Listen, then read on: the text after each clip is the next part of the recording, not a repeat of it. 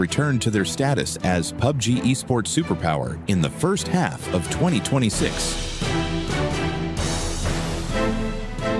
上半赛季主要是为了打进 EWC 嘛，然后就是以这个为第一目标，然后我们就现在进来了嘛，总体表现还是比较符合预期的。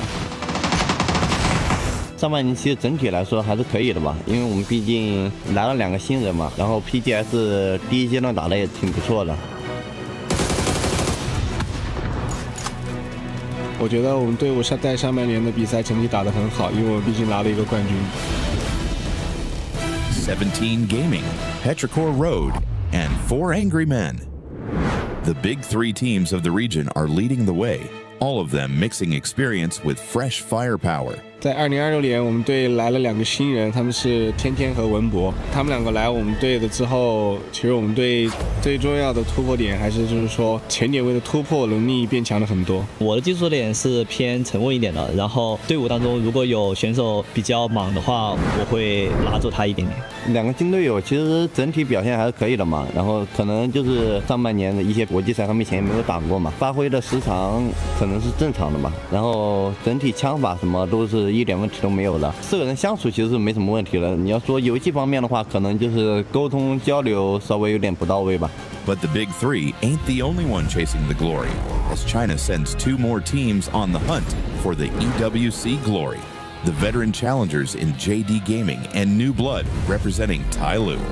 之前我们 PGS 的话，我们因为人员调整的问题，表现其实强差人意吧。关于团队的问题，我们最近进行了很多融入到团队的一些思考，然后我们相信我们现在的实力已经磨合的差不多了，所以期待这次 EWC 的发挥。针对这一次 EWC， 我们准备的还是很充足的。我们队伍不惧怕任何队，我们遇到了之后都会全力以赴。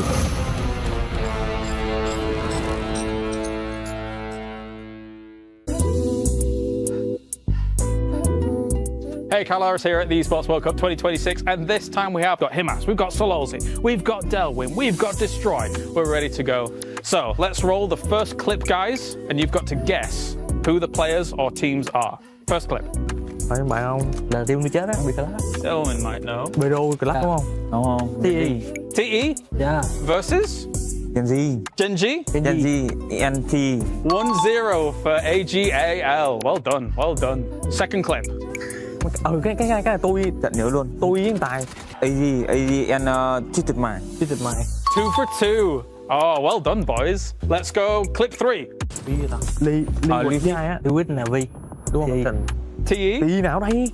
Hồi nãy T-Fit vừa hiện lên tôi vừa thấy. Falcon. Đó đây. TE Falcons is correct. One more team. Navi này. Navi Falcon 7 gì vậy? 7 TE Falcons Navi. 17. No, you were right. Navi, Falcons, TE. 3 for 3. Amazing. Oh. Okay, clip 4. Liquid versus Gen Z.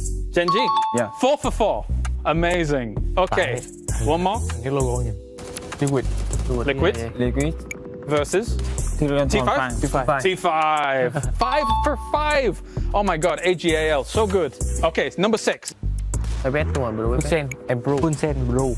Yes. Oh my, wow. Okay. 6 for 6. Guys, amazing result. 6 before this. Well done. That was AGAL. Thank you very much, guys, here, as you were able to guess so many right. All right, guys, we failed yesterday. We need to make a WOD review and watch our games and make conclusions out of it. All right, let's make it.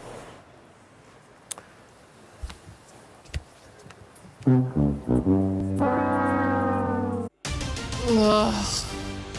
It's over. It's all over. And who are the biggest losers of the week? All of us who believed in KC. Why? It happens every time. I mean, they beat T1 and Faker. He just became an official EWC ambassador and then he got sent home packing. The arena was packed. The fans were loud. And the blue wall was blue. All to just get 3-0'd in the finals by a car company. Why does France always blow it at the finish line? Just like against England or the Waterloo.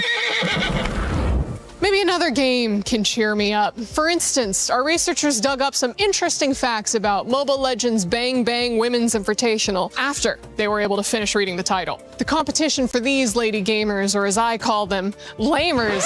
Nope, not that. These female athletes, or never mind, they don't need a nickname. But the competition this year was personal, because 3 players each from Virtus Pro and Twisted Minds have switched sides to play for the rival. Now that may seem cutthroat and cruel, but that's what it takes to win in this business. What's that? None of them even made the playoffs? They weren't really a threat and Vitality won once again? Well, there's plenty of room in the depression pit, ladies. Hop on in.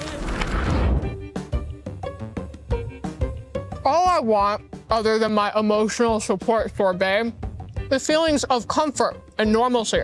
Did Free Fire provide? Of course not. Defending champs Evos Divine barely showed up. Vitality Secret and Aurora didn't even make the finals, all while Falcons, Twisted Minds, and Loud fell over to Lion, who forgot to even use their hands in League. But they did secure over 100 kills to get to the final. They want me to yell booyah here, but I'm afraid that if I do, I'm gonna start crying. Finally, in Dota. Wait, didn't we already cover the... No, that was a different game. I haven't been following closely since my Rune Eaters were eliminated by eventual champion P-Vision. They were heavy underdogs who made a splash before our hearts were ripped out, just like with KC, just like every time. Now that we've cheered and laughed and cried together, I only have one more thing to ask. KC fans, can you please stop camping outside of my hotel? I said that I was sorry about all the French jokes. Someone threw a hardened baguette through my window and it hit me in the forehead. I even got hate mail engraved on a croissant. Okay? Please stop. S'il vous plaît. Please. This is Cadrill's fault. Day 1 of PUBG at EWC 26 brought a ton of surprises.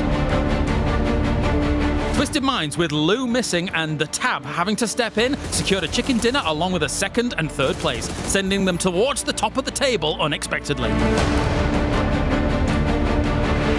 Shadow Esports, one of the tournament's underdogs, holding on to a compound, took a win in game number 3.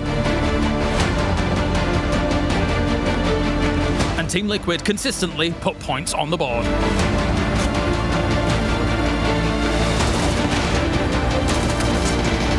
But there were some things that were not so surprising, such as Myth continuing their great run of form, looking unstoppable to top the table after day number 1. Now, Group C gets to join in on the action as they take on the teams from Group A. The like of 17 Gaming, Team Falcons, and Na'Vi have been watching from the sidelines and are ready to get the competition well underway.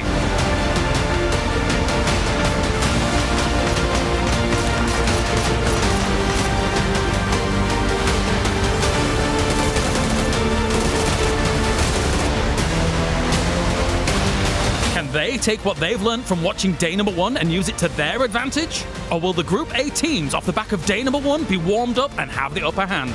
It's time to find out as Group A faces off against Group C with their tournament lives on the...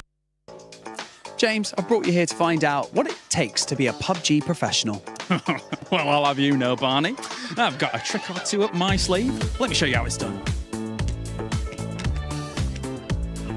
Speed.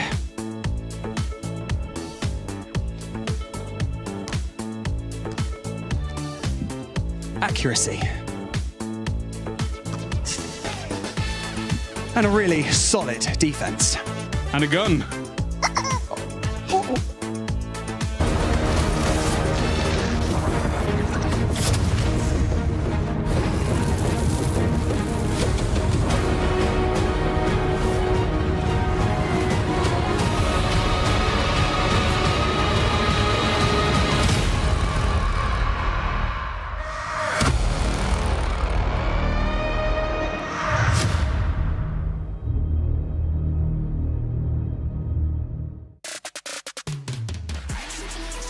Barney breaking Kalara's ankles. It's also Myth breaking people's ankles in game because that day one was so impressive out of that squad.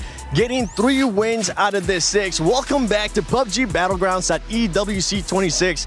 My name is the 7WG and I'm joined by Toffees and Godspeed. Yesterday we had an amazing day, but before we even start talking about that stuff, make sure if you are watching, if you are sharing stuff on social media, go check out the EWC website and the app and use that hashtag EWC and hashtag EWC26 because yesterday, man, I think we might have had the play of the tournament already because we had some insane plays. If you're talking about the example, ducks the Jeep and smashes a team, yes. And if you missed yesterday, go back and watch the replays or just hit clip because it had to have been clipped 25 separate times. They were phenomenal, but also the team of the century maybe appearing, Myth, pulling a trip. Like that is absolutely bananas that they came out and did that. I mean, Myth just pretty much came out and as James said, Clark said, they're just going to show us why they've been so damn good. And they continue that consistency here, which is really hard to do, especially in the group that they were in. You know, and I was worried because at PGC, they didn't do great. And I thought when the big money's on the line, perhaps the pressure's too high.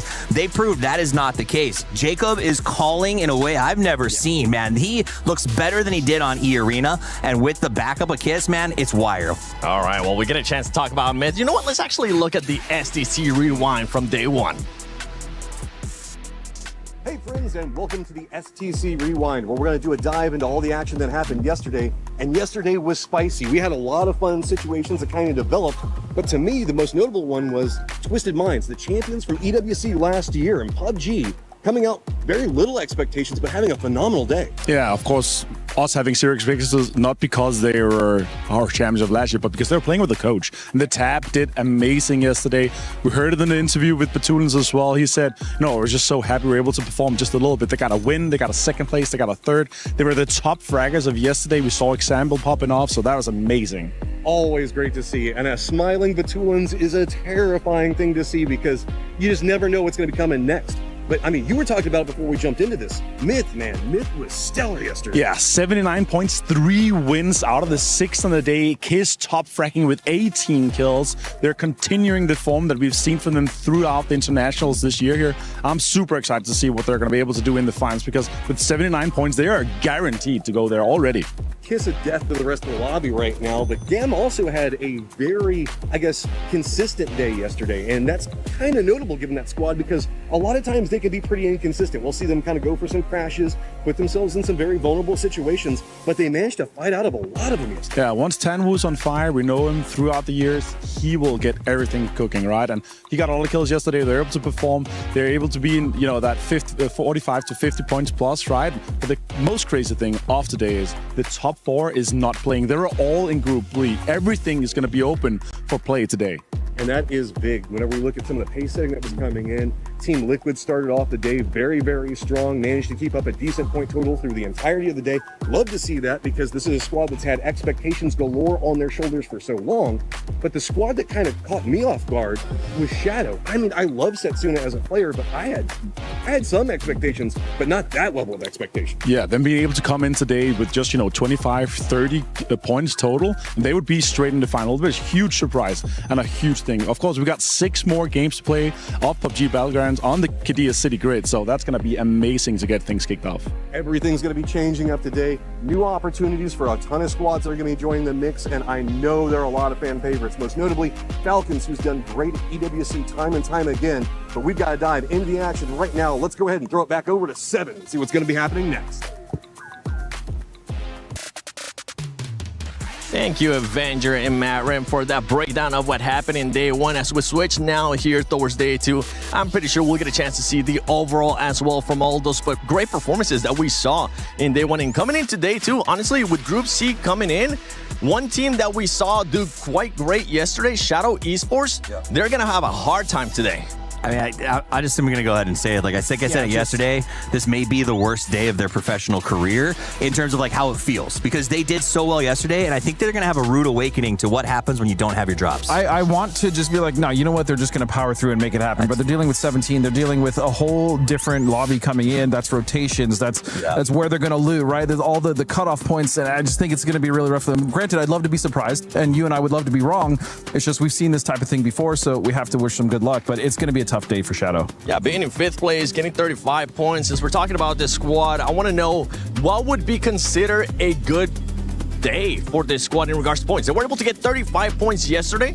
I mean, a good day for them is holding on to the top 16, right? Like, it doesn't even, at the end of the day, what they're going to come in to do, I assume, is play defensive. Their goal is going to be to drop without losing, make it to circle 4 or 5, push center, and try to shore up their position and get as many points as they can. But it's not going to be an aggressive day of play for them at all. No, not at all. And I think 17 is really going to thwart them there. But, I mean, when you look at the leaderboard, GAM, a.k.a. the Expendables, man, they came out swinging. And then currently in 3rd place, 50 points, not the most. When you look at last year's cutoff, right, we're talking around 63 points. And that's the most important thing is you're not playing for first year, you're playing for top 16. And so if they can get even just 15, 20 more points on the day, they're looking pretty good for that cutoff. Here's the message for today, right? If you watch the World Cup, you saw a certain team from across the pond maybe pull their strikers a little bit early, maybe get a little defensive. And there's a temptation for that when it comes to these world level events. You can't do that. You can't do that. We learned that watching England. We're going to learn that today for those teams that play defensive. You got to play your game and you got to get aggressive. So GAM, I need them to keep coming full steam instead of trying to shore it up and say, just save my points. And I hope it happens too, because for some of those squads, I mean, you perform so well, don't change anything. I know sometimes squads tend to, if they perform that well, for example, the likes of Myth, right? They want to maybe take a chance to try something different. Myth might be a little bit different because they're so far ahead. And you know what, since we're talking about Myth, let's talk about our Sony story of the day, because it is Myth. The way that this team was able to perform yesterday, we said it already. Avenger and Matt Rim said it as well. 3 wins out of 6. Nobody expected that. We didn't expect for them to continue on the momentum that they have from PGS 6, but it was also the performances of the players. Yeah, I mean, let's compare that to what it's like to play this game normally, right? What's your win rate? It's not 50%, I'll tell you that, and it's not against the best players in the world.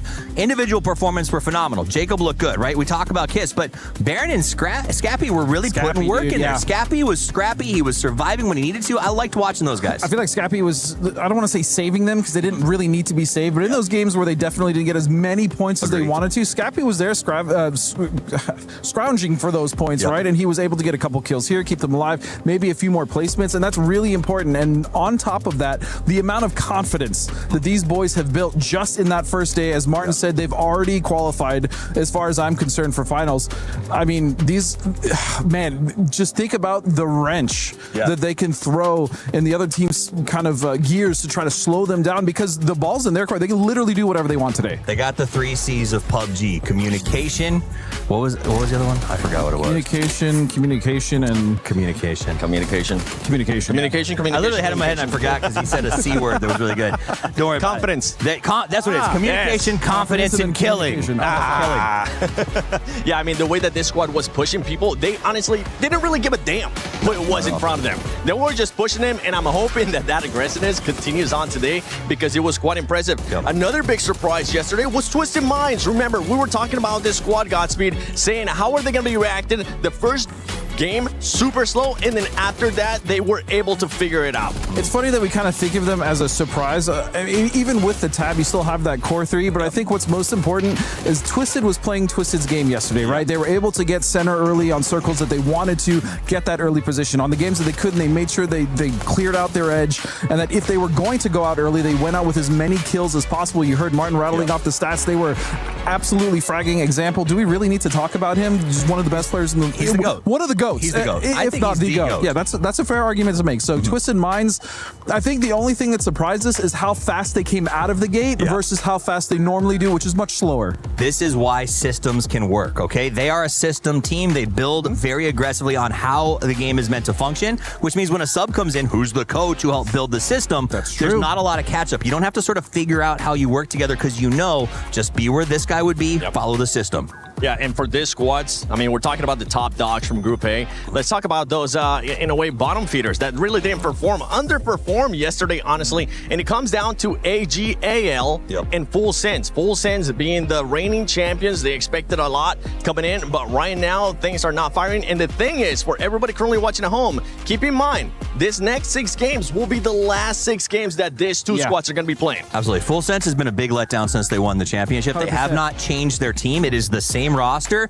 And here's the big hard thing for them is they had to prove themselves. To be honest, the fact that they got a direct bid to the finals of PGC was a hot topic. They won. That's cool, but you have to come out. It's like when Sonics won their championship at PGIS. You got to have a good next year to sort of silence the critics. And so far, Full Sense has not done that. No, they haven't. And at least in AGL's, kind of point, even though they're pretty much around the same points, we saw a lot of good stuff from them, right? We saw that crazy South split on Tego that almost worked out. They ended up losing that game to Myth. That was kind of one of the only good games that they have. But still, when Sololzi and when you have him as like just popping off, they should be a much more tight unit, and they should have been getting more points, but unfortunately they just weren't.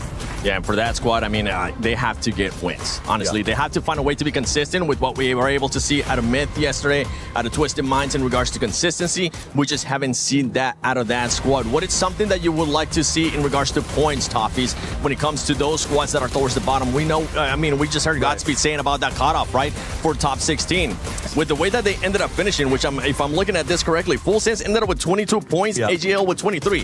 They're going to have a miracle day. It's not unstrikeable, but they have to go aggressive. In the same way we said top teams can't play defensive, some of them will. And these two at the bottom need to take advantage of that. They need to look for those fights. They need to look for kill feed champing. So they need to see it. Okay, there's a knock there. There's 2 knocks there. We're going to drive the extra 200 meters to engage in that fight. But still the biggest issue, and you know it, Steve, better than anyone, is the other teams that are doing well. How are they going to play? Because again, they can do whatever they want. They can go hot drop a team that they normally wouldn't, because that AGL is a good team to hot drop. If I'm Twisted Minds, I don't want to play against Himas in the finals. I might drop on him, right? And that's the threat. Camping rotations, the things that we saw VP trying to do yesterday, even though they struggled after that first game. So these are things that these teams that are struggling already are then going to have to deal with once they get into game 1, game 2, game 3, where things aren't going their way. Yeah, for some of the other teams coming in from Group C, we got 17 Gaming, T1, JD Gaming, Vicious, Navi, Genji, Team Falcon, Sharper Esports 2. I mean, this Group C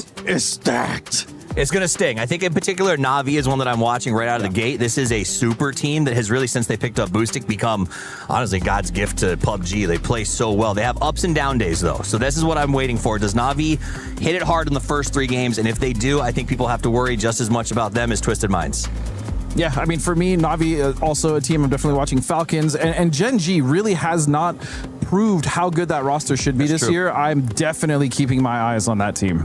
For Falcons, what are the expectations coming in? I mean, we saw what happened with Falcons in the past, too. There's been rumors that they might be changing IGLs for this event. What are we looking to see out of that squad coming into today in regards to performances? You know, I talked to their coach this morning. He said everybody feels good. The attitude is great. Communication's working. I don't believe there's any IGL changes. I think, if anything, there's a bit of over-talking, but I think they're going to fix that. My expectations are they have to perform. We all know the Falcons and this event are tied together in every way. So they've got big expectations from the club, and if they can stand up and hold that on their shoulders, I think they'll be okay. Not that it matters, but they have big expectations from me, just because I want them to be able to do well. We're the ones we have the club championship at stake, too. There's so much going on there for the Falcons. You know what? We actually have an interview with the Falcons. Hey, I'm here. I'm with Tiggleton as he's just joining us here for day number 2 of EWC 2026. How are you doing, Tig? Decent. Slept well. Good 9 hours. Nice, nice. Okay, right. Well, I guess my first question then for you is, obviously you've come into this tournament here, day number 2, and I'm hearing there's a little bit of a change going on the Falcons roster. Tell me about it. I don't want to talk about it. Keep it under wraps for now, and maybe we can talk about it if we play well. All right, okay. You're going to let the results speak for themselves. That's fair. I guess another question is, has Trimsy had the breakfast of champions? I think we all had the same military egg slop. Like this, it's about the sustenance out here. There's no joy. The dopamine will come from the game, not from the breakfast. Okay, so how are you feeling about the games in general? Obviously, you were able to watch day number 1, how those teams are kind of playing things out. How are you feeling coming into this, considering your preparation, as well as kind of how you match up against these teams?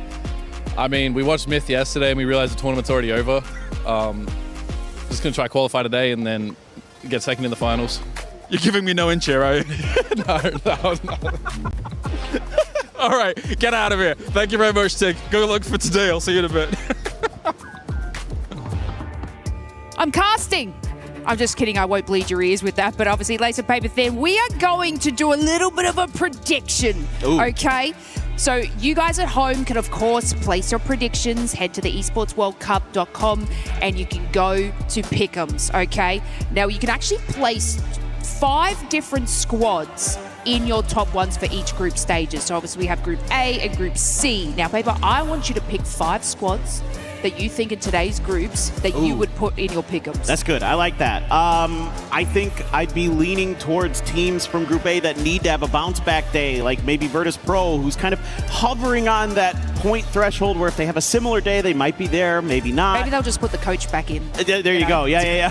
let's just get another coach in. Ibiza, come play. And then I really think that Petrichor Road might bounce back. They're PGS winners earlier this year, so I think they're one of the ones I'm going to have for a big day. Then I'm going to look at Group C that's coming in here today, and I'm going to go a little bit regional bias for myself. T1. I think T1's going to have a big day today. Big fan of them. I'd like to see Gen G bounce back from a rough year. Thank you. Not convinced just yet. 17 Gaming, another team that I think is always ultra consistent and is a good shout. Yes, honestly, I wanted to chuck Gen G in there too as well. Obviously the T1 banter, but you guys at home can of course do your own pick'ems on the Esports World Cup website. Make sure you place them on them, and I'm going to also put the Falcons in there too. But I want you guys to do it at home. Everybody's like, what? No Falcons? No, I can't believe you've done this. But that's it from us. Back over to you, Seven. Thank you, Lays and Paper thing. All right, so I hear you guys' predictions. By the way, I just want to verify for everybody watching at home. Made in Thailand, Myth is currently going to be sitting out because they are in Group B. Same is going to be with Twisted Minds. So with that in mind, I'm going to actually be picking some teams. You guys can start thinking about some teams that you want to pick as we're doing the predictions thing.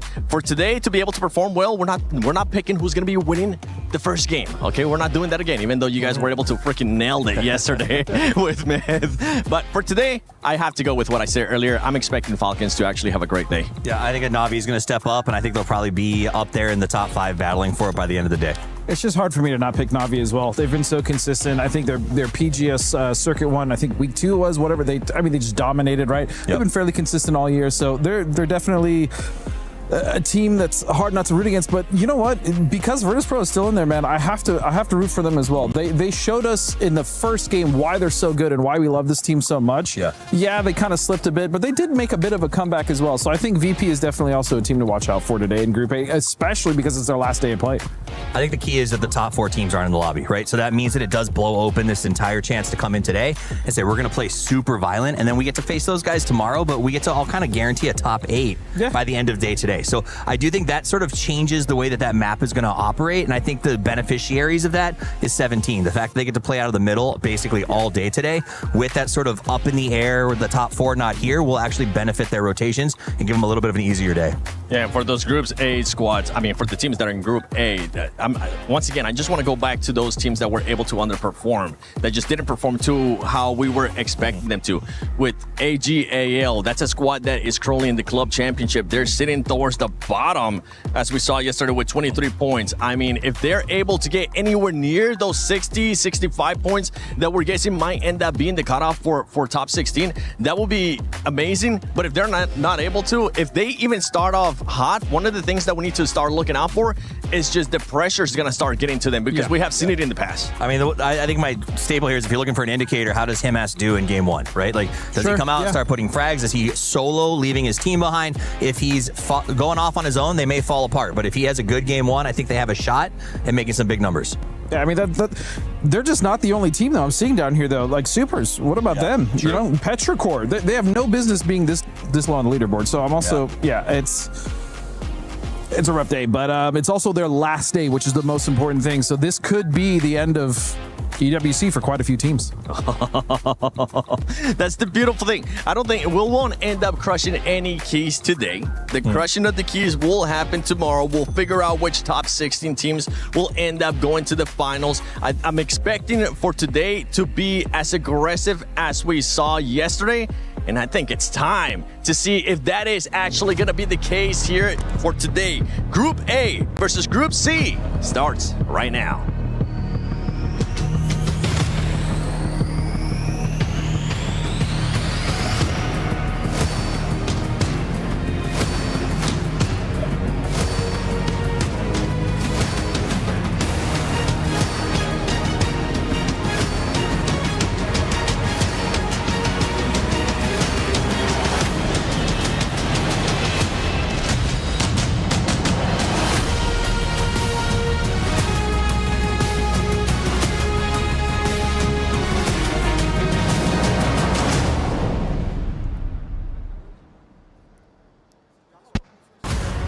teams took to the stage yesterday and made their mark. And today, 8 more teams will have a chance to make a first impression on the Gadia City grid.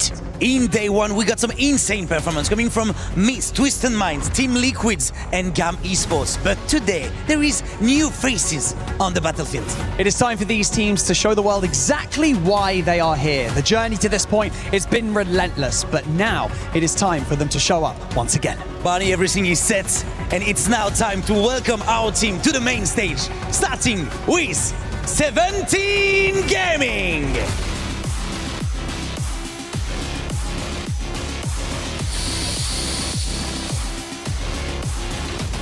Navi!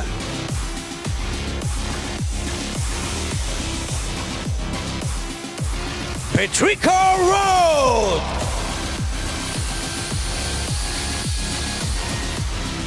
T1!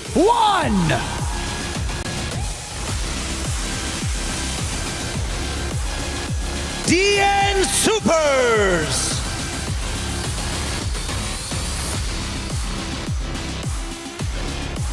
Tai Lu!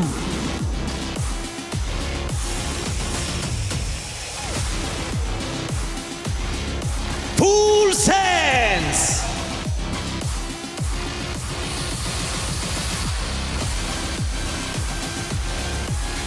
Gen G Esports!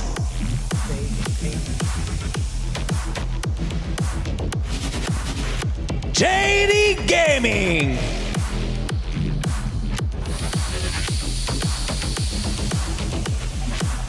The Vicious Esports!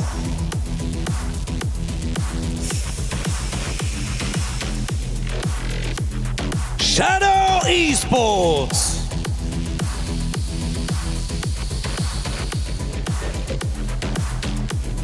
Sharper Esports!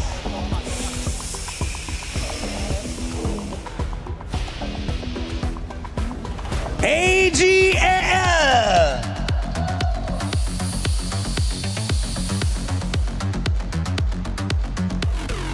Virtus Pro!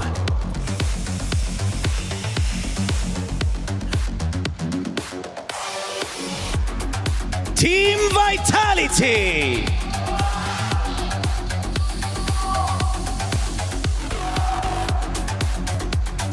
And finally, your reigning club champions, Team Falcons!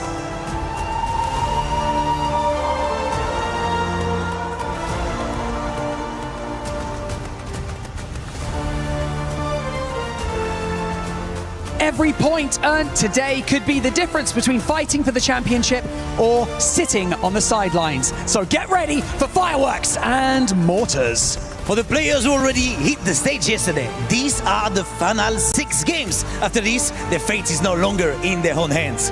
It is time for day 2 of PUBG at EWC here in Paris.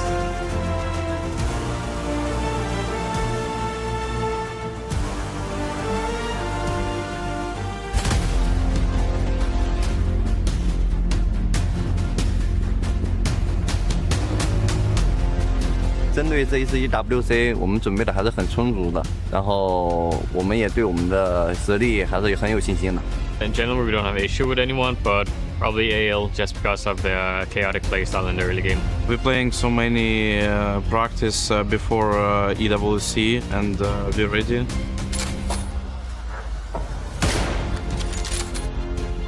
Our biggest rival is maybe VP. VP is a very strong team, and they really work hard. Probably say 17. They've been the most consistent team. Navi's also been very good, but I don't know. Just as ourselves, you know, how well we play. 其实小组赛我们没有什么怕的对手吧，然后因为我们的整体实力其实也不差，然后也都是老对手了，然后他们的整体风格我们也都知道。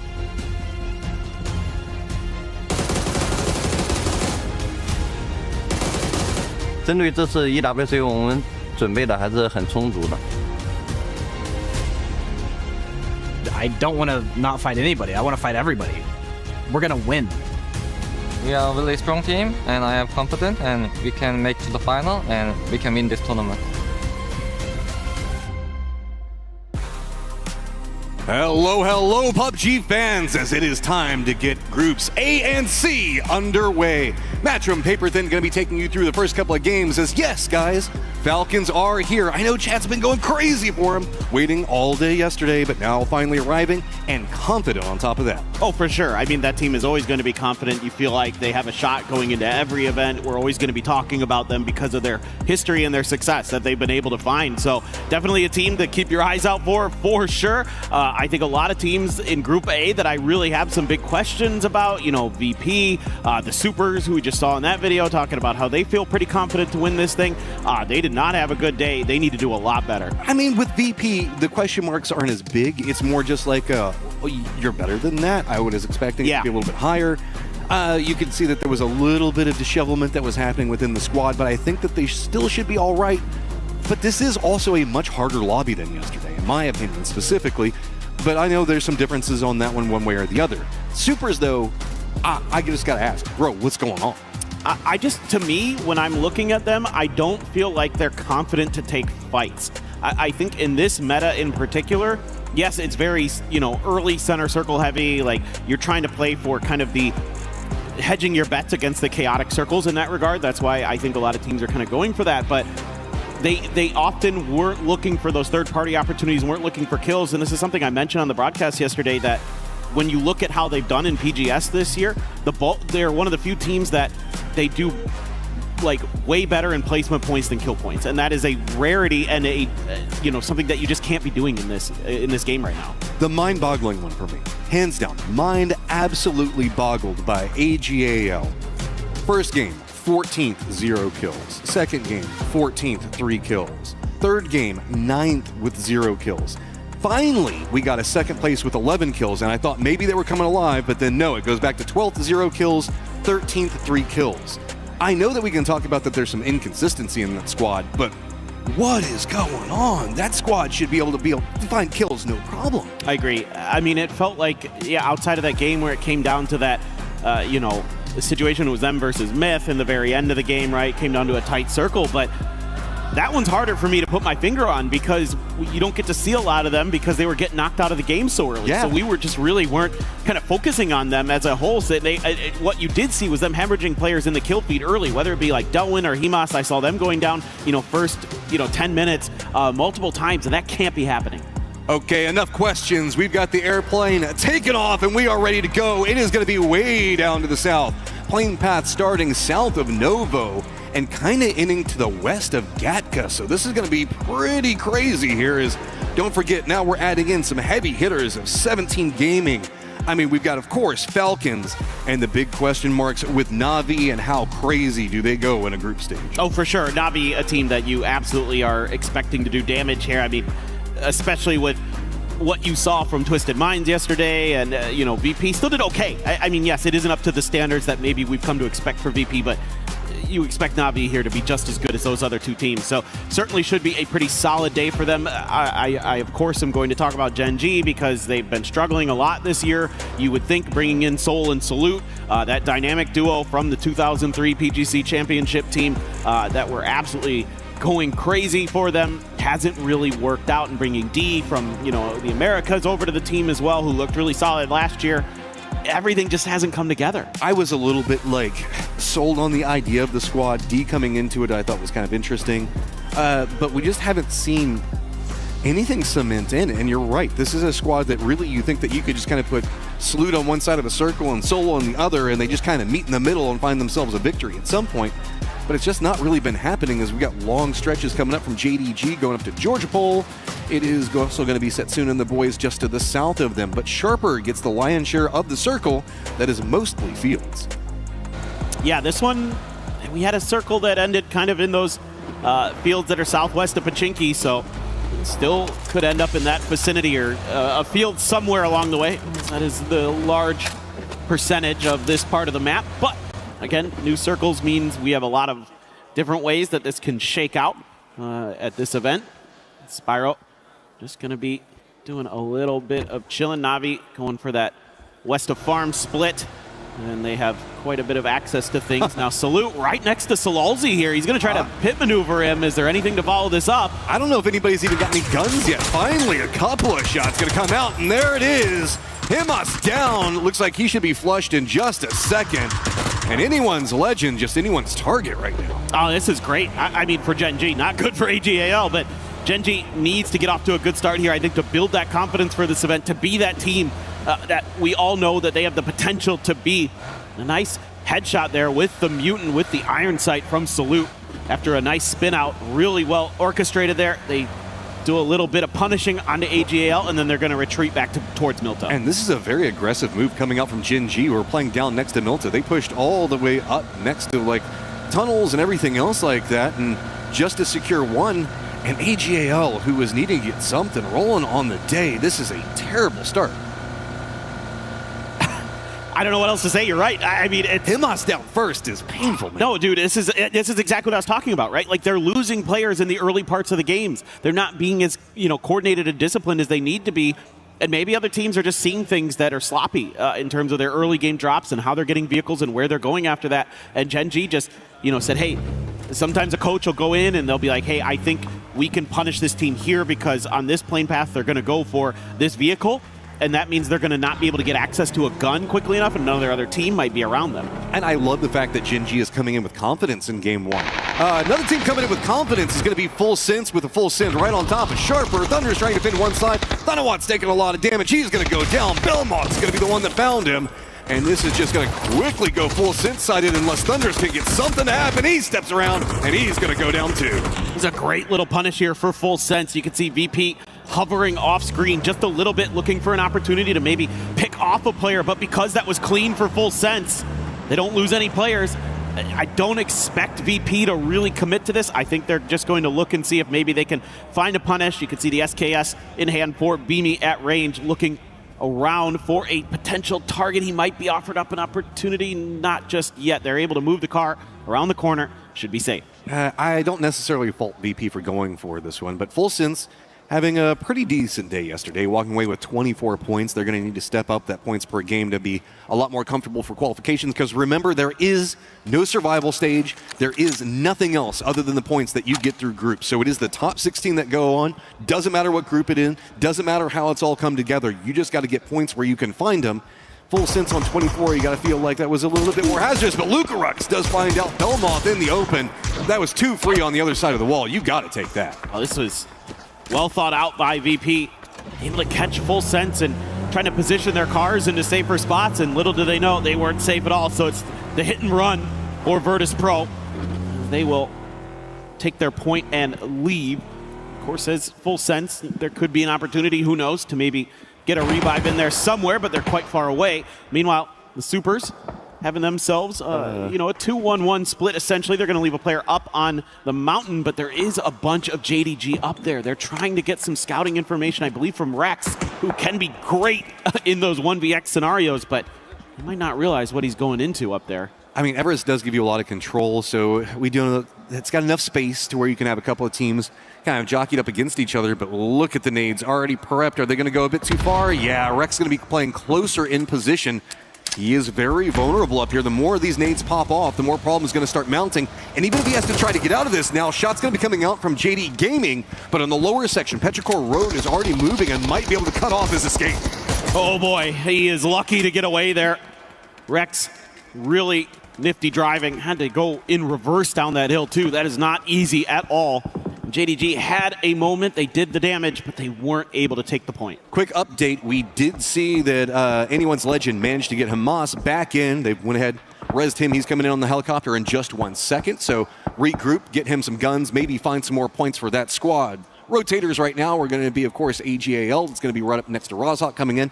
Falcons coming into the circle very slow, no rush at all. Pretty much the furthest squad out from this, as well as Gen G and VC just now touching the circle. Yeah, it seems to be a lot more the MO for Falcons these days. They're happy to drop on the extremities.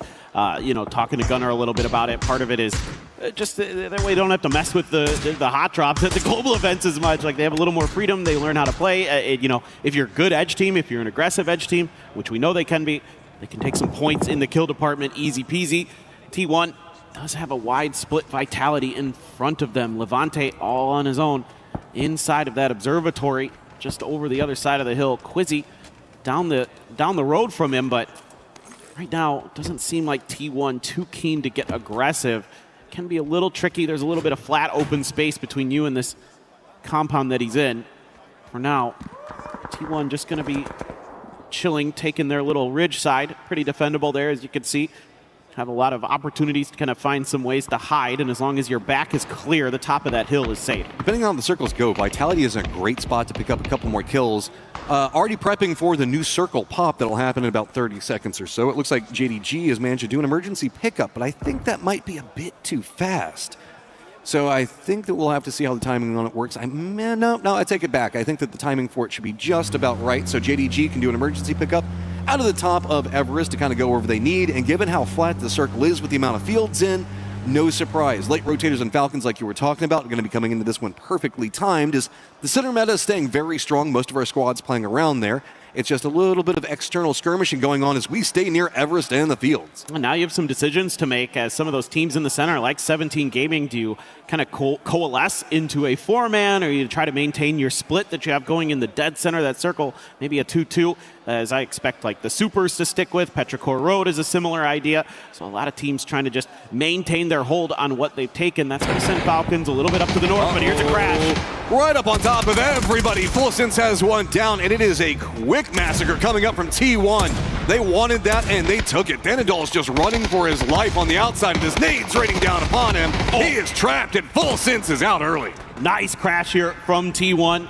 They find the weakened Fulsense and eliminate them very quickly. And don't take too much damage. EN there.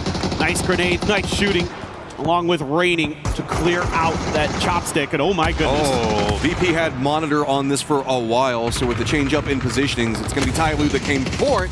VP playing the other side, just a couple of buildings between, though. It does look like it's a little bit more complicated to work around on the inside of this, as Tyloo pretty trapped. VP has so many external angles that they've got this under control with. Yeah, this has been really well orchestrated so far by VP. They haven't taken any damage, substantial damage, I should say. A grenade at that door, just in case they were trying to make their approach, but Kong Kong going to be backing off here just a little bit, trying to find a new angle, a new position. Just going to be holding the line. Has a teammate above him, but if they clear him out, wouldn't be too surprised to see VP really try to take Tyloo out of this one. I believe that we saw Lee playing on a glider earlier, so he's going to be external from this now, having just touched the ground. He could move into a backstab position onto VP, but it's hard to get over there. Mostly it's going to be Vicious taking a couple of shots, as Lukerux got himself the bullet hose and ready for anybody to peek around, but it's going to be a nade coming out, getting the knock onto Lukerux. Yeah, that might buy enough time here for that backstab to come through. Another big grenade there. Really scary stuff for Virtus Pro. Trying to find an angle in. Hausker looking to set up a smoke.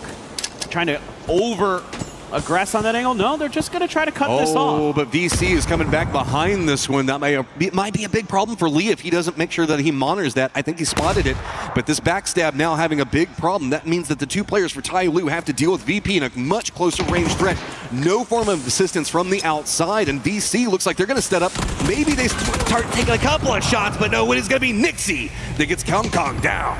Now Virtus Pro should really try to remove Tyloo from the equation right now. Hausker is taking a ton of damage from Util. In fact, going to be knocked by that blue zone grenade. Meanwhile, VC out in the open. Tycon looking to get ahead out there. Lee has dodged VC for now. He's able to kind of scoot off towards the east and avoid any contact with them. Lukerux able to find a big knock onto Duckmai, and that means that they are going to have to kind of take a step back and wait this out. I mean, this was just so cleanly played coming up from VP. They saw the vehicles rotate. They were already using the external walls for defense. Even with the knock, they managed to rally it together, get themselves back into a good position. This location now firmly on lockdown. VC doesn't feel safe making an approach anymore. They're going to hop in their vehicles. They're going to rotate away, and poor Lee is just kind of trapped over here now. Lee has a lot of tough decisions to make, and now you're in kind of salvage mode. Are you going to be able to get anything put together? Should be mentioned that Himas was revived for AGAL, so he will be back into the equation. Maybe not, as goodly, as well geared, I should say, as some, but should be A-okay. He did spend some time over in Rozhok with some friends, so I think that he might be pretty okay. Vitality is going to go up right next to Chopsticks. Looks like Nixie's also going to do the same. A little bit of jockeying for position around that. We also did see T1 take the northern section of the western Chopstick. Now also having Everest kind of leave the territory means that JDG still has one of their players back, but Falcons are wanting to use it to get a little bit of high ground control and vision before they jump into the circle and kind of figure out what the lay of the land is in front of them. Yeah, and it should give them a little bit of info now as to where exactly JDG is going to be set up. Based on where that car is going to be driving off to. You can see Kickstart immediately kind of recognizes that he's going to have a little bit of free space in front of him with that hillside that cuts off the compound from JD Gaming, and going to be using that at least to do a little bit of scouting, a little bit of peacocking out there from the top as well. Some gatekeeping that's going on as VC can't really find any way to approach. Gatka proper is open with Sharper having just 2 players over there right now, and I think that they've managed to explore that, figure it out. Shadow also has to figure out how to get in the circle. They're right on the edge of it with their compounds, but it's a little bit dicey as they do have Super on one side of them and Falcons on the other. But, I mean, Simon for VC is going all the way back up to Everest. The other players just, they can't find a path into this at all. Well, Simon is trying to get some info for them, I believe, trying to find some open space in the circle that his team can get into, and if they can't, they just got to group up and take a fight. So that may be plan B. If you could kind of suss out that it's Shadow Esports in that compound, maybe you try to take that fight. The Supers have grouped up into 4 players inside of those blue houses that are up on that hill, so it is going to be VC on the edge. So we've got essentially a Chopsticks game that's brewing. So T1 in a great position, 17 in a great position for it. Shadow taking the shots at VC, keep corralling them on one side. VC can kind of go up and touch a little bit of Everest and, yep, rotate right back down into it, but that's going to put them on the Supers pathing. There is no way to really make it past this unless you just run right by the Supers as fast as possible. Remember, Supers have been taking shots over at Shadow, so I think that they can squeeze by here. You're now in the fields. Where do you go? If you keep going south, it's right into T1. If you go for the compounds, it's going to be 17. Yeah, I think the edge of the hill here is about the best you're going to get with the tractor and the hay bales potentially, or are they just going to keep going and try to craft something? Or maybe the other Chopstick very open. Nice find here for VC, actually. Oh, they squeak it through and the new circle pops. They're barely in it. Chopsticks just entirely abandoned by the circle, and it is just fields galore in the center of this one. Navi already on the move. Jinji on the other side of it. 17 regrouping, and it looks like those 2 squads are running right for the same compound. No doubt. Pretty funny to watch the Supers there just turn right around to the compound, and here we go. Already a couple down. Bean ran over his teammate. He's going to go down to Ferris. Oh. A huge grenade from Spyro takes down Soul and Genji on their last legs. Navi just comes in full control on it, finally starting to have a couple of knocks as Salute manages to make some magic happen, but he is in a ton of trouble the way that this is all set. Hackett already knows where he's at. Looks like he's just doing a nade just to make sure and keep some control over the territory. So Salute's got one building, but the way that this has all gotten set up, it's pretty much Hackett versus Salute and nowhere else to really go. Oh, Nate's going to bounce pretty awry on that. Is anyone's legend now going to get involved? Nowhere else to go. It's time to just crash. Yeah, BP's here too. They've seen that kill feed. They know where this fight is happening. Salute runs out of ammo. They're going to drop downstairs to try to hold the line. AGAL taking down Navi. Salute able to weaken them up enough that he's maybe bought himself a little bit more time in this game, but how much is that going to matter? VP, AGAL, squads that played yesterday, needing some more right now. Navi in trouble right in front of VP, and AGAL still just trying to deal with Salute on the other side of it. Finally, he goes down. It is going to be Hamas that manages to get him. Navi still just trying to deal with all the utility being thrown right on top of him, and VP is just absolutely massacring anything that they come in contact with. Yeah, playing a really aggressive game here today, and AGAL, though, able to take a slightly better position as far as the circle is concerned. A little bit of a better angle as things go along, and plus VP still has to clean out that second story in their house. It'll be a little bit tricky with AGL having oversight, but Ferris actually takes down Himas there.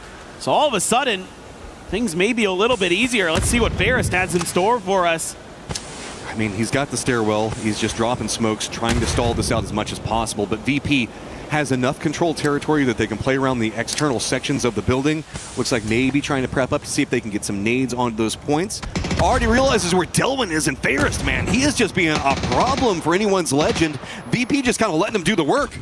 He's now kind of really annoyed both teams that are around him still, and they want to get him dealt with. Nixie went for the grenade outside, but couldn't get it to connect, and they still don't have that confidence to try to make the push up the stairs, trying to work it out. Well, I mean, VP can't. They're afraid if they make the push up and Ferris gets the knock onto one of them, anyone's Legend's just going to pounce right back behind it. Ferris knows this, so he's just trying to keep control on one side. Lukerux does get him on the outside, so finally getting some control over that building. AGAL having a much bigger lion's share of the compounds, though. Yeah, the fact that VP doesn't take any damage from Ferris there is really, really nice in terms of having a bunch of players knocked and they can't get back to 4. They get back up and running, and like you said, very important that they have all their players up, and they have that BRDM, so they have an escape valve. They don't necessarily have to take that fight against AGAL unless they really, really want to, and it gives you some safety if you do. Feels like they want it. Delwyn going to be down. Emas going to be holding the windows. Nixie going to be the guy peeking one side of it. This feels like we're moving into field, so get what you can get before you walk into the killing fields. How these nades going? Not connecting as much as they want. Just still peeking around the windows galore on all the sides of it. Nixie, though, getting a ton of information on this movement. Yeah, he has taken quite a bit of damage, but you're exactly right. That information led to Corexi being able to coordinate with the frags, get that first big knock onto AGAL. The fight can continue. Look who's showing up behind this, though. Lee might have something to say about this, but more players dropping for AGAL. Beamy getting 2. Now it is just down to Moss. The guy that went down early does manage to get Delwyn back up, but where do you even go? It feels like every single window when he goes for peeks, there's nades rolling in on top of him, and he's got to be so cautious. Smokes everywhere, visibility near on naught. He's just going to start holding the stairwell as Delwyn's going to go down, and he's back by himself. My eyes just look to Lee. He's just going to use this opportunity to just try to sneak by this fight, but Hamas with the pump shotgun, very concerning. As VP, you got to be worried that you might overcommit to this fight. You've already taken 3 down. Look at Lee. Is he going to steal it? Okay, I thought for a second he might steal the BRDM. I like this from VP. They want to get timing on the circle. They did the damage. Hamas is just going to be up by himself. They know that. Lee's just going to go right up in front of him, maybe eat a couple of bullets for him. VP, though, maybe looking to finish out what they started a little while, as Nade's going to be prepped up from Lee. What are you going to do against that BRDM? 17 now taking shots at both these roaming targets. It is going to be Vitality that has the center of the circle, while back behind all this, Hamas has spotted out Vicious making a rotate. Petrichor Road trying to hold the line between a couple different teams. The Falcons looking up and over this hill very, very shortly. Chewy throws the molly to try to get something done, but it is Shremzy with the AUG who pops up and takes Chewy down. Yeah, Petrichor Road, JDG, Falcons all having to move away from different angles. Specifically to the west, it's going to be Supers right in the center of the circle. Vitality has vision on what's going on over here. So Falcons, while they've got the high ground for now, know that they've got a lot of threats very, very close. Wouldn't be surprised if they just try to sweep this one out, see if they can finish off Petrichor Road, maybe Nons as well. Oh, there you go. Yep. No problem at all for Kick. Gets the grenade right where it needs to be. Still have JDG up on the edge of this hill that has to be dealt with. Should be pretty doable for the Falcons, you would think, but Tiggleton getting lit up by a bunch of different teams. I mean, there are 4 different teams shooting at him. Nons! Big play comes up at the end and ruins Falcons' day. Tig now down, getting flushed out. It is everybody in the lobby. 17 Vitality, as well as VP, all just trying to decimate Falcons. Oh, that was a push that had to happen for the Falcons. They had to go for kills. Let's see.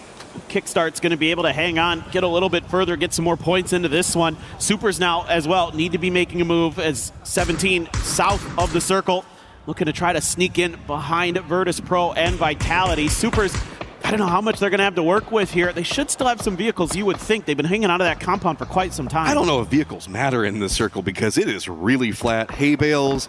I mean, there's that little bit of a ridge that we saw Falcons trying to play, but you just saw what happened whenever Falcons tried to move over there.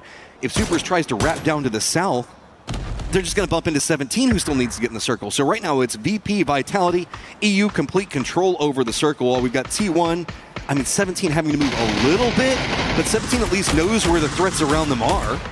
Yeah, I mean, as Supers, you're trying to go somewhere on that northern edge. I mean, you're going to have great vision into this circle at the very least, and you can kind of piece out what hay bales are still going to be there, what little dips and things like that that you can just kind of hang on to, where you can start digging your trenches with the picks. If you can find those open opportunities. And you're looking for a timing here while 17 is trying to make their way in. Here we go, the big wrap. Where are you going to go? If they go to the north, they're going to have a lot of firing lines thrown at them. VP is a bit more focused on 17 right now, so there's some movement to happen over here. They're just barely getting inside the circle. The smidgen of a ridge going to be enough. You can see bullets already cascading down on top of them, but now T1 has a denied angle of approach. If they crest the top of that hill, it's going to be Supers that absolutely demolish them. Well, Supers, you're in the circle, but there is so little vision to be had, and T1 going to be walking right into their waiting arms as there's just nowhere to really go. I haven't seen Vitality looking in this direction at all. I think if T1 kept going directly east, they might actually be able to catch Vitality a little bit off guard. I mean, they're so dialed in on what's happening with 17 Gaming and Virtus Pro, but here, you're just trying to play chicken with the other teams. You're trying to outweight them make the first move so you can come in to the party last. Boy, we going old school PUBG right now, using these like bush lines that are set up inside the fields to try to creep through. Full stealth coming up right now for T1. Rex has actually gone over and gotten the crate, so that's going to give them another foothold position to play, as now 17 Gaming has to figure out where do they go. They've got a trench that's kind of dug themselves. It's enough for some safety for now, but Supers does spot out the stealthy T1, so stealth fails in the end as bullets just rain down upon him. Oh man, and Rex has a Lynx. He's putting it to good use against Virtus Pro. He's going to find the big knock onto Lucarux, looking for Nixie, doesn't get him, and gets taken down by Hello My Bad. That shield coming up just in time, as well as providing enough safety. T1 in a ton of trouble. Vitality, who's been playing the center point for so long, has just got turreting position. They just got to spin on every single angle. Looks like 17's trying to get closer and closer. See if they can maybe aggress onto the Vitality defensive line. Circle pops, and it goes down to the south. That means that Supers getting control over that crate at least is going to get them close to the circle. Yeah, and now Vitality has to try to deny 17 some kind of entry. They've been trenching their way a little bit further forward so they can get into grenade range and try to displace them, and they're already landing some good ones. Quizzy down. Winbow manages to drop it. Here comes another follow-up. Looks like the Molotov's going to be just a smidge too short. Levante's just got way too many targets in front of him, and the smoke line for 17's a bit further out. Looks like maybe they were trying to prep it out for a run, but instead it's just going to be nades landing down onto that spot, opening up more cover for 17 to work with if they want it. Yeah, this is pretty well thought out here by 17. They've been able to keep themselves very much alive. The Super still trying to get Rex back onto his feet. I think they just are able to get there, but they're taking a lot of damage along the way because everybody else has been able to dig in, find spots inside of the circle, or create some safety of their own, and that has made it very, very difficult for them, still being on the outside looking in. Another crate going to be dropping in just ahead of them. I mean, it's a little bit of extra cover. You'll take anything you can get as the Supers. You can see there's a couple Doritos up there even for them to work with, but again, like you've been talking about, it's not much, man. It's just flat dips, whatever you've dug into, and Vitality's been here for a long time. As you can see, this is why I was thinking they were starting shooting as much as they were, because it's just too many targets around them. And they're, again, another knock, more meds, more armor being burned. I'm worried about the attrition and really how long Vitality's been here and how long they can keep up the defense, specifically against Supers, who just keeps finding crates galore and manages to find ways to fight their way in. Yeah, it's been rough sledding their armor and other things, but a good grenade from Guman. Find Nixie. Is he going to be able to get the flush off the back of it? No. The follow-up grenade not quite where it needed to be. Lucarux, in the meantime, gets back up to that first aid level of health and looking to maybe res Nixie if possible. We're in a bit of a paper, rock, scissors style moment right now where we've got VP eyes on the Supers. They can't move too much because they're in nade range from the Supers. No real capabilities for movement as we're just in a very flat section. So if you've got any way to dig, you can see that that is just the only moment of reprieve that you get. 17 all stacked together. Little Ghost going to be down back behind him as it is going to be Nixie just lighting up. Supers gets 2 knocks, but Vitality can't get any control angles on it as Hell My Bad's trying to creep over there. Just nothing being revealed for him, though. Yeah, the fact that the Supers couldn't follow up onto that knock on a Nixie quickly enough has caused them to hemorrhage a couple players. Nixie will be knocked again, but still, it's going to be VP hanging on quite nicely. And now Hello My Bad trying to finish the Supers off. Cannot do so. Heaven going to be able to stay behind the safety of some of these crates and other things that have, again, just barely given Supers enough entry into the previous circle, but they have further to go to get into Circle 8. I mean, Vitality's just barely in the circle. They've got no smokes from what I've seen left. Just a couple of bullets to work with. 17's going to be pushing from the south. You have to assume it's going to be on the Vitality line. Do they have enough tools to work with?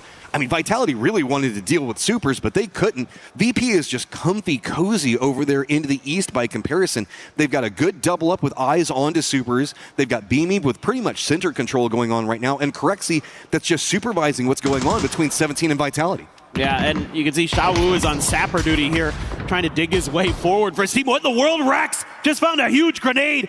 That was that dip that Lucarux and Nixie were sitting in, and all of a sudden the Supers may have just bought themselves an extra life in this game. But look at the path that they have to walk through. There is nothing in front of them. Not even any shrubberies to use. It's just going to be full run and gun.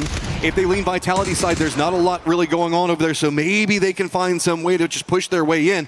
Rex down to just one more shot, but he's got eyes on to VP. VP just trying to cling to life over here to see if they can get the shots onto it. Corexy's got himself a good angle, but Xiao Wu finds hello my bad. That's the northern part of what's going on with Vitality. Is that going to be the go signal for the push? And yes, it is. All right, here we go. 17 throwing those stuns out early. Wenbo able to take Levante down. Another one goes in. It's Beamy helping out. 17 gaming just a little bit here, but Quincy springs into action. Tian can't quite find the finish just yet. Looking for that final bullet. Is he going to get it? Oh, somehow Vitality survives with the assistance on the outside from VP and Supers. Now it's VP full focused, 15 kills. These guys are fragging out on this lobby. Super's got nowhere to go. The Dorito, not enough cover. Yeah, and that's a huge knock because the timing here getting very dire for the Supers. The blue is just onto Heaven's back, and he's going to be taken down there. Yeah, can't get any further forward. They go down in third. How many more kills can we see VP get? As it is Beamy just charging to the center of the circle, using the cover that he's got set up over there, peeking back on over into a very weakened Vitality. Backs up against the blue zone, and not much that they can really do to walk out as they manage to find a smoke. But can they even find the angle that they need to take down Beamy? Beamy still one more stun, and that's a big kill on the Levante. Just keep chaining them together. This is just brutal. Creeping forward, there is nowhere to go, and that is going to be VP with a big win. That's exactly what the doctor ordered. A team that started out looking pretty good yesterday and couldn't quite keep it together as the day went through, and they come out swinging. Love the early aggression that we saw from the beginning to the end of that game. VP was taking fight after fight and winning them so cleanly, so well, and that's what allowed them to get into that late stage, have 4 players up, have their spot dug into that circle already, and they're able to hold the line. What did they end at? 16 kills? Something like that? Idea going for you right now is that VP, where we were talking about a bit underperforming from our expectations with them yesterday, they got 35 points on the day. They just got 26 in one game. That's the VP I was expecting. They just sent themselves into the grand finals. Yeah, I mean, I think that's basically guaranteed now. This is just a ridiculously good performance, and kudos to everybody else that managed to find ways to make something work, because we saw Supers were just trying to chase the circle for so long inside that, and Vitality, while they did get into position early, there was just like nothing for them to find. There was no crates, no nothing. Yeah, I mean, Vitality had to defend when I see him, I'm going to against a lot of teams. Together, okay? Yes. Here. Was that Nixie? That sounded like Nixie. That was a Nixie if I've ever heard it right there. I want to give Vitality a lot of credit. They were dealt a really tough situation there because there were a lot more teams that had to try to fight through them than VP. So they were defending on like 3 different angles. Yeah, they had Supers that were messing with them, 17 that was making the foot push that was right on top of them. And again, T1 back there for a while. They just didn't have a lot to work with because they were having to take care of so many threats around them. And yeah, Vitality is another squad that played yesterday and needs to find points, so a later stage performance coming in from them, absolutely big. As let's go ahead and toss it back over to the studio.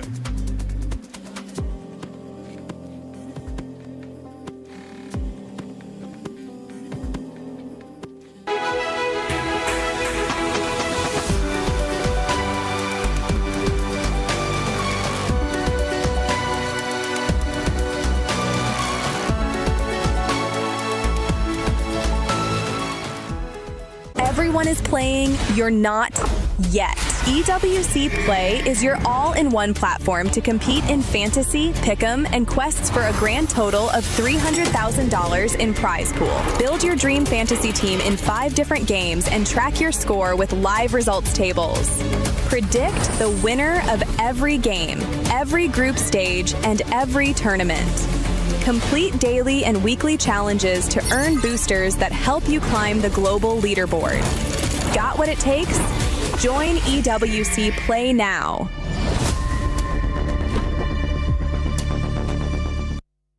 Hey, Kalaris here at the Esports World Cup for 2026, and I've got myself Salute here as well as Maddox to do the translations here before day number 2's games do start things off. So my first question for Salute, of course, is coming into day 2, which is their first day of gameplay, how is Gen.G feeling about their preparation and going into these first games? 일단 살루트 선수 첫 번째 질문은 일단 오늘 파리 경기장 와서 오늘 첫날 또 경기신데 지금 기분이 어떠시고 좀 어떻게 준비하실지 궁금합니다. 일단 파리의 날씨가 너무 좋기 때문에 컨디션이 너무 좋고 그 다음에 경기장이 EWC에서 너무 좋은 데를 제공해줘가지고 좀 마음 편히 준비를 하고 있는 것 같습니다. Yeah, I mean, the Paris atmosphere is very good and the weather is really clear. So, yeah, I mean, feeling really great. And also, the EWC actually provided a really good stadium for us. So, yeah, it's actually a very good atmosphere to prepare. Fantastic. And I guess my follow-up question to that is, did you guys get to watch a lot of what was going on yesterday? And what do you think about some of the performances from those teams? And are you concerned about some of those teams? 이제 두 번째 질문으로는 이제 어제 경기 한번 보시면서 이제 슬슬 준비하셨을 텐데 어제 경기 중에서 좀 이 팀은 진짜 좀 걱정된다. 이 팀은 진짜 경기해야 되는 팀이다라는 팀이 있었는지 궁금합니다. 일단 저번 대회 때부터 좀 미스 팀이 되게 잘해진 것 같고 굉장히 경계되는 팀인 것 같습니다. 굉장히 현재 폼이 좋고 4명 다 자기 위치에서 할 거를 다 잘하기 때문에 그 팀이 현재 제일 잘하지 않나라고 생각을 하고 있습니다. Yeah, since the last PGS, I think Myth has been definitely a titan. So yeah, I think their gameplay is really great. Their form, all of their 4 players' form is actually really great here, and also their cohesive plays are actually showing off. So yeah, I think that Myth is actually the one to look for. Makes a lot of sense. All right, 감사합니다. Thank you very much. Gosu, the salute. Oh, so good. Gen.G. Oh, what a win. Interview, please. No, come back, please.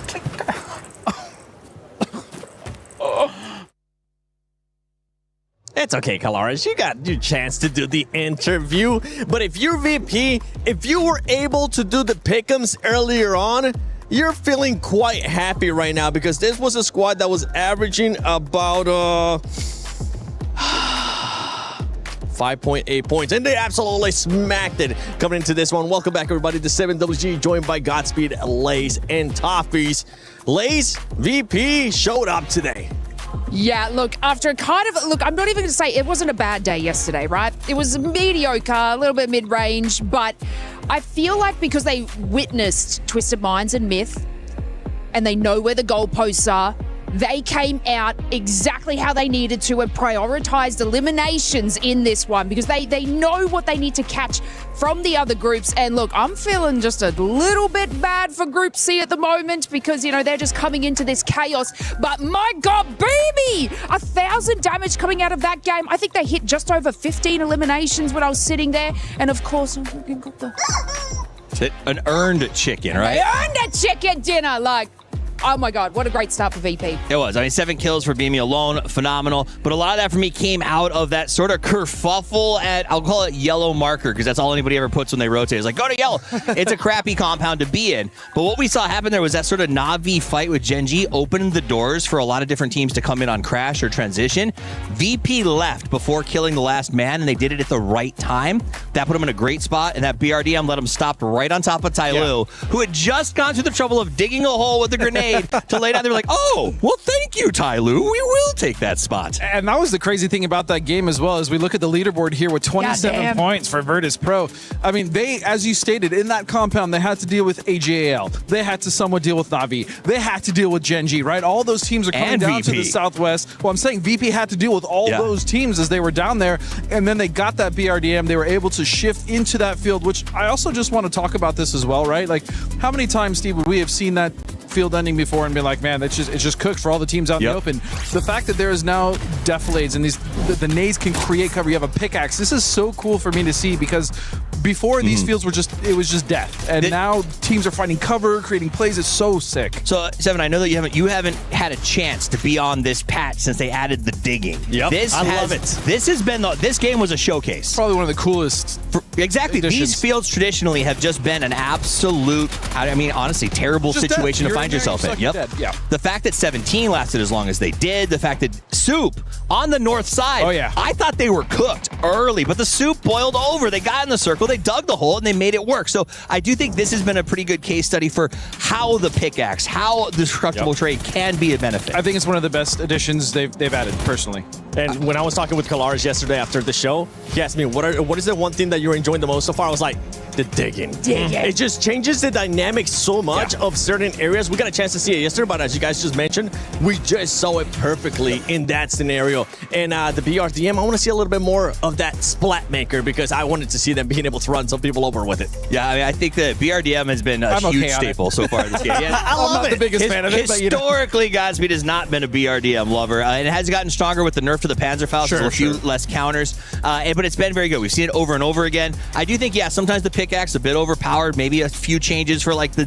durability or things like that would be good. But the holes, I love the fact that we can change the terrain. Yeah. I also want to give a shout. Another thing that was added not long ago was res beacons. We saw a trap at a res beacon in that game, and we'll get back to that. But right now, props for Virtus Pro, man. 7 kills for Beamy. That's what you were talking about too, Lace. Beamy with those 7 kills. And honestly, a good pick-me-up and a great start for this squad, considering what was happening yesterday. As you were mentioning, not really one of the best days. Today, they started off hot. Yeah, and like I said, they really need to have that momentum because, they know what's coming for them in these other groups, and they really did hone in on those eliminations and all those kills there. But I sort of want to move more maybe to our teams that didn't do so well and that I had on my books. My favorite segment. My favorite segment. The losers. So Gen... I had high hopes for Gen G. They came out, got their first elimination on AGAL. It was looking kind of bright for them. We've got 2 of our Korean teams here today. T1 as well, sort of facing it off. T1 actually did a lot better than I thought they would. They were more up that leaderboard with about 9 points left over. But these Gen G, not a great start for them. It was looking like they were sort of going to move up there. But honestly, Salute was holding that team together in that entire game. But unfortunately, I guess that confrontation where we had, it was AGAL and then VP and obviously all those third parties, it just wasn't looking good for them. I did have high hopes that Salute could get out of that situation due to the third party arriving, but it just didn't plan out that way. The problem for me, and I'm glad you brought up Gen G, is that their whole year has just been disappointing. When you look at the roster, you have Bean, you have Salute, you have Soul, right? You have D. These are players that I say in their prime, they're really not that far off it, or if they're not still in it. I mean, these are players. Salute at one point with Soul was one of the best players in the world. Like, Soul was one of the best players in the world, right? We all said it. He's incredible. Him and Tig had a little set off. Where is that? I need to see that. They just Gen brought G has back been this roster, no? They sort of but all rekindled year they have been floundering, and I need to see something more. This is the biggest test they're going to have, and so far, the first game wasn't great. Now, I have to give him a caveat because that circle was rough. That whole circle, Steve, we saw a lot of teams having to go. Those fields traditionally underneath Everest have always been really rough to play around. So, I mean, you got to give him a pass, I guess. I guess. That's right. I mean, I want to see team not be getting a pass in AGAL. I want to see a little bit more out of that squad. They need more too. They have 5 more matches left, and it's not going to be enough. But I know we do have something awesome coming this year, and that is none other than ENC.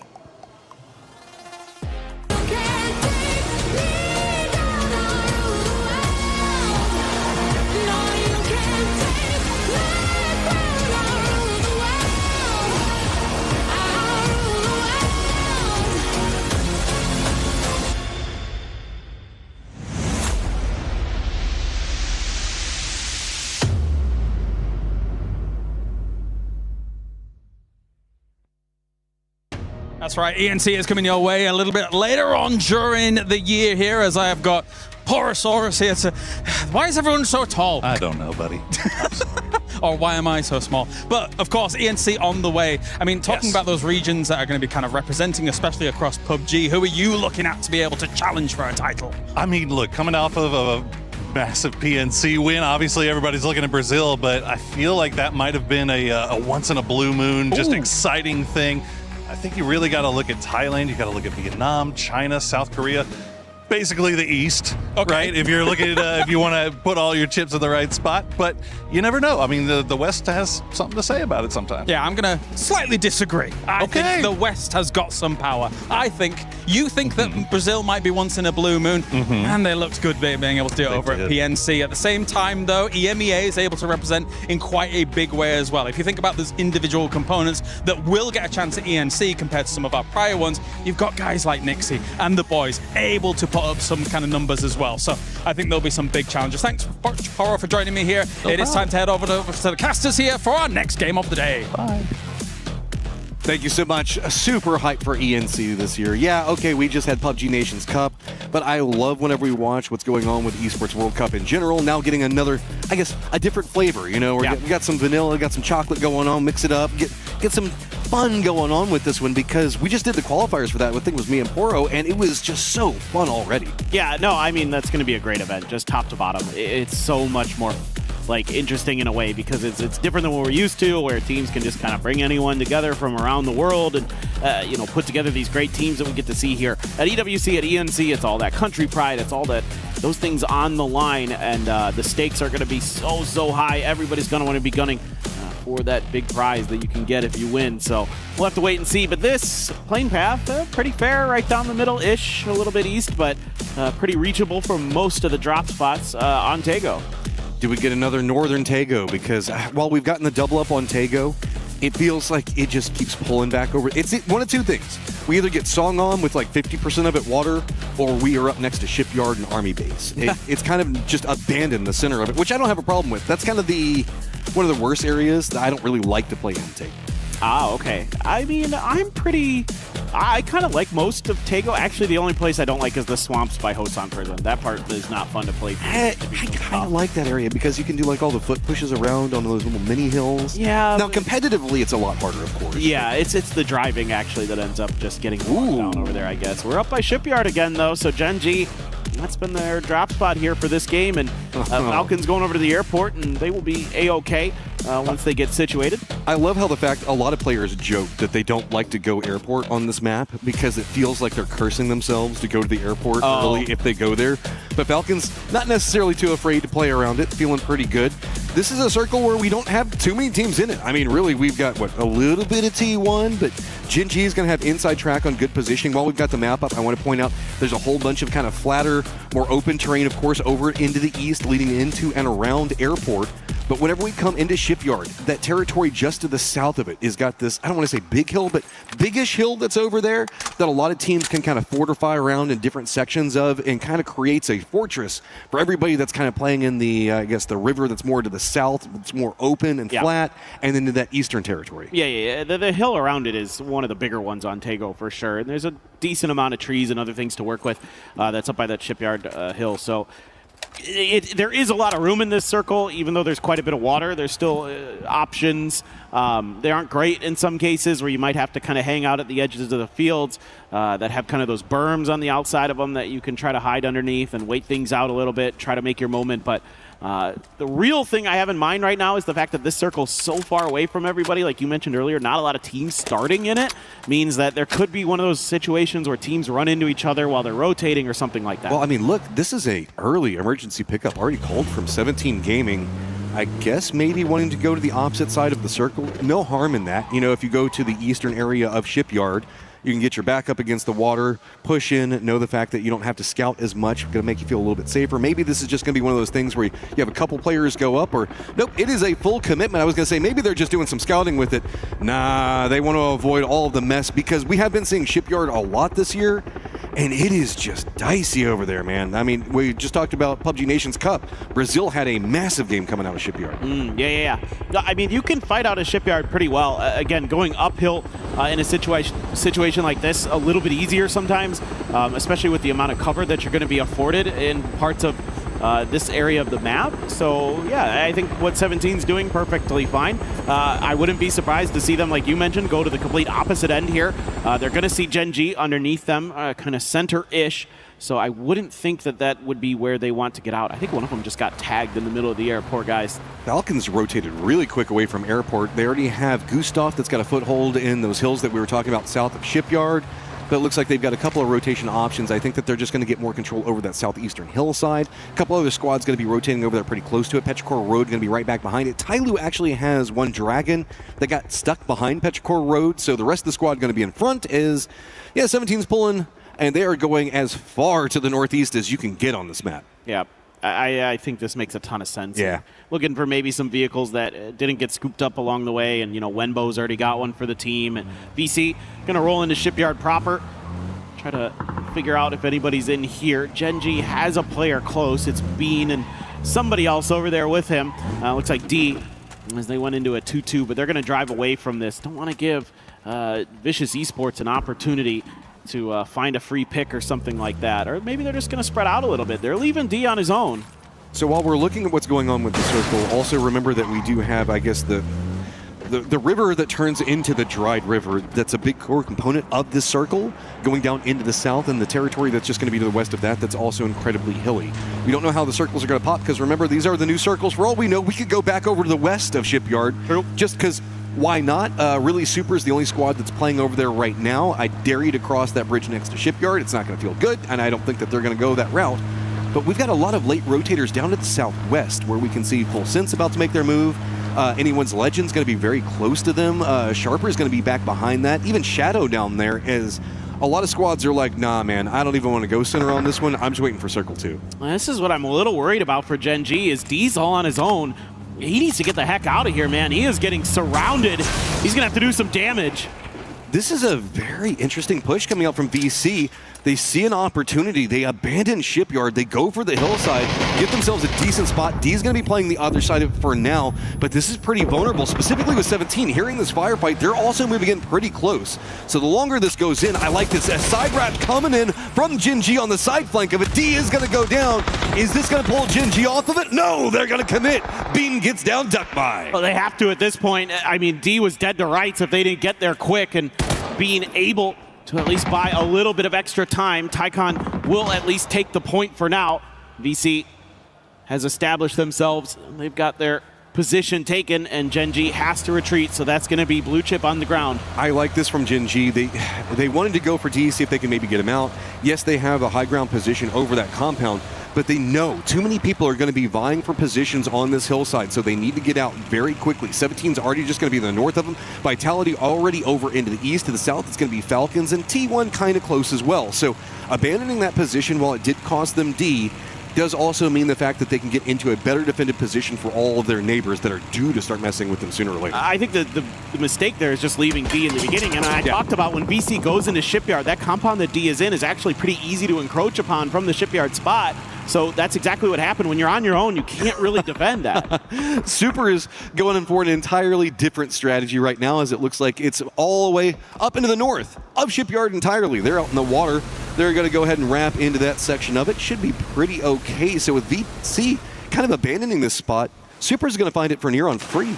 Yeah, but the Supers are going to have to get it done on foot now. Not going to have the luxury of having, a Dacia or a US or something like that as they try to make their way forward. Now, the good news for them in a way is that everybody in front of them is a little bit split up for the most part. VC's pretty coordinated, like in terms of being pretty close to each other, but like Sha Wu, for example, who's on the edge of one of those warehouses in the Shipyard, Human can just do a little bit of scouting out there, make sure nobody's coming up behind him. He can watch the bridge a little bit. Hide behind the cargo barges over here. He's got that pier that he can kind of keep an eye on.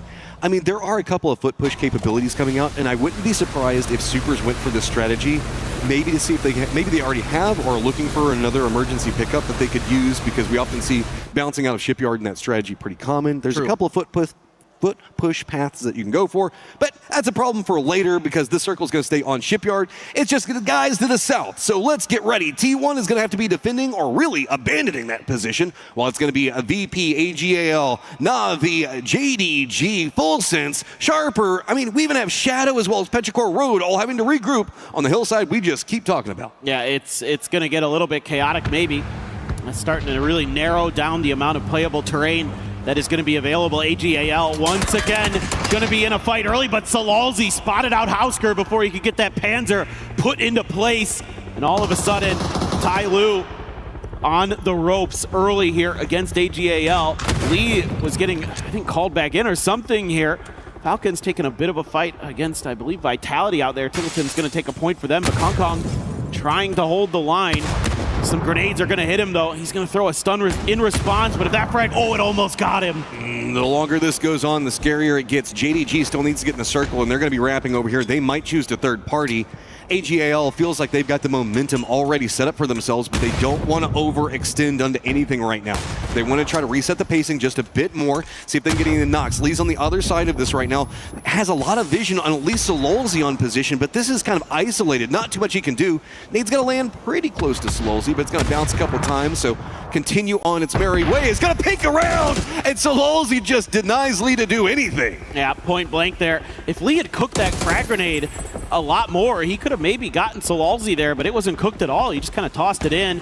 Meanwhile, Delwyn trying to use the edge of the smokes. Yes, indeed. Goodbye. To try to do something about this. Hemas hits his teammate. That didn't go good. Well, you know, if you go with explosions enough, sooner or later there's going to be a problem. One Dragon, now the last one up for Tai Lu, but only one up. And Himas, as he's trying to go for the res as fast as possible. JDG is starting to get some vision on the outside of this. Full Sense also encroaching from the south, so the longer this goes on, the more problems continue to mount as One Dragon's across on the other side of the road. I don't know if he's going to go for anything else here, as it's just going to be pretty defended. I mean, he's going for a couple of peaks, but nothing's revealing itself. This looked like it was going to be a pretty clean fight for AGAL, but it's gone very sideways, very fast. Sorry, I saw that Sense deny the grenade, and it just reminded me of whenever Barney denied the shot coming up from Kalaris earlier today. Right. That was just full rejection. Yeah, just denied. Absolutely. I mean, not that it would be hard to stop Kalaris. He isn't, you know, the most athletic. He was trying. He was trying his hardest. But his best is never going to be good enough, Matt. I forgot you guys have bad blood. That's part of the lore. Yeah, the lore. Yeah, exactly. All right, AGAL looks like they should be able to get their fourth man back up, and poor old One Dragon living up to his name as he is all by himself down here. As JDG going to go ahead and move away more into the west. Looks like Full Sense doesn't really want to get too involved in this. Vitality actually calls an emergency pickup just in case. They're not going to need it. Circle pops right on top of them. And good old Supers, now you got to figure out how you're going to get out of Shipyard. Of course, a couple of paths, but it looks like 17's going to regroup. And I'm more caught up in what's going on with T1, VP, and VC right on the edge of the zone. Yeah, for sure. That western edge may get a little bit bloody. You know, Full Sense now just setting up a bit of a barricade on their edge of the circle to keep AGAL pinned in if they try to encroach on their territory. Nixie just doing a little bit of a fact-finding mission. I mean, this is incredible from Solalzi right into Lee.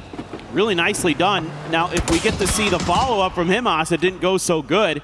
And this right here, that's your teammate there, bud. I mean, I get it. He was trying to get it around the corner to hit the other player, and Delwyn kind of walked into it. While that was going on, Nixie does get dropped. That's I guess a minor problem for VP.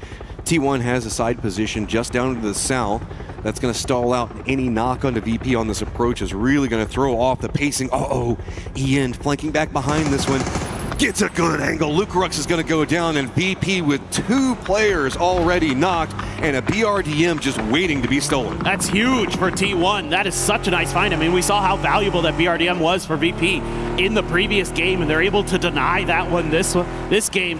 That's awful for Virtus Pro, who played so well on Erangel. Here on Tego, not going to be able to recreate the same magic, most likely. Yes, Beamy and Crexy, very, very good, but as a duo, nigh impossible to be putting up double-digit kills. We'll have to wait and see. Is Heather kind of right behind Beamy, driving in his general direction? Nowhere to go. It is going to be Supers making the push to the south, right as VC is making their rotate, hops inside of a vehicle, and Simon just gets instant drop by Heaven.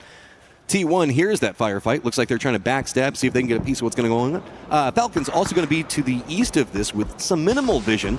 Trees are going to deny out a lot, but it's going to be enough to make it complicated, as that's going to be another knock. Nade from Rex drops on top of Duckmine. Yeah, he's able to do some really nice damage up there, is Rex, because Heaven was really in a lot of trouble, had to go prone into the smoke to get the heal through.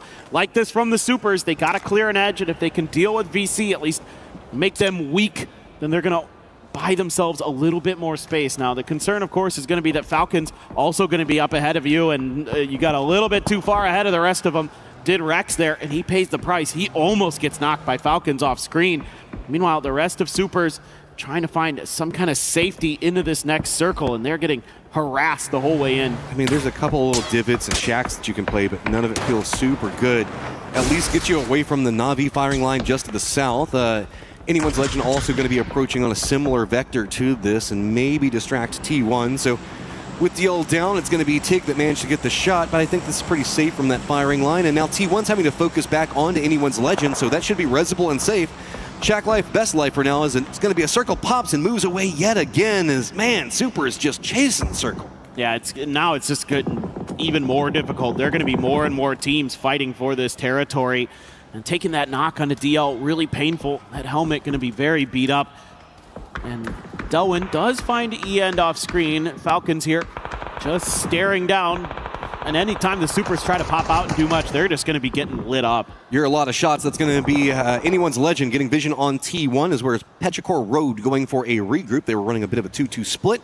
Up to the north, we also do have Shadow getting very close to 17. A lot of individual fights starting to break out. It's VC now trying to backstab onto T1. Type just denies out as much of that as he can try to get, but there's nowhere else for him to really go. He's got to deal with the looming large threats in front of him. Heather at least has the BRDM, but Vicious is going to go down. Not too many options as Na'Vi realizes they don't want to push into the circle yet. Instead, they're going to push in the face of all those squads that are stacked up on top of each other. See how much more they can get.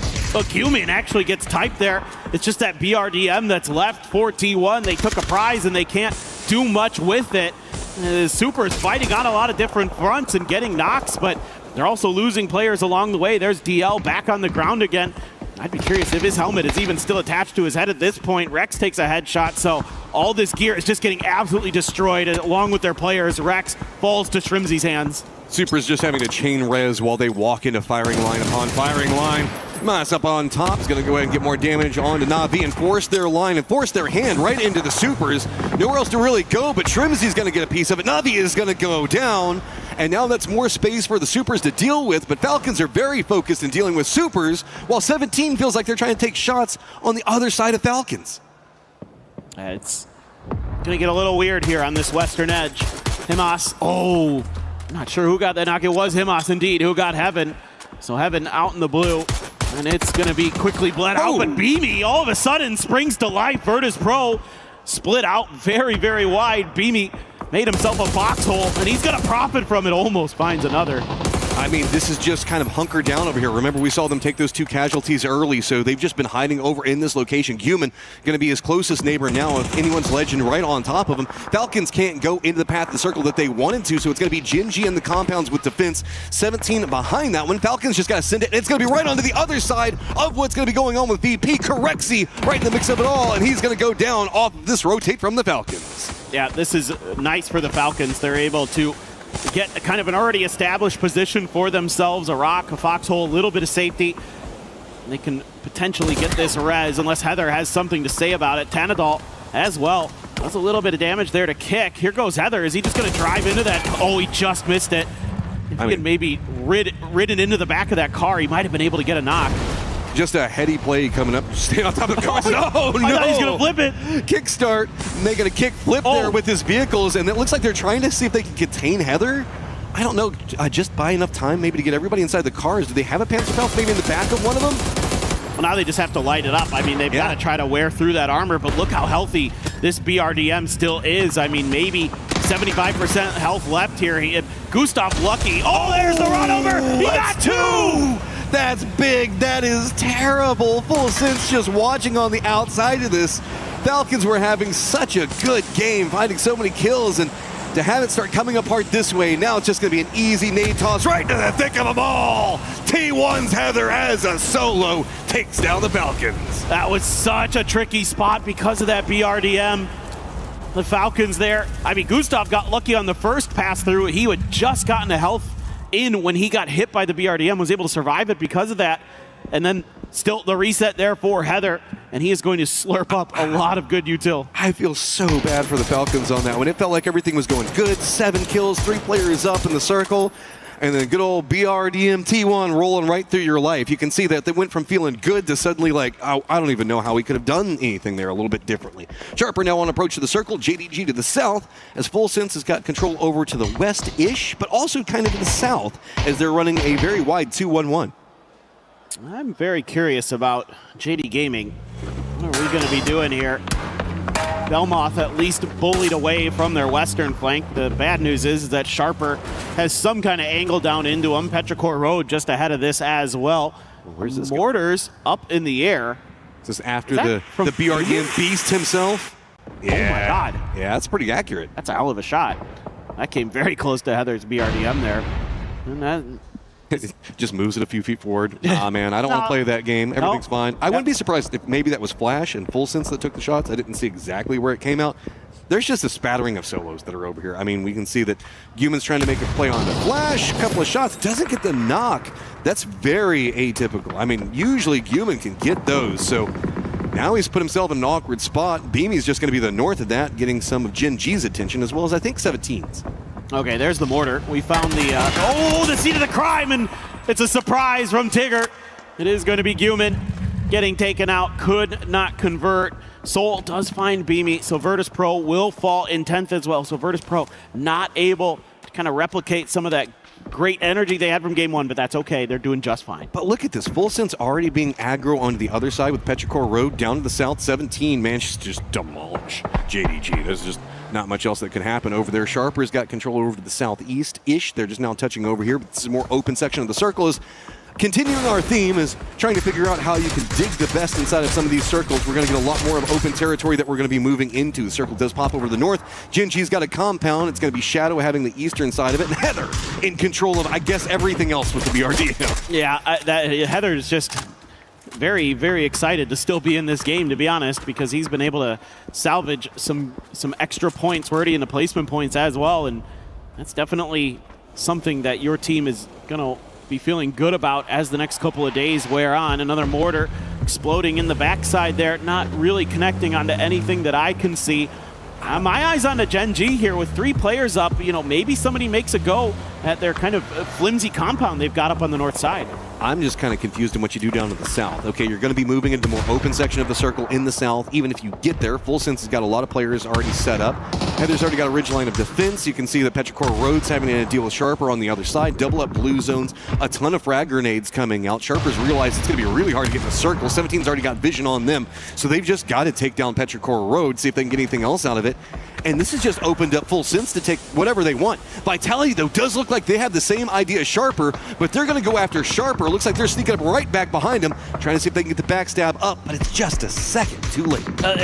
Sharper has to give up this ridgeline now, and that's opened up an opportunity for Vitality to potentially punish them a little bit.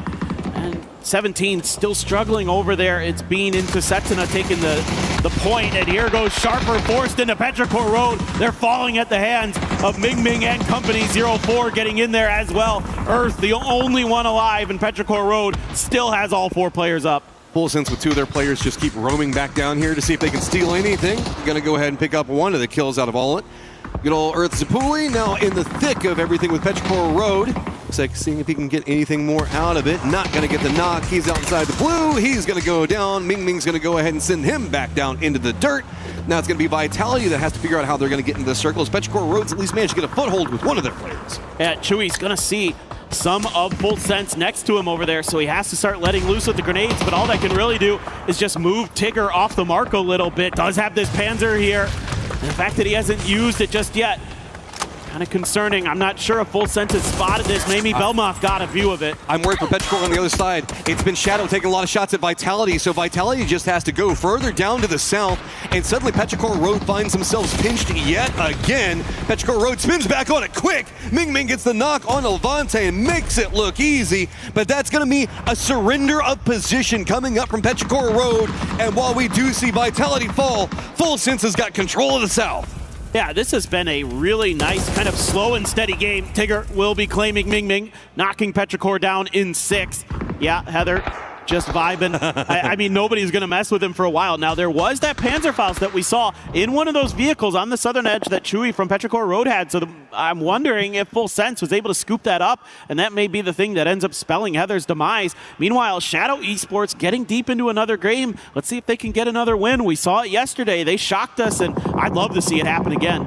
Most of the circle is going to be to the top of the screen over there where you see Heather kind of roaming around. Gen G's got to leave their compound position. We also do have Shadow that has to push their way in.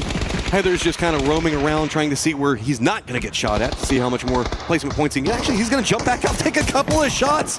Very bold plays coming out is I think that Heather's found himself a bit more than he wanted. He's got Full Sense to the south taking shots at him. Gen G east of his position. I mean, poor old Heather. You just want to be left alone.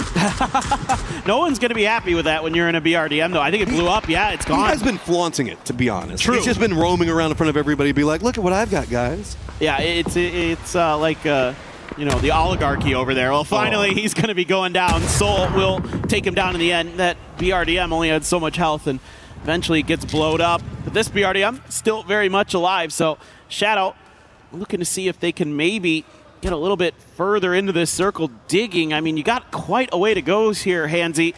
I mean, that's a solid 10 meters, 14 meters in front of you there that you have to dig, so could take a little while. Meanwhile, Full Sense, full control because they have that BRDM and quite a nice piece of land. Most of the high ground for Shadow is going to go away, and even if you keep digging more forward, you're going to start putting yourself in a vulnerable spot. So yeah, I like this go for the rocks, not quite yet in, but at least now you're committing down onto one squad because there was no real way. You had to either go Gen G side or you had to go Full Sense side, and Full Sense has been doing such a good job on covering their movements. Every single time that they need to bounce into a new position, they've been roaming around. I'm talking these guys are putting in the miles. They've been over into the east, over down in the south, control of the west, time and time again, finding a new position to play from. Yeah, well, the kills haven't been, like, astronomical for Full Sense. They've been really good at not, like, giving up themselves for free to other players. Now, Hansy does go down, but Flash going to steal that point away from Gen G's salute. That's huge, you know, that they get these points where they can. Full Sense, you know, are defending PGC champions, want to do better than they did on day one. Up to 36 points now. So far, I think Shadow just knows that this is cooked. Yeah, Tigger's got a present waiting if they peek around. So Shadow's going to go down. The underdog story is still trying to continue right now as these guys make it in late stage yet again, finding some kills. But it's just going to be the lineup between Full Sense to the south and now Gen G to the north. Saw Soul with a Mark 14 there. So he's picked up some level 3 weaponry for himself. Bean does have that Panzer, so if there's kind of an overstep from Full Sense with their BRDM, he might be able to punish it. It's just how aware, again, is Full Sense of that. They might just try to drive at it.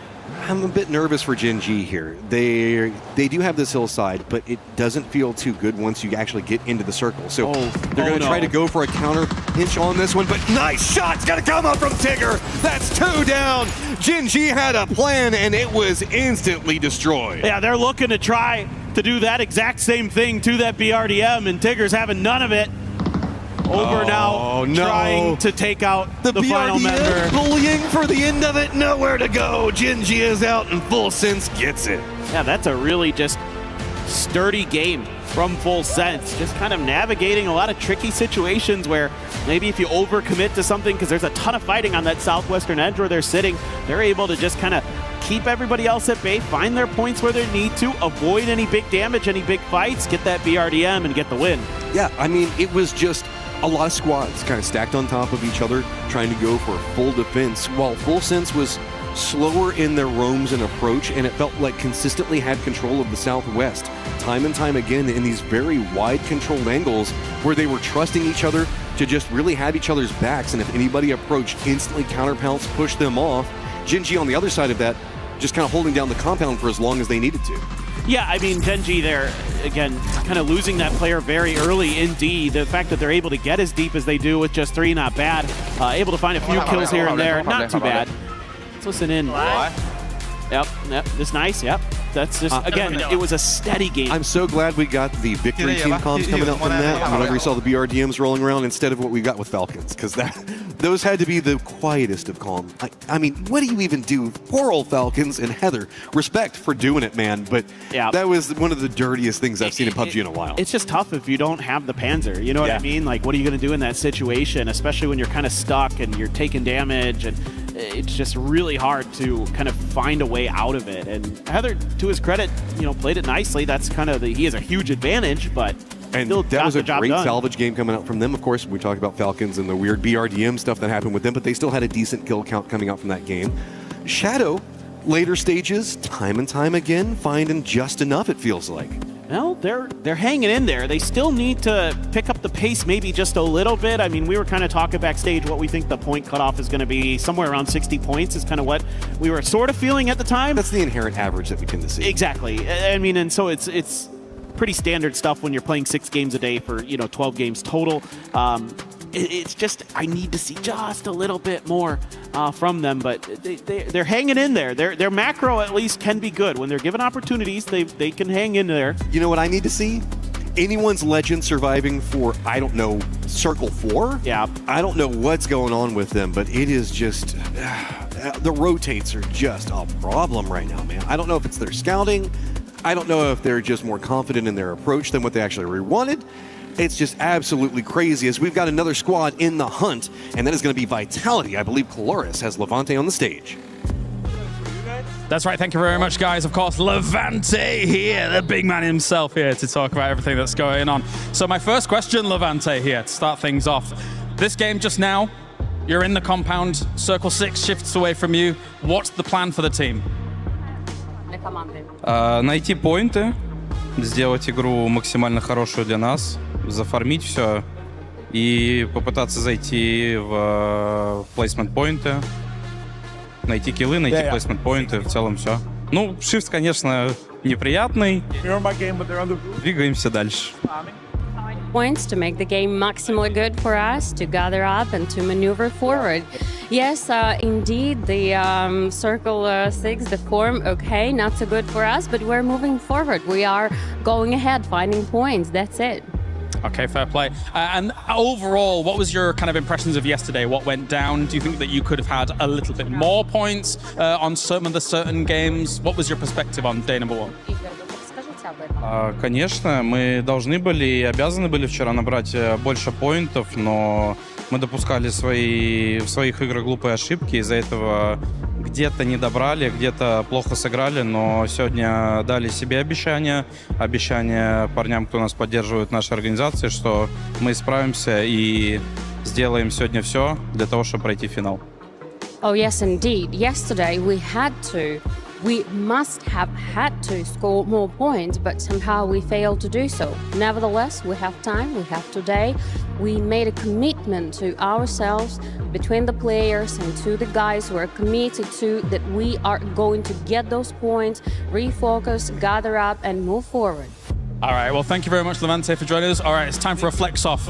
We do flex off. All right, that's Levante. Let's go.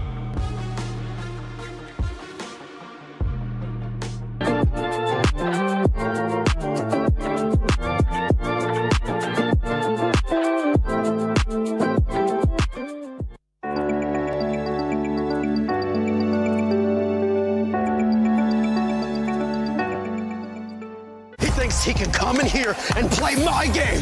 He knows nothing. Let's go! Tyler 1, you're done.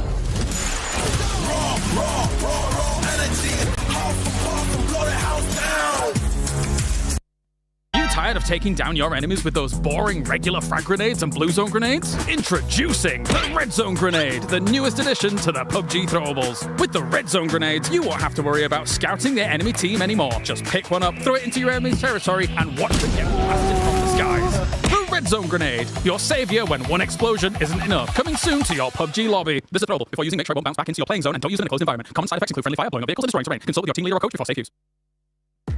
Oh man, I want a red zone grenade. They look so much fun. And I mean, a squad that was able to not use a red zone grenade, but finally show up full sends. And for everybody currently watching at home, if you guys haven't already, make sure you check out the Esports Foundation Creator Program.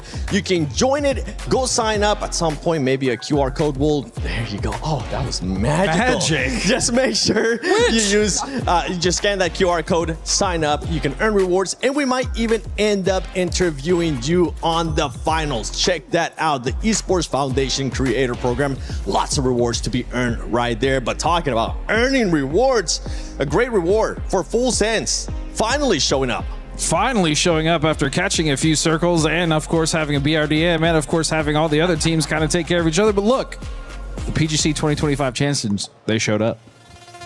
We said in the pre-show they need to step up and have a day like the fact that you win the world and then kind of have to make a name for yourself, struggle back, prove to everyone you deserve to be in the final can be a tricky thing. So to get a win here, whether it's by an inch or a mile, doesn't matter. Chicken is a chicken. It cooks the same no matter how you get it, is good for them and I think sets them on a path to maybe grind it back up. Do we think they were gifted that because Gen G just full sent with no capabilities and got blasted in the face right at the end? But I'm just going to leave that right there because what?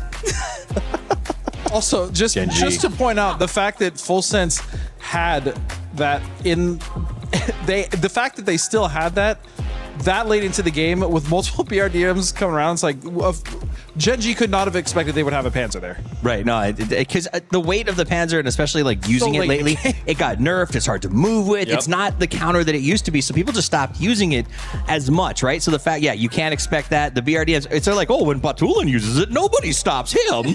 But here they come. Oh, there's a pocket Panzer. No one likes those. We witnessed it. I'm glad you guys are talking about that stuff because I got a chance to finally see the Splat Maker in action. That BRDM. By the way, you'll get a chance to see it. The one I was actually talking about, it's none other. Whoa, this one. Oh my god. That's what we're talking about. That ending was beautiful. And then there was another one that hopefully we'll be able to show later on because Falcons, my goodness, Falcons. What were we thinking at one point as we looked at team stats right here from Full Sense? Yeah, I mean, we were having this conversation about Falcons before. I was like, oh, they were kind of gifted a great zone, and but they lack that ability to defend their position. And I mean, it just took T1 to sort of use the exploit against them. And Falcons really slow decision making in that altercation with, I think it was Heather. I mean, they did an interview before. They were trolling in that interview, and I'm feeling like the trolling is bleeding into their gameplay because that was questionable. I mean, at the end of the day, Heather, I think he knew what he was doing. He was like, I'm just going to try to pick up a little point here. Be a little bit of a, for lack of a better word, a butthead to these guys. And he drove around them in a circle. And yes, Gustav and Kickstart jumped out at the same time. And I think it just was a miscommunication. Trimsy had the right eye. He's leaning out of the car. He knows he's not a threat to being run over. And I think maybe the other two just thought the other guy's taking that seat. I'm going to jump out and try to make the assist here. And it was just one of those situations where when you're in the smoke, you can't see anything. We've all had this, right? The fire alarm goes off. You wake up. The whole house is dark. You try to run to the door. You smash your shins on the side table. Like, it happens. Where are you living? America. This is what happens. I don't think I've ever really experienced that, but this was toast, but it doesn't look like this. This was just a mess. I don't really know what else to say. Heather, Heather played well. He managed to get 3 kills off the Falcons. Yes, they were in smoke. It was a sticky situation, but I kind of expected a different outcome. But you know what? Heather takes those. PUBG happens. Yeah, PUBG happens. And the thing is that Heather just kept running into trees too. He had so much time. This is what I said about slow decision making from the Falcons. Well, I don't think he thought he was going to last that long. Like, honestly, exactly. I think he was just trying to harass us. Yeah, 100%. Do something before he goes down. And I think he may even thought, like, you can kill me and take this BRDM. You're not taking me until you blow it up, kind of thing. And he was surprised. He hit the tree because he didn't think he'd make it around that circle. And Gatsby, we were even saying, why didn't just Falcons go on top of the rocks? They could have just ended up. Well, they couldn't go to the very top because I know they were getting shot. That's why they had so many smokes down in the first place. But I mean, to stay on the ground level, especially with that thing just circling, it's rough. They had a ditch. Look, it is what it is. I don't want to harp too much on that. No, but I think the key here is I wouldn't call this like a call problem, and I wouldn't even call it a positioning problem. I would just say that was like a comedy of errors. It happens. Yeah. And that's where, like you say, PUBG happens. We go next, and that's the beautiful thing about the game, right? With your friends at home or on these teams, sometimes you drop, sometimes you have a bad match. You get back to lobby, you reset, you go again. So that's what these guys are going to do, and they're the professionals who can do it. That being said, they at least had, I think, 7 kills in that game. So they still had points. It's not like it was just a complete donut for them. So yeah, it wasn't an awful game. It just ended unfortunately. And for Falcons, they're kind of allowed to do that because it is their first day of groups. This is only the second map. They still have a lot more to go. As we're looking at now the overall, obviously for everybody tuning in, for some reason you missed out yesterday. You missed out on absolute dominance from Myth, but they're currently not playing here today. We have Virtus Pro now being able to pop up. Lace Virtus Pro in 3rd place. Yeah, I mean, Virtus Pro is pretty much qualified at this point. Yeah, like it's just like an exceptional game from the start, and this is what like a lot of teams are sort of lacking focus on, is taking those massive games in the early stages, and that's exactly what VP are doing. Like I said yesterday, it was kind of like a mid-range game for them, but they're sitting up in that top 3 because they know their competitors from yesterday. Let's talk Shadow Esports for a second, all right? Because they got to the late game that time. They're at 44 points. Here's why we have the conversation. This is an example of, can a team make it work? They are shocked by how they walked away yesterday. They actually end up with a decent game too. They've got 4 more to grind out that extra 20 points. Do you think they can do it, Godspeed? He's sighing. He sighed loudly. You guys couldn't hear it at home. I don't think so. I don't think so. I think this lobby, as it continues to manifest, I think the teams that are better than them are going to figure it out, and I think they're going to get trapped in rotation mainly. I'm calling it now. He was much more polite here on the desk than he was in the green room. They're going to have rotational issues. That's my guess for them. I agree with that. I think as much as it'd be fun to go all in on them, I don't know that I can do that just yet. Yeah, you know, I ended up saying that my predictions have been going off on the pick'ems, but to be completely honest, Lace, I kind of just want to see them in the finals.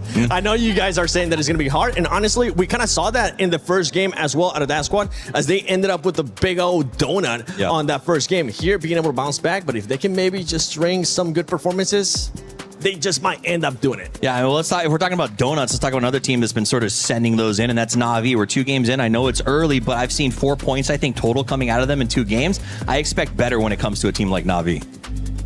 And I would agree with you, but for whatever reason, they just haven't been able to get it together. I don't know.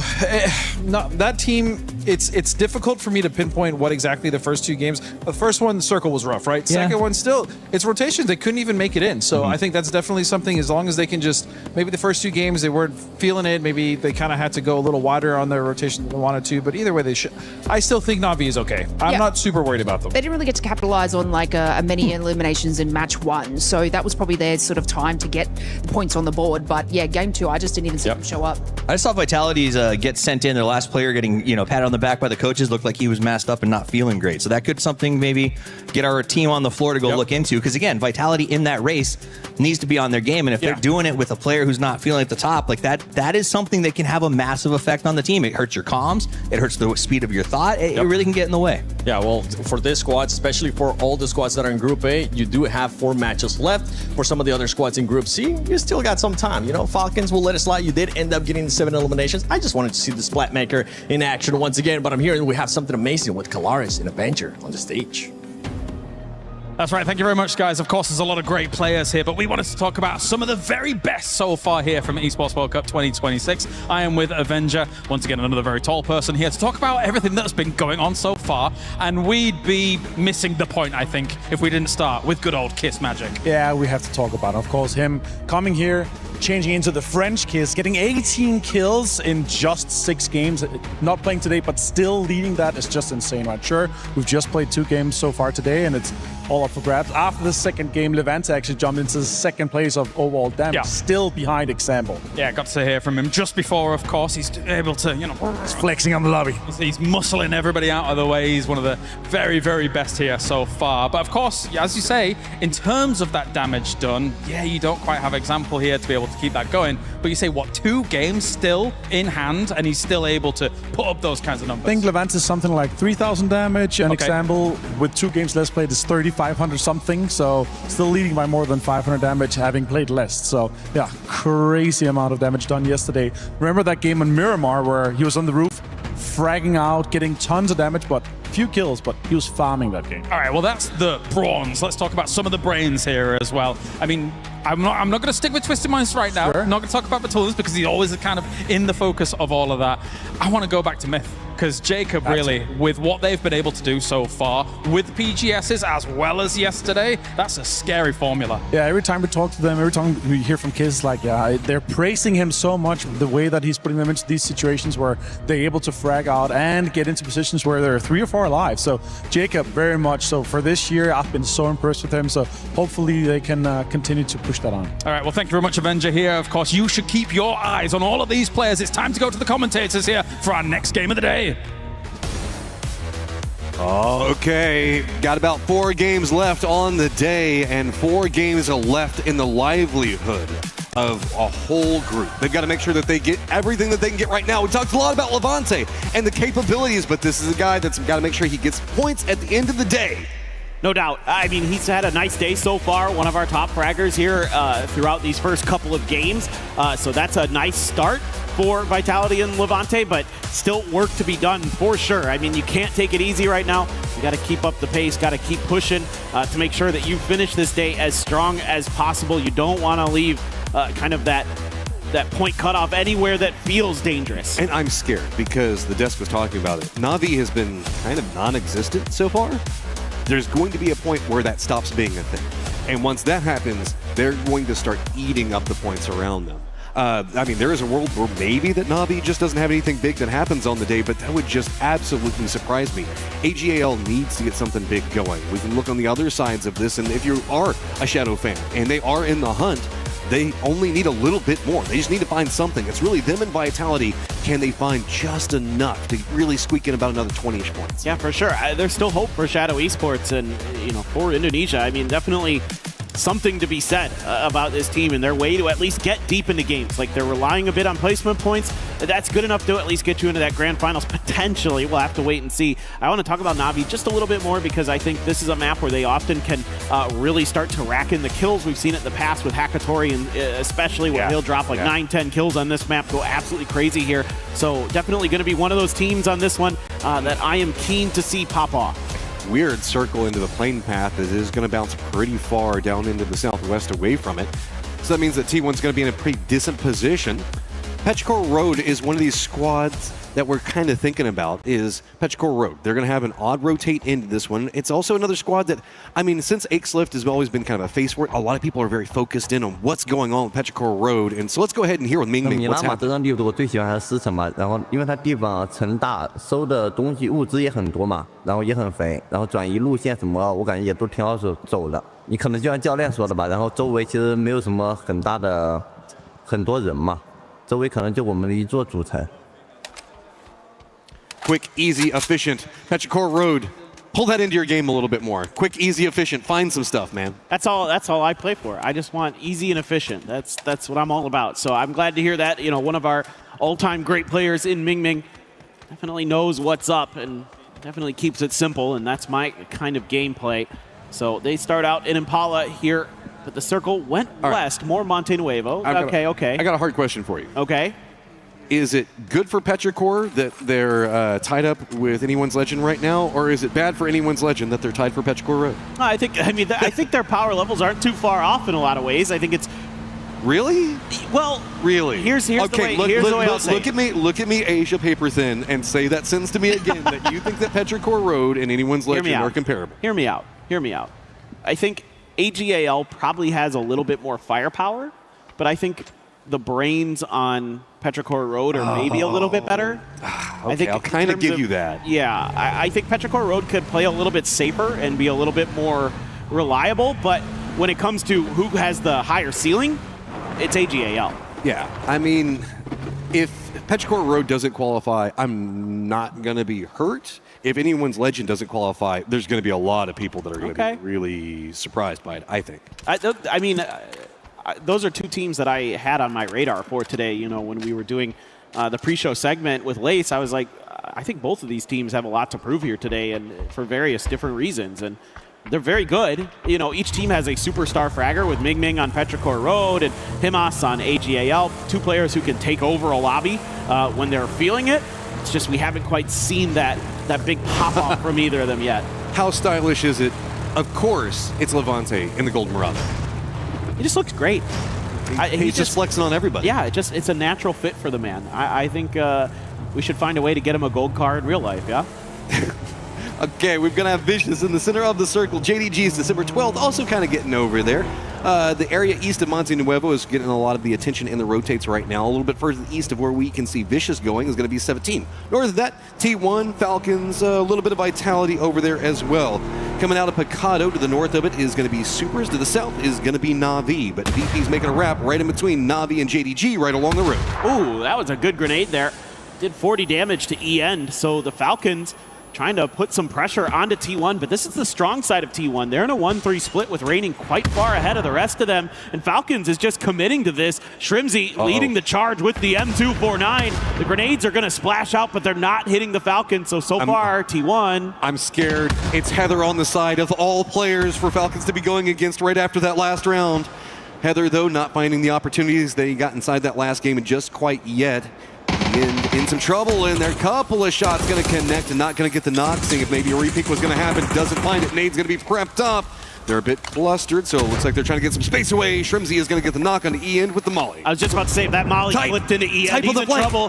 Type trying to get in here to do something. Heather trying to hold the line, but now Falcons is kind of dug in.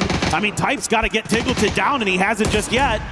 See if he can find any more. Just a couple of taps from the bullets. Tig's doing a good job on juking away, but there's just too many T1 players on the outside. Tig's going to go down, so you've sacrificed Tig to get control of the building. Can you get anything else? Heather is now close range threat. Reigning and Type now regrouping. Now Reigning had to drive back to try to relieve some of the pressure here. And so far, Falcons haven't been popped. Oh, what a bunch of shots from Heather. Gets up into the window, and Gustav had no idea he was there. Man, Heather is just like Falcons kryptonite right now. See if they can get enough timings on this one. This is very far to the north. No other squad's really capable of third-partying any of this, so T1 can just kind of take their time. Dancing around the outside of this, maybe Sharper could go for a wrap back around, but sounds C4. like we have a C4 being prepped and ready to go. Runs around the outside, but it's going to be Type on the defense.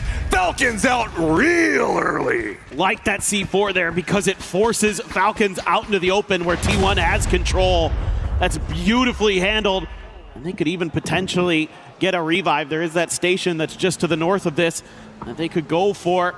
We do have Vitality, who eventually made their way over here, but if they were looking to try to third-party this fight, they are a little bit too late. They will at least be able to take the space for all the trouble that T1 just went through. And Falcons as well, out early again, a tough go of it. Oh no. Yeah, right as soon as we saw him walking over. Okay, whose fault is that? The person driving the car, I'm assuming? I mean, we were just bigging up Levante in his cool car, and then he does that. I mean, look, when you're vibing and you're just kind of like rolling around, yeah, you know, sometimes. Maybe he's hating. Yeah, just a little bit. Oh, we see me rolling. Hating. Okay. Showing age here as Petrichor Road is going to be wrapping down to the south. Full Sense is going to have the upper area of Chumacera under control, but nobody else really holding down Chumacera. Monte Nuevo is going to be Tai Lu, and then it's going to be Brickyard for AGAL. Most of the other squads kind of a bit spattered across the hillside. I'm very curious about Shadow Esports way up on the north, doing a very wide wrap, but that's off map, and that's kind of like them playing for Circle 2, you know, trying to get a pre-rotation in potentially. 17 and kind of a normal split in the center. They're going pretty wide. Most teams are. The Supers as well, split along the Picado Mountains on the south edge of the power grid. Meanwhile, Petrichor Road trying to get in their cars a little bit earlier, see what's available around the edge of Chumacera and potentially a little bit further forward. So we have two different ways that we can kind of see this. Well, really three. If we pull back over to power grid, that's going to favor Vitality, T1, Supers in their positioning. Go more of that Chumacera staying center area. Really, that's going to make the power grid players a bit sadder as they're going to have to come down from the hillside. And we go power grid, so that means that this is what I was afraid of. Look down into the southwest. All those squads are now going to be wrapping into a more open area of that power grid hillside to the west. I mean, sure, there's those couple of trenches, or you have to commit back in the lower sections around Picado Graveyard. This is really weird because we've got that giant hillside that comes south from San Martin leading into Picado. Yeah, this is a tough circle because like you're talking about, Matt, that area in between Monte Nuevo and Picado, you want to take space early, take compounds early, because if it ends in there, like you were mentioning, that it becomes really difficult if you don't have a compound to fight through that part of the map. But now there's a lot of mountain in place, so there's actually quite a bit that teams have to work with. Bukarux is getting tagged up just a little bit by Na'Vi from range. This has opened up an opportunity for JD Gaming to keep on keeping on. There were some helicopters up in the air, some emergency pickups being thrown into the mix, but maybe AGAL the only one who's going to commit. 17 heading back home to Picado after being gone for all of a circle. Other side of Picado, looks like Genji is going to be trying to take that to the south. Full Sense is going to be ramping it back behind Petrichor Road as well as Na'Vi. AGAL with their emergency pickup could be going literally anywhere. Shadow still nowhere near the circle. They're going to be coming on the other side of Monte Nuevo, as it is going to be Vicious going for more of an approach onto that lower hillside coming out of Power Grid to the west, as well as Tai Lu taking control over that just a bit before them. I want to talk about where Sharper is right now in relation to kind of the circle and how much control they have. I mean, they have everything from San Martin all the way down to halfway into this phase 2 circle. That is a huge amount of space they've given themselves. They're very spread out though, so there is opportunity maybe for a wide wrapping team to punish them, but if nobody does, I would expect that Sharper is going to get pretty darn deep into this game potentially and look to do some real damage here, but we'll have to wait and see. T1 does end up getting back up to their full strength. Now, they did have a knock on the outside of the power grid area there, and there's that emergency pickup. So this is, where does AGAL go? This is what I'm looking at. Sharper, if they can keep AGAL from getting in the middle of everything and causing problems, should be A-okay, and that's damage done. Oh, is it enough to get the knock? They do manage to make landfall. So Crash into a great position right above Genji on one side. Well, I say a great position. It's at least a safe position now, and it gets them away from all of those crazy reps that they wanted to do. Is this just the solution? Anyone's Legend, their rotates have just been detrimental. Let's just call it honestly. Every single game. So maybe emergency pickup, just crash somewhere and get control over it and just start fighting your way out of that. As you can see, AGAL recognizing that their eastern edge is dangerous, so they have to put up those smokes so they can try and find a way to not fall underneath Sharper's grasp. They're worried about players getting into grenade range there. Jedi looking to see if he can get anything, but right now AGAL going to use those rocks nicely. The problem is staying on that edge of the rocks can be a little bit tricky. You can find some holes to hide in for sure as AGAL.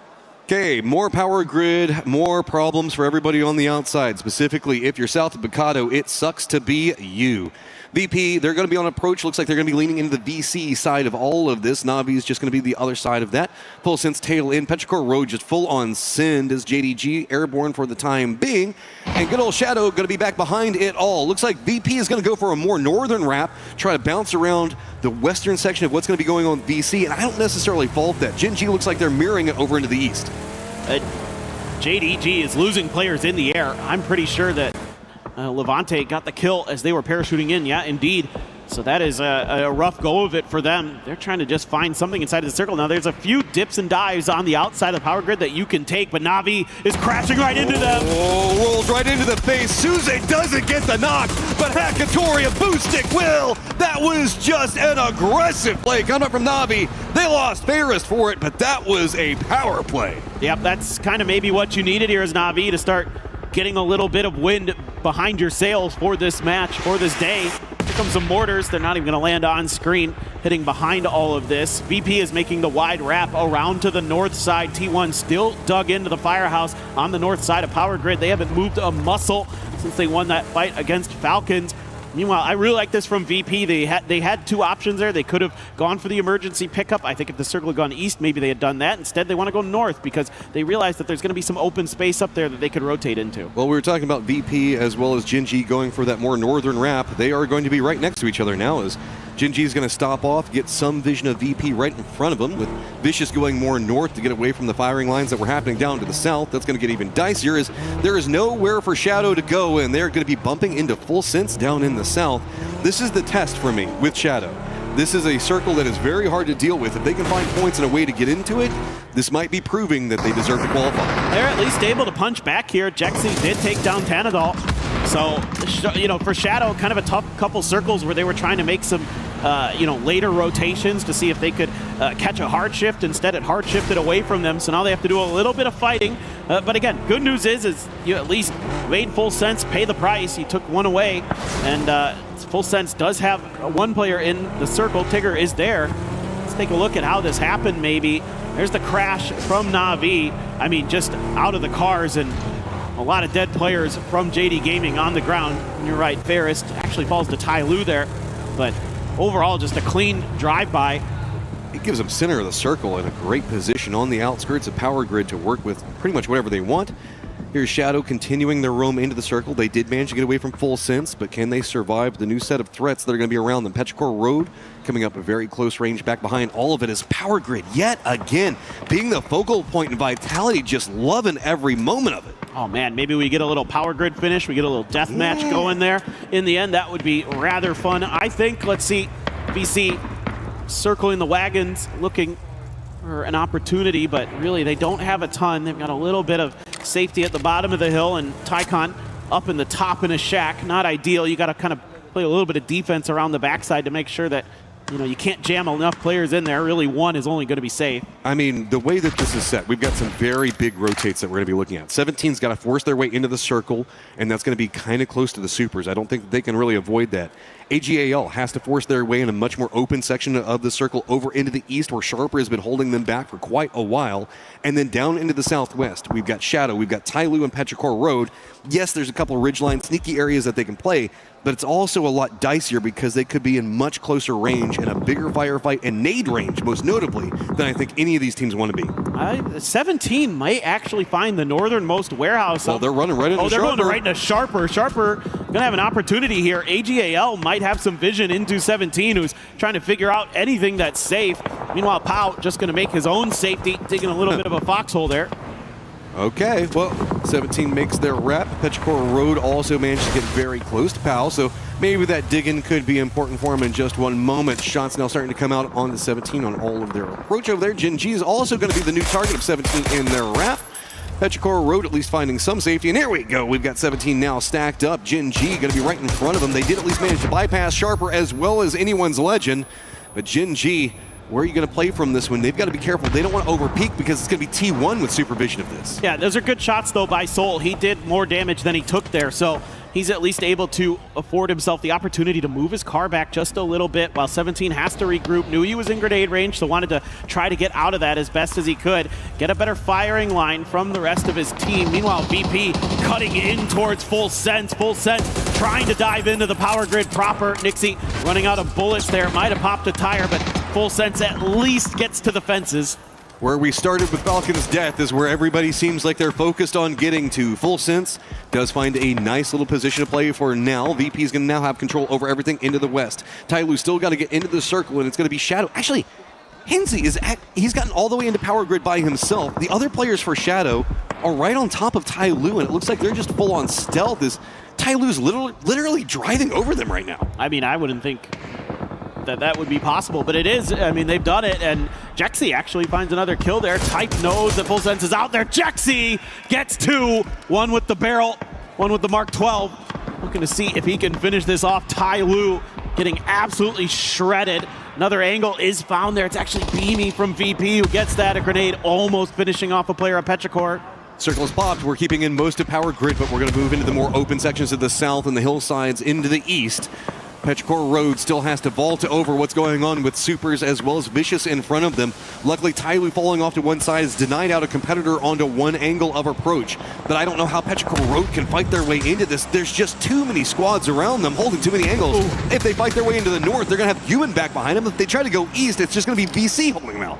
Yeah, Rex is driving way on the southern edge of this right now. DL was watching from the high ground, giving a little bit of just couldn't quite get there in time. Yeah, so he's going to go down, and Human trying to do what he can here, but now the Supers are at a man disadvantage compared to Petrichor Road. Grenade not going to do much there to our IGL, and he looks over towards Chewy. Can't do much. It's actually VC putting him down. Okay, Bob saying head needs to start popping some heads as it's just him and what angle of approach you go for. VP with nowhere to go. They're going to run back down into the Shadow defensive line. Good shot's going to find or on at least one knock off the start onto Lucarux. but you can see VP already has the information. They know exactly where they need to focus their targets, and Nade's already running right down on top. Jexy doesn't get the knock, but running in, it's going to be Kamal's right into the face of VP, not finding the angles yet, at least getting some damage though. Oh, actually, I think Hansi is getting some damage into the backside of Virtus Pro here, who are trying to fight tooth and nail. This has kind of turned into a tricky situation for VP. Looked like maybe they could have taken a favorable fight, but Shadow, little do they know, had an extra player already up towards the power grid proper. Jexy going to confirm the point and use these blue zones to scooch ever so much closer into the threat range. There is a res that happens for Virtus Pro. Okay, also Vitality has some angles of vision what's happening over here. Nixie, though, just shuts down Kamal's. Nothing to be had there. VP on a rampage, trying to push their way forward. Jexy taking a lot of damage. He's going to go down. That leaves just one up for Shadow right on the edge of the zone, but VP still needs to get in the circle. They've got VC in front of them, and they're trying to avoid the Vitality firing line. Look how weak Beanie is. I mean, he's 1 HP here, so anything that hits him is going to put him on the ground and basically put him out of the game with the circle that close to them. Meanwhile, somehow the Supers have kept themselves going, took Petrichor Road out of this.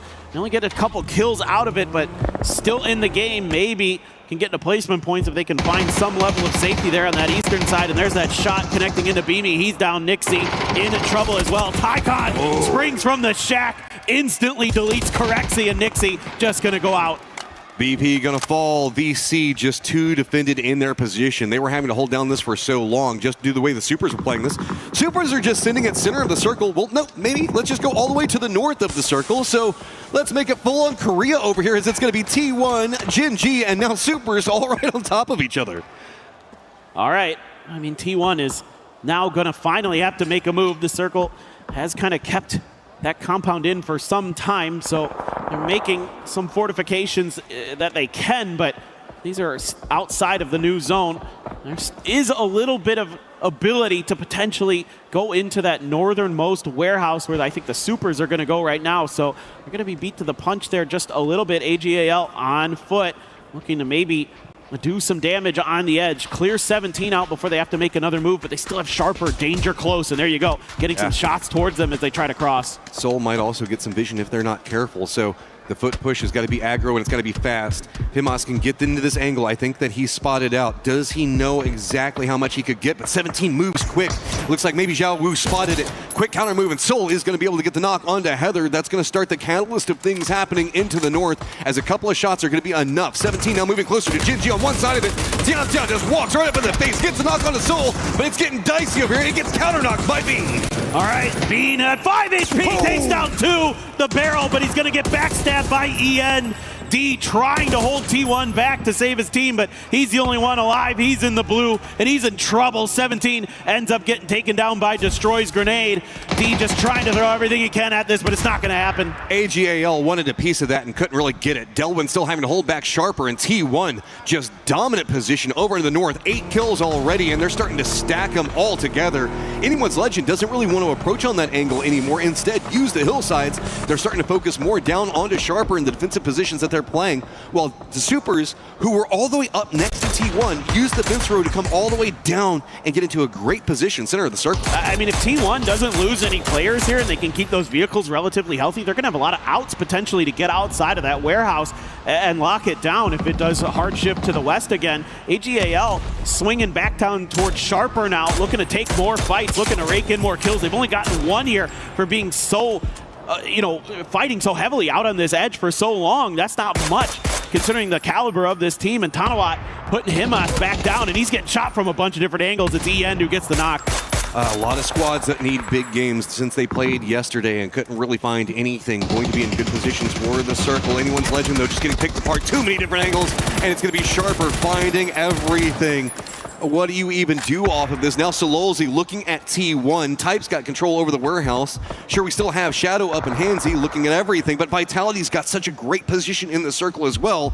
It just feels like Sharper's got all of the East on lock, and there's nowhere for Sololzi to go. I'm loving the way Sharper's been playing this game for the most part. They know Sololzi's on his own. Ian wants to finish what they started. Don't want to let him go over to the blue, and not going to happen. Heather's grenade is going to do it. 10 kills for T1 in this game so far. Ian immediately has to prone down. Here comes the grenade barrage from Na'Vi. Knew that VC was going to be getting close. The follow-up. Still not going to find any knocks. Good movement there to avoid much damage. T1 active, really quickly running into the face of Sharper, realizing the way that this circle's popped, they want to go for it. But Denawat's going to defend. Ian's going to go down. Hakatori's got eyes onto VC, trying to get control of the southern area, while it's going to be Navi trying to keep control over everything in the center. We also have movement happening for Vitality, going to be keeping eyes on what's going to be going on with Supers. All of this just stacking on top of each other, while VC finding an angle of approach. Yeah, this fight, though, for Navi's position, one of the most important in this circle. Supers are going to go down to Vitality. Tanawat getting over there, raining down with Earth. And all of a sudden, Sharper continuing to thrive. T1, a nice game in the kill department, able to get decently deep into it. But Sharper has put themselves into a spot where they can continue to cut through some of these other teams. Navi, 3 players strong, holding against VC so far. How long can Shadow solo survive, and how much can Vitality get here? The solo is going to be creeping up in the warehouses around Power Grid, while Vitality just wants to make sure nothing's going on over into the north. Sure, Navi's got control over the circle itself, but really it's going to be Vitality and point totals that we're going to be keeping an eye on. As, yeah, Handsy, I think they know where he is.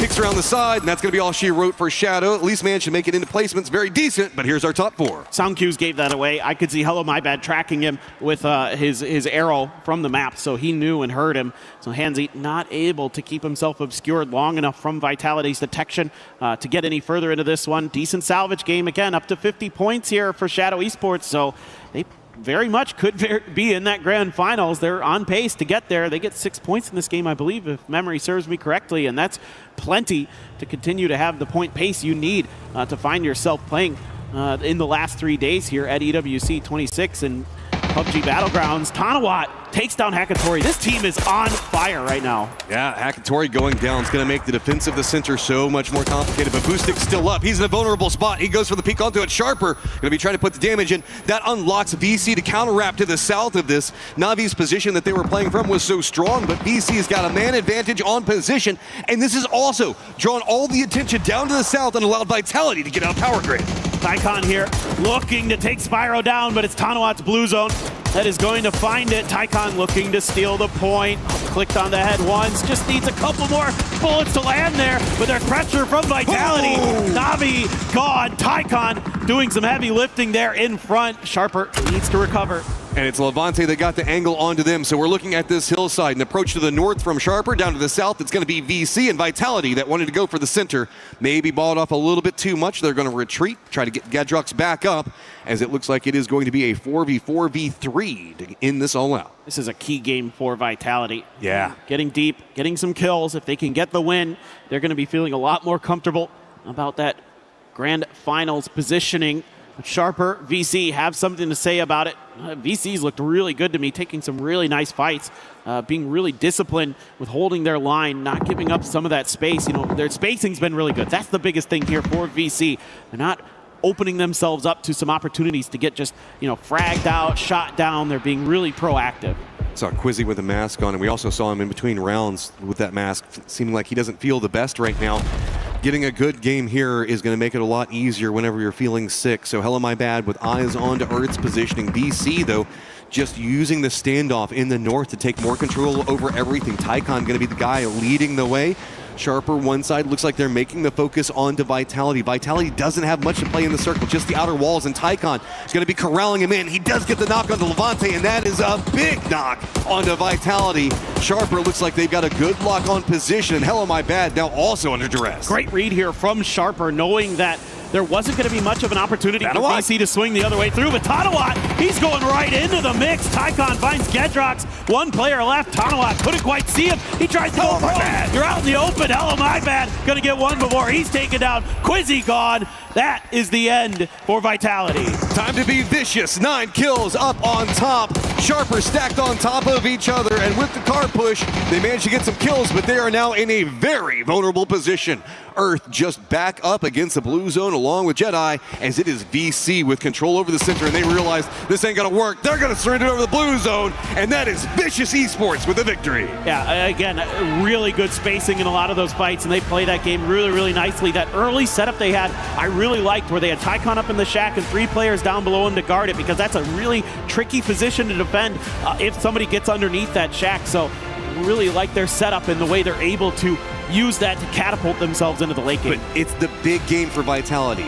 They need more still. They want to qualify. We love Levante and that crew, and this was such a late game performance coming up from them. Shadow also making it into what, 5th place overall after what was a little bit of a dicier start on everything.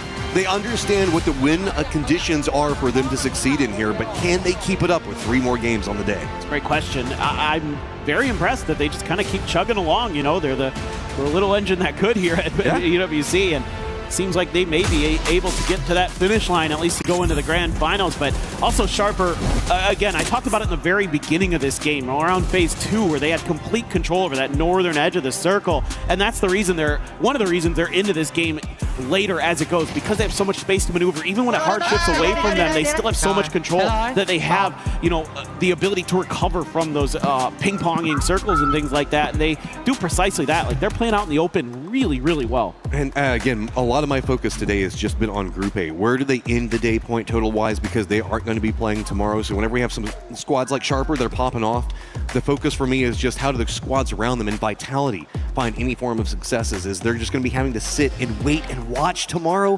Oh, that is just so nerve-wracking to have to do. This is absolutely ridiculous, but we're going to go ahead and try to get game number 4 all set up. We'll be back in just one moment.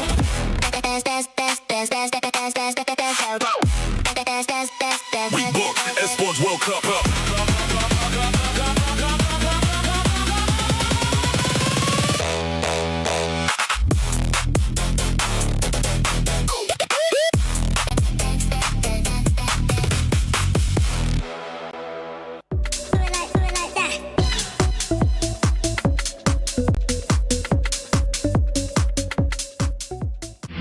A lot of people are haunted by their past. I'm inspired by it. They're not just playing for themselves, they're really playing for their entire family. They have defeated their demons. They have crushed the curse. Oh, hello. We are here for the Sony Media Tour at the backstage of the Esports World Cup 2026. So let's take a look at everything that's going on, as we have got some of our players already getting their hero shots done as well. As you can see here, made in Thailand, 2 times BGS champions.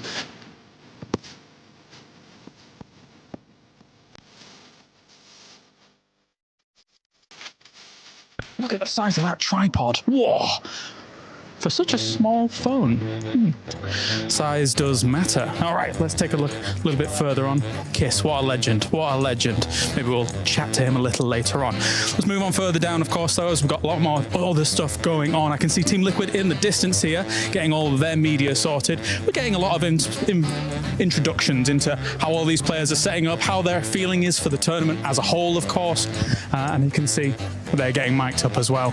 They're going to be talking about some stuff. A very different setup here for Esports World Cup 2026, as you can see. Another lovely stage.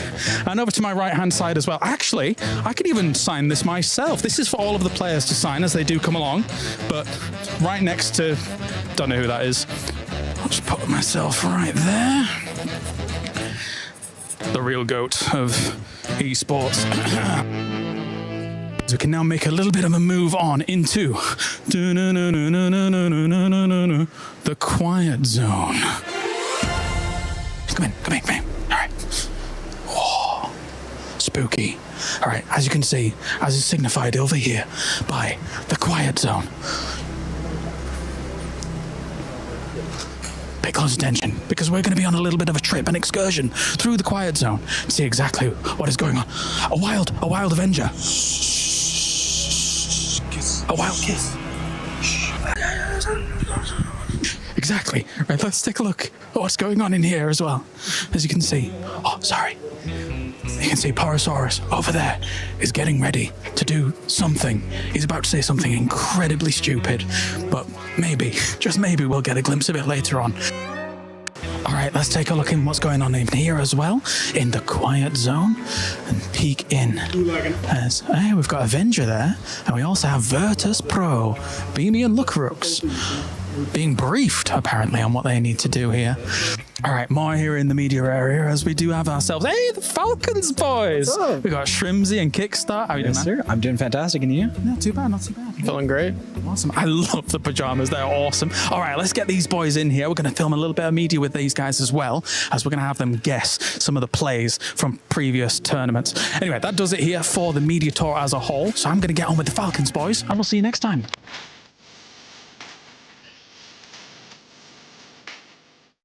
All right, guys, it's going to be the quietest. All right, let's drop it again. Absolutely not. Absolutely. One more opportunity to see players in their natural habitat. Nothing. Spectacular scenes here at the Esports World Cup.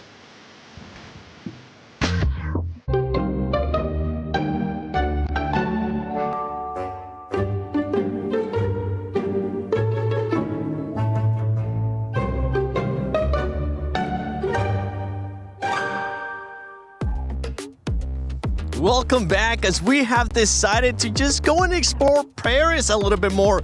We find ourselves on the rooftop of Novotel. Shout out to them for actually letting us use this spot because it's amazing. But as we have hit the halfway point of PUBG Battlegrounds at EWC 26 group stages, honestly, we got to recap a little bit what's been going on. We just saw the Vicious being able to get a chicken dinner. But if we go back to day one, I mean, that storyline was just straight up myth.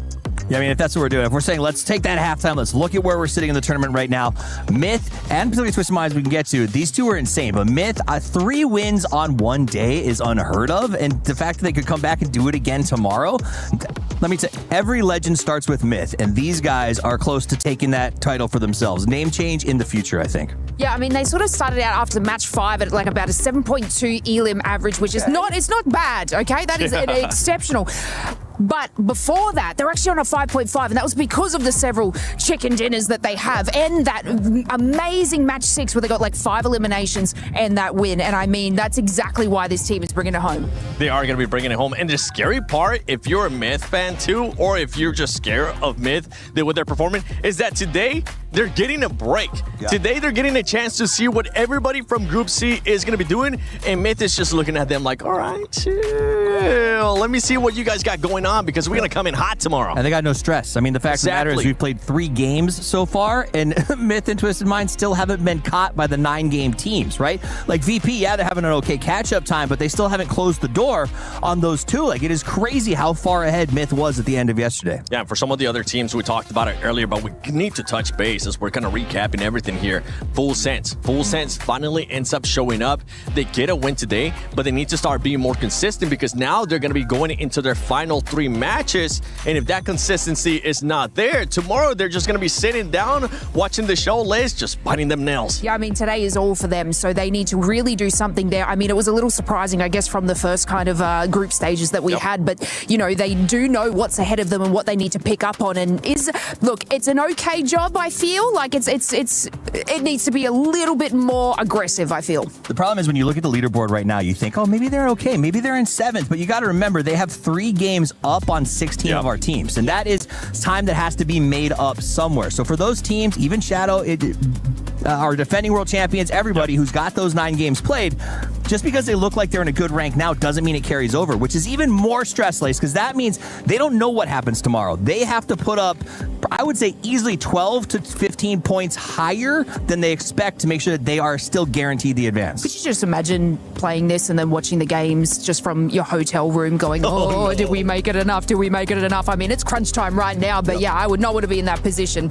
They definitely need to amp it up. If they have the Novotel view, honestly, it might not be that bad. You're not wrong. Actually, I know teams who, when they're in that situation on the 3rd day, they'll just go to lunch or they'll take a day at the zoo or they'll do something like that. Their coach obviously is like watching the whole time to give them updates, but I've met teams who are like, you know what, we don't even look until the very end and then let's enjoy our day. Let's not have that stress looming over us. How about some of the other squads that have came in today? 17 Gaming, I mean, they've been putting up some points. We just saw what Team 1 was able to do in the last one, and they ended up eliminating Falcons early on as well. Yeah, I was sort of touching on this. Like, we looked at match 2, and obviously Heather just being able to pop that grenade into their situation, and it looks like T1 is just clipping the Falcons' wins at the moment, because coming out of match 3, it was just an obliteration from them too. I mean, they're from my region. I love the Falcons, boys, but this has been a very rough start. Now, I'm not going to write them off. How many times have we seen the Falcons sort of thrive up and go full phase Sunday, if you will, on that last performance day? So I'm not going to write them off yet, but it's been a very tough run for them. T1 looks so good to be as high up on the board as they are. 13th place with only 3 games played at 30 points. That's the same track line that we had Twisted Minds and Myth on yesterday. So these guys can feel very comfortable. Another team that's in that same situation in regards to what we were talking about, being in that Group A, maybe not performing that well. AGAL. You got to remember, for AGAL, this squad, yes, you have been able to step it up a little bit, but it hasn't been to the point that we expect it to, right? You're thinking about insane players that they have in that roster. Hey, Maz, we need to be able to see them being able to bring it up. So you know what? I think it's time. We want to continue talking on. We might stay here at the top of Novotel a little bit longer, but for now, I want to see what's going to be happening at the stage. But Bosh, it is time, of course, as we have a few more games coming up here for the halftime. But we want to kind of touch on exactly what was going on really there. For the Vicious, I mean, you've got Tycon finally being able to step on up back on the international stage here, Matchroom. Always good to see Tycon. I mean, dude, you gotta love Tycon. I always have like mental images of that clutch that he managed to do where he got like, what is it, like 8, 9 kills, 10 kills by himself, and then clutched out the game. I got in trouble because I think I said some naughty words at the end of that cast, but I mean, it deserved. Tycon's that good of a player, so it's great to have him back in the form. Yeah, look, and especially you and I had casted Tycon, I think, in one of his first games, right? And we go back to those times we said, hey, this kid's going to be a superstar. Now I'm hoping he has the team behind him. And so far, the way they played that south edge, the way that they kind of pushed Vitality out, they watched for the other team coming across, which of course was sharper, and they were able to capitalize. And winning that game is going to be a huge boost of confidence for them as well. I think the first time in Fantasy that we ever played, and Tycon was a sub on that during 10K. Do you remember? He was the cheapest. Didn't you also pick him up like super early and rub it in our faces? I may have heard. Sounds like something James would do. Yeah. I'm sorry. I've got my ear to the ground, as it were. But let's. You're so low. You should. Sorry, I didn't. Yeah, I mean, because you're so much shorter than me, I'm going to enjoy this job. I don't know if I should be speaking. Let's talk about some of those teams that are on the bubble here for this one. Of course, as you've got teams like Tyloo, AGAL, and Petrichor Road all really needing to step up. It does feel like Tyloo's probably done here, though. I think Tyloo is done, unfortunately. I mean, even if they have an incredible last 3 games, they're still going to be behind by a full 6 games of the other group coming back in. On top of that, I haven't seen anything from them that makes me think they're going to do it. Final thoughts? Same. I mean, Tyloo's just not getting there. Petrichor Road finds something. Anyone's legend, pull a trigger, man. Yeah. Please, AGL, I'm begging you. Just shoot. That's the kind of team that can have 30-point games in the past. We've seen it before. It's time to head on over to the commentators here for game number 4 of day 2.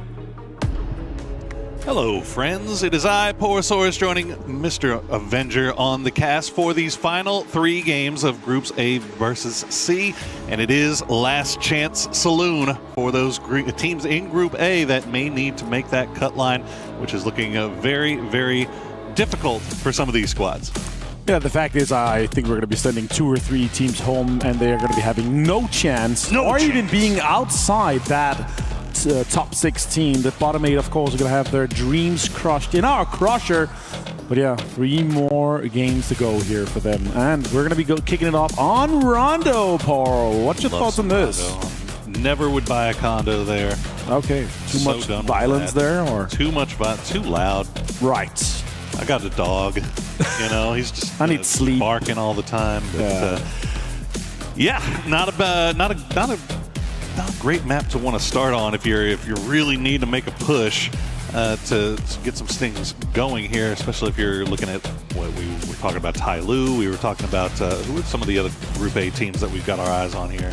Virtus.pro's not playing more of these 3s next one here. Tyloo, AGAL, Team Vitality, Supers, Full Sense, Petrichor Road, and Shadow has their last 3 maps we played here at Esports World Cup 2026 in Paris. And honestly, on Rondo here, back over to Tego, and then on Erangel, finishing things off. We were talking about the hypothetical cutoff line yesterday, Paro. Yes. I said 55-60. I think 55 is going to be plenty safe, considering how much points the top have taken. It took Virtus.pro 3 more games to catch up, and they have now tied Twisted Minds on that 69 points. Nice. Yep, nice. Virtus.pro has been having a bang-up day, for sure, as has Vitality. as has, who else has had a good day? T1. T1 has been popping off today. 30 points on the day so far. But, yeah, I mean, still work left to be done, obviously. But with 3 more maps to go, I think those guys could be feeling a little bit more confident. Yeah, we're giving a little bit of a hard time to Falcons here, but the fact is there is 6 teams below them that have had worst performance. That is Gen G, it's Navi, and it's AGL. But let's hear what Tyloo has to say. 船厂的仓库物资比较丰富，然后转移的路线会比较偏多一点。Well, there you go. Yeah. It's a short interview, and it's also been a short pleasure of them today. Unfortunately, 1 point in 3 games. 19 points yesterday. They're on 20.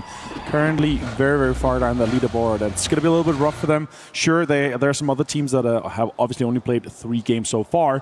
Navi, Gen G, AGL, Petrichor Road, and JDG have also a very low amount of points today here. 12, 12, 10. It's somewhat low after 3 games, but then again, we've seen it before, Paul. We have seen these chicken dinners with double digits, and it can definitely be happening for JDD here with a Jiaotin home turf circle for them. They've only had 7 points so far today. This is their game. This is their chance to turn that around. Yeah, this is, you know, we were having discussions in the green room prior to the game and talking about teams like Tyloo. You know, China as a region have delivered some very impressive performances this year so far. The switch to TPP obviously working out really nice for Petrichor Road, for 4 a.m., but it feels like that region is getting very top heavy. And once you get past, you know, Petrichor 4 a.m. 17, it starts getting a little loosey-goosey down there as to how much success you're going to see from them at an international level.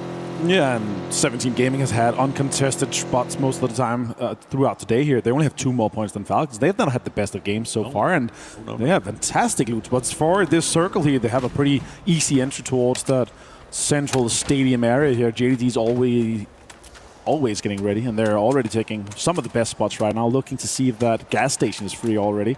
AGL coming in from that northwest side over to Bailey. They're going to have quite the space here, and considering how far northwest this circle is, Poro, I'm really wondering how many teams are going to try to backfill it. You know, we have Falcons in the north, sure, they're going to come in from that, but how many teams are going to try to swing around? You typically see this on stadium circles like this, where everybody immediately tries to send. You see such a cluster towards the center because those positions of power, those strong positions, are comes at such a premium that these teams are willing to make those high risk, high reward sends right towards the dead center early because they're so convinced that it is going to end up paying off for them. So we'll see now that we're getting a little bit later in. It's 4.5 minutes. That's late at this point in a circle like this, but so many teams still outside, still fighting their way in. It's going to be interesting to see how many try to go and still send towards that center or who will just kind of play around the fringes. Yeah, about half these teams already looking at how can we get into this circle, try to get some of the priority here. And also, let's break it to you guys. Rondo in general, especially for land ratio, this area has so much unplayable terrain that is counted in land ratio. It has water, it has these high ground, it has these pillars. Now with this, that we don't have land ratio, we're going to have some wild circles. We could be ending on straight next to the rocks on stadium. It's going to be really interesting to see how the teams apply the strategies that has changed just since this meta has just updated just a month ago. Yeah, it's going to be really interesting to keep an eye on as we see the stadium already starting to get a little bit compacted here. Mr. Guman all by himself as Vitality is arriving.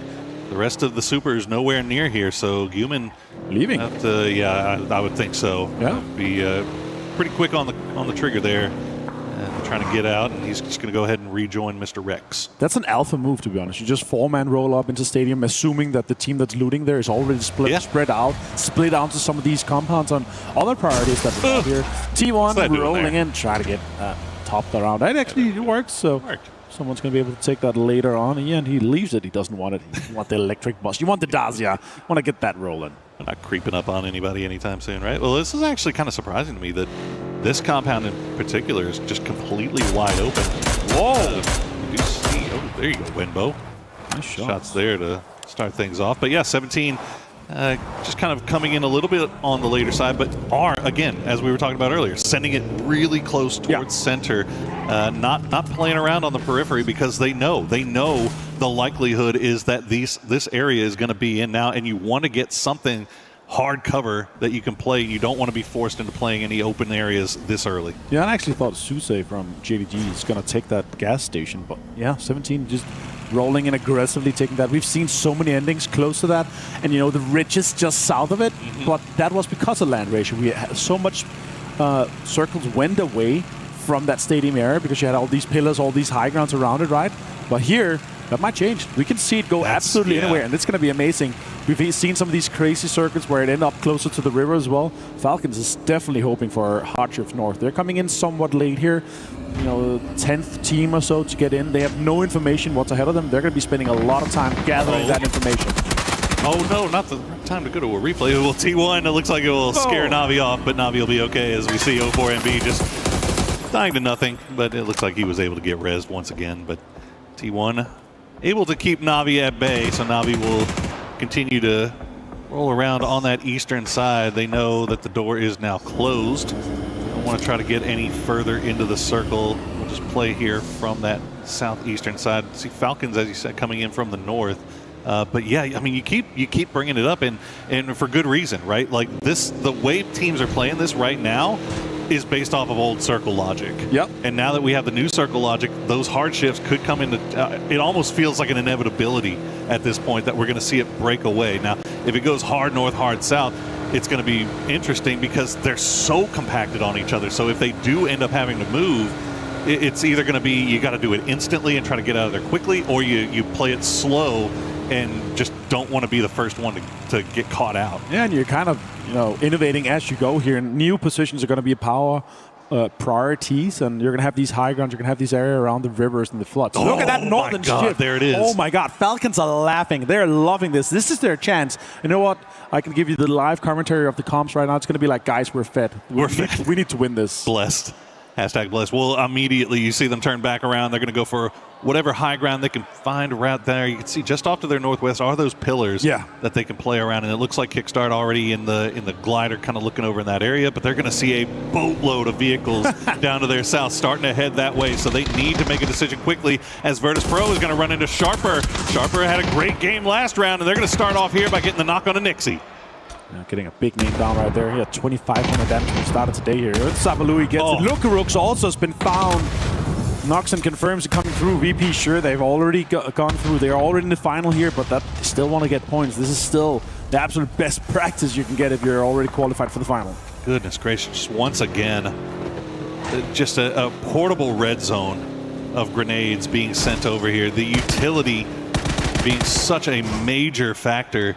And Sharper not scared to go ahead and send everything they have in the bag there to go ahead and secure those 2 points off of Virtus Pro. Virtus Pro, the rest of the team will go ahead and escape as now we see 17 running into Supers. They've got Falcons just off to their north, and you can see Shadow just off to their east. So this is not a fight that I think either of these teams really want to invest too much time in. And yeah, there you go. Both of them are going to pull away immediately. Smart. That's the way to go about it, right? You want to make sure you can stay alive as long as possible. Full Sense here going for an E pick up on the southern side. This is huge. We could see so many teams coming in and taking away these pillars from some of these teams that are on the lower ground, right? Kickstart, sure, he's in the glider, but if 4 guys land on the high ground pillar above Falcons here, that's going to put so much pressure onto them, actually. And we have the river in play, also doesn't matter with the land ratio, but these 3 or 4 really tall pillars around the compound where Falcons is, that's going to have quite the impact if Full Sense is able to grab 1 or 2 of them. And it looks like that's what they're going for right now. I would if I was them. And they're going to actually, I mean, if they can get up there, they're going to have time to set up too, because we also have another E pickup that's coming from east to west. Yeah. A little bit farther distance, but I mean, they're going right over the top of the same spot, right? So if Full Senses has the time to really sub, and now T1 has popped one as well, so multiple E pickups there. So Sharper, or Full Sense rather, could find themselves in a really good spot, but you see immediately upon landing, they're just going to have to drop down on their bellies as a number of teams already looking over in that direction. Yeah, Falcons hunkering down this compound. This is quite a strong compound here. You have multiple sides of cover. You can be in the roofs. And it's really difficult to breach unless you breach from that northern area where the rocks is. Just this direction that Gustav is looking at. But they're fully aware that Full Sense is taking some of these northwest pillars. But we're going to have this next circle pop. Let's see where we go, Paro. All right, we're going to get another hard shift. We will. Going to cut all the way over to the west. And that's going to leave a look at all the pretty big chunk of Bailey in. Where's Vicious going to go? Where's T1 going to go? Obviously, Full Sense has landed on top of that pillar. Right now, you see Falcons currently content and hanging in their compound. Why wouldn't they? As you see a number of teams trying to make their way past. It looks like they're going to be able to do it. Vicious not going to pop the shoots by the towers. Instead, they're going to continue going all the way over to Bailey. I'll have to admit this. I've never seen such a Northwestern circle, especially with the back-to-back hardships like this here. Look at that, all the fans here in Paris loving the games going on the Qiddiya City grid. I need to get a beret, man. Yeah? Red or blue? I mean, honestly, the red one is looking pretty nice. You have to go with the lipstick as well then. That's kind of crazy. But look at this, 17 being absolutely getting in here as T1 is flying in above them. Delvin finds 0-4 and B from Petrichor Road. Shots are coming in. AGL, they need to have a good game. We have just 3 more to go. Happening on the south side of the circle, you can see there's still 60 alive left in this game as there are a number of fights going on here. T1 have run into 17, and 17 proven to be a little bit more of a hassle to clean up than Falcons was for T1 last time. In fact, they will go down as T1 gets eliminated in 16th place. We'll see if 17 has the time to get those revives on before they get crashed. T1's had a good day so far today, so they can afford one, but now look at this. Vicious also finding 17. Beamy finds JDG as well. So much fights happening here in the northern side. 17 Gaming's out of 15th place as well. Tycon is back to being him old self. 2022, 2023, Tycon is back. Beautiful timing there by Vicious. They're able to get there before 17's able to do any type of reset whatsoever, so they'll pick up a couple of kills there as I-26V6 will get the knock on a Rex.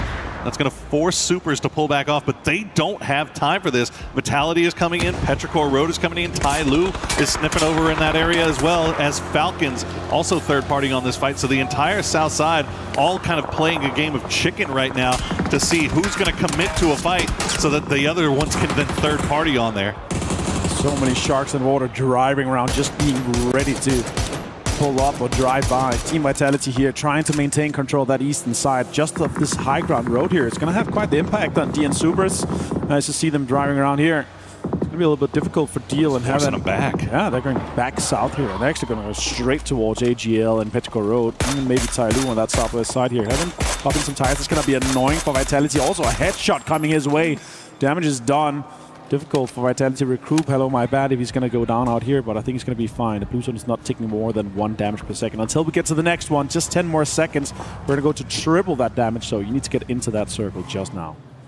Super's one of our teams that's on the clock. 43 points overall right now, and only this game with 2 remaining. To try to make sure they're above that cut line as the circle will bless up just a little bit here. That's great news if you're Full Sense, as they still have 2 on that high ground, but they've sent Belmoth and Thanadol down low to kind of that as well. We'll see where Falcons decide to go and when they decide to go really is more the important question. You don't want to be the first one there, right?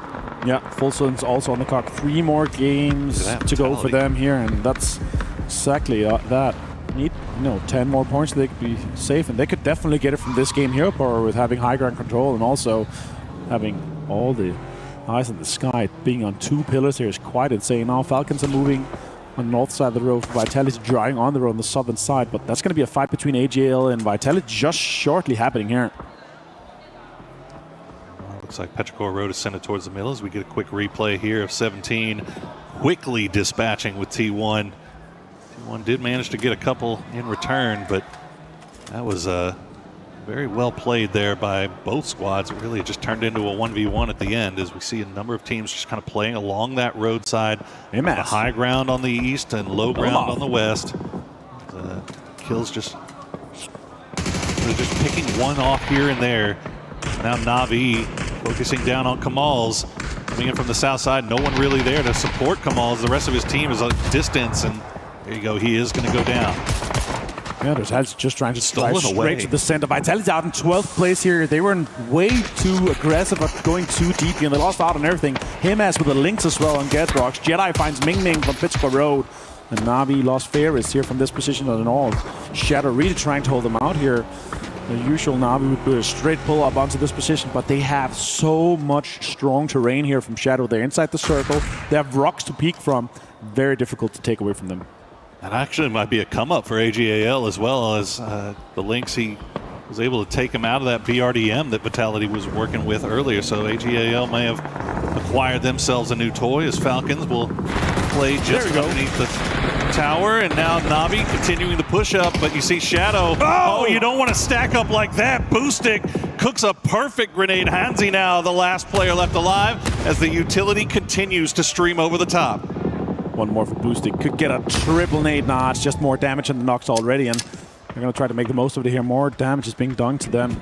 Nade coming their way. That's a great peek. He gets Spyro down. It's just Boostic. He gets him down. Hansi out. Shadow Esports out in 10th place here, and now it's 7 kills for Na'Vi. Good work there from Boostic. 480 damage for him. 4 kills in the bag. 7 total for Na'Vi as they starting to find their footing here late in day 1 for them. Rest of Full Sense not able to really pull everybody together and respond to that. So Belmoth just holds on to the high ground as we circle, center up once again on the circle. Donut indeed. Sharper and Tyloo sparring off to the west, but they have to find a place to play now. You know what? The slice of pizza in the south just looks like perfectly it's AGL's. This could be their game. Look at that, yeah. They have quite the control in the corner there with the intersection of the road. That is such a strong position. You can reach up and you can look over the ridges and just apply so much damage to everyone. Delvin already setting up that spot, so that's great for them. Falcons now considering, are we going to make a move here? We're going to try to make more control here in that eastern side. I don't think they're fully aware that Thanadol is close to them, but they're definitely aware that Full Sense is up there. Let's see what AGL does, though. Yeah, AGAL, I just briefly saw him on a mortar. Not sure where those mortars were being sent to, but you see Falcons stacked up the way they are. It gives you pause for sure. As we check back in with Full Sense with that high ground. They are going to have to leave it now, though, but they do have a foothold in with Thanadol just on the other side of this column from the rest of the Falcons. Well, it looks like Sharper is going to make their move now, getting close to VP or what's left of Virtus Pro. Corexi and Beamy on the clock. Sharper trying to get close, to VP, as you say here, with 2 guys just being alive, Corexi and Beamy. Shots coming in and connecting. Coach is on screen here. You can see Gunnar somewhat nervous, it looks like, but he knows how important this game is for them. This is definitely a double-digit potential game here. AGL is setting up quite aggressively. Tyloo actually getting close to sniffing this out as well. As you see Beamy trying to boost up and survive. He's got an AUG and a Panzer in the back. Virtus Pro don't need the points, but definitely want to try to compete against these teams as, of course, can they get more kills? Can they stat pad and get a little bit more confidence from the 3 last games that they're playing? Look at that, the BRDM on Delvin. That's going to be so impactful throughout this late game. One they stole off of Vitality. Lynx coming in huge for AGAL. 4 kills for them so far, 3 in the pocket for Himas. Complete control over this road as VP is going to make their move. And fortunately, they do so at a time when AGAL was kind of moving on their own. So nobody really looking at them. And now Falcons actually has a line of sight on them. So more shots coming through. Tyloo has wrapped around on the south side as well. So eyes on here. Shots being taken from range from one side of the circle to the other. And honestly, Full Sense and Falcons could benefit from coexisting on the high ground and low ground. If they could shoot at everyone from everywhere, it could be happening. Earthstopper finds Corexi, though. Belmont finds Spyro. The Na'Vi is down to just Boostic. Gonna have quite the impact here. And Vicious also in the northern side. They have quite the control. Sharper in the west, Tyloo in the south, AGL in the southeast, and the road. So much control. And Falcons, Full Sense just next to each other as Belmont finds it. Look at that, him as also in the mortar. They moved it, they took it with them. Where is it going to land? It's going to have an impact. I don't know if he was dialed in on that Pagoda, but the first one landed. Oh my goodness, one dragon. He gets knocked out of that. I'm not sure, was he in the car? Did he get knocked out of the car? I'm not sure. Either way. Na'Vi out. Gotta leave, but yeah, Kong Kong on one as well. So Tyloo sending mortars off somewhere. We'll see where they are going. Just a little bit shy of the high ground. I think that's, kind of aiming over towards Full Sense. But the new circle is going to pull Full Sense in once again. So this might be a Full Sense Falcons fight that's going to have to pop off here as they'll try to drop some grenades down. He's going to do big amounts of damage. Not going to get the knock to start things off, but that one might. Oh my goodness, the one bounce off the rock, keeping them alive as Falcons just hear explosions ringing in their ears. That's going to be rough. You're going to have to spread out just a little bit more. You cannot have two guys that's that close to an 8 here. They're 2-2 stacking, trying to spread out, trying to apply some of these utilities that they have. Headshots are coming in as well for Shrimsy. Now all the smokes are being applied here. They're slightly in on the lower side of this rock here. But now peeking over, peeking across. Ticket gets found from Destroy from AGL from the other side of the road here. Lots of impact. Beamy finds 2 on Vicious. Simon and Tyken is down. Of course Beamy had the Panzerfaust, and now Beamy's got a BRDM of his own to play with. Well, what's left of it. Either way, he's by himself. He can maybe survive just a little bit longer. We'll see. He'll at least use it for cover, if nothing else, as Vicious will try to make their way in, see if they can finish him off. Meanwhile, Falcons trying to take out what's left of Full Sense. They have just been hanging around, getting shot at by AGAL from the low side. Gustav will find 1, he'll find 2, and now it's down to 1 for Full Sense. Tigger left alone here now. He's going to have to make a push for it. Can he make it happen here? Shrimsy on the absolute front here. Utilities being deployed. Now nades are coming out as well. Shrimsy might have... Oh, great peek on him, but the nade's going to do a little bit of damage, but they're going to be fine here. Now they're inside the zone. They're going to be able to reset a little bit, and they're taking the PTC 2025 champions out of this game. 6 teams left, 20 players left alive. That was a good fight for Falcons there. Clean fight. And obviously, AGAL was kind of pressuring them, so they weren't able to set it up the exact way that they wanted to, but they were still able to come out on top, so well played by them. AGAL just exerting so much control over this lobby from this southeastern side right now. They are a problem that everyone is going to have to deal with here eventually, but right now, Falcons the only one that have their eyes. Himas finds Kickstart with the links. Tickleton finds Dogby. Vicious is in. Virtus Pro is out in 6th place here. And what an effort from Beamy here. Well played by them. Now we're down to AGL having this much control here. It's going to be so difficult for the rest of the lobby. Falcons trying to survive as much as they can. And look at that. Southern shift straight onto AGL. This is their chance to make it to the finals. If ever you needed a game to go your way, AGAL going to hit this one as Delwyn gets the knock on the kickstart once again. Falcons just getting pressed from all sides. Now Vicious taking shots over there, but now Sharper has actually got a flanking angle over here onto AGAL, so they can't focus fully on Falcons anymore. They have to be looking over towards Sharper. 642 damage there on, I think that was our Zapalui that we just looked at, but you see what Falcons are having to deal with. It's not great. It's not great at all. Yeah, it's going to be difficult. No utility left, no smokes in the M7, everything, just nothing. Obviously, their focus now is trying to get out and get Vicious out of the game and eliminated here. There's 2 potential kills on them and also the point for placement. That'll be a 3-point play for them.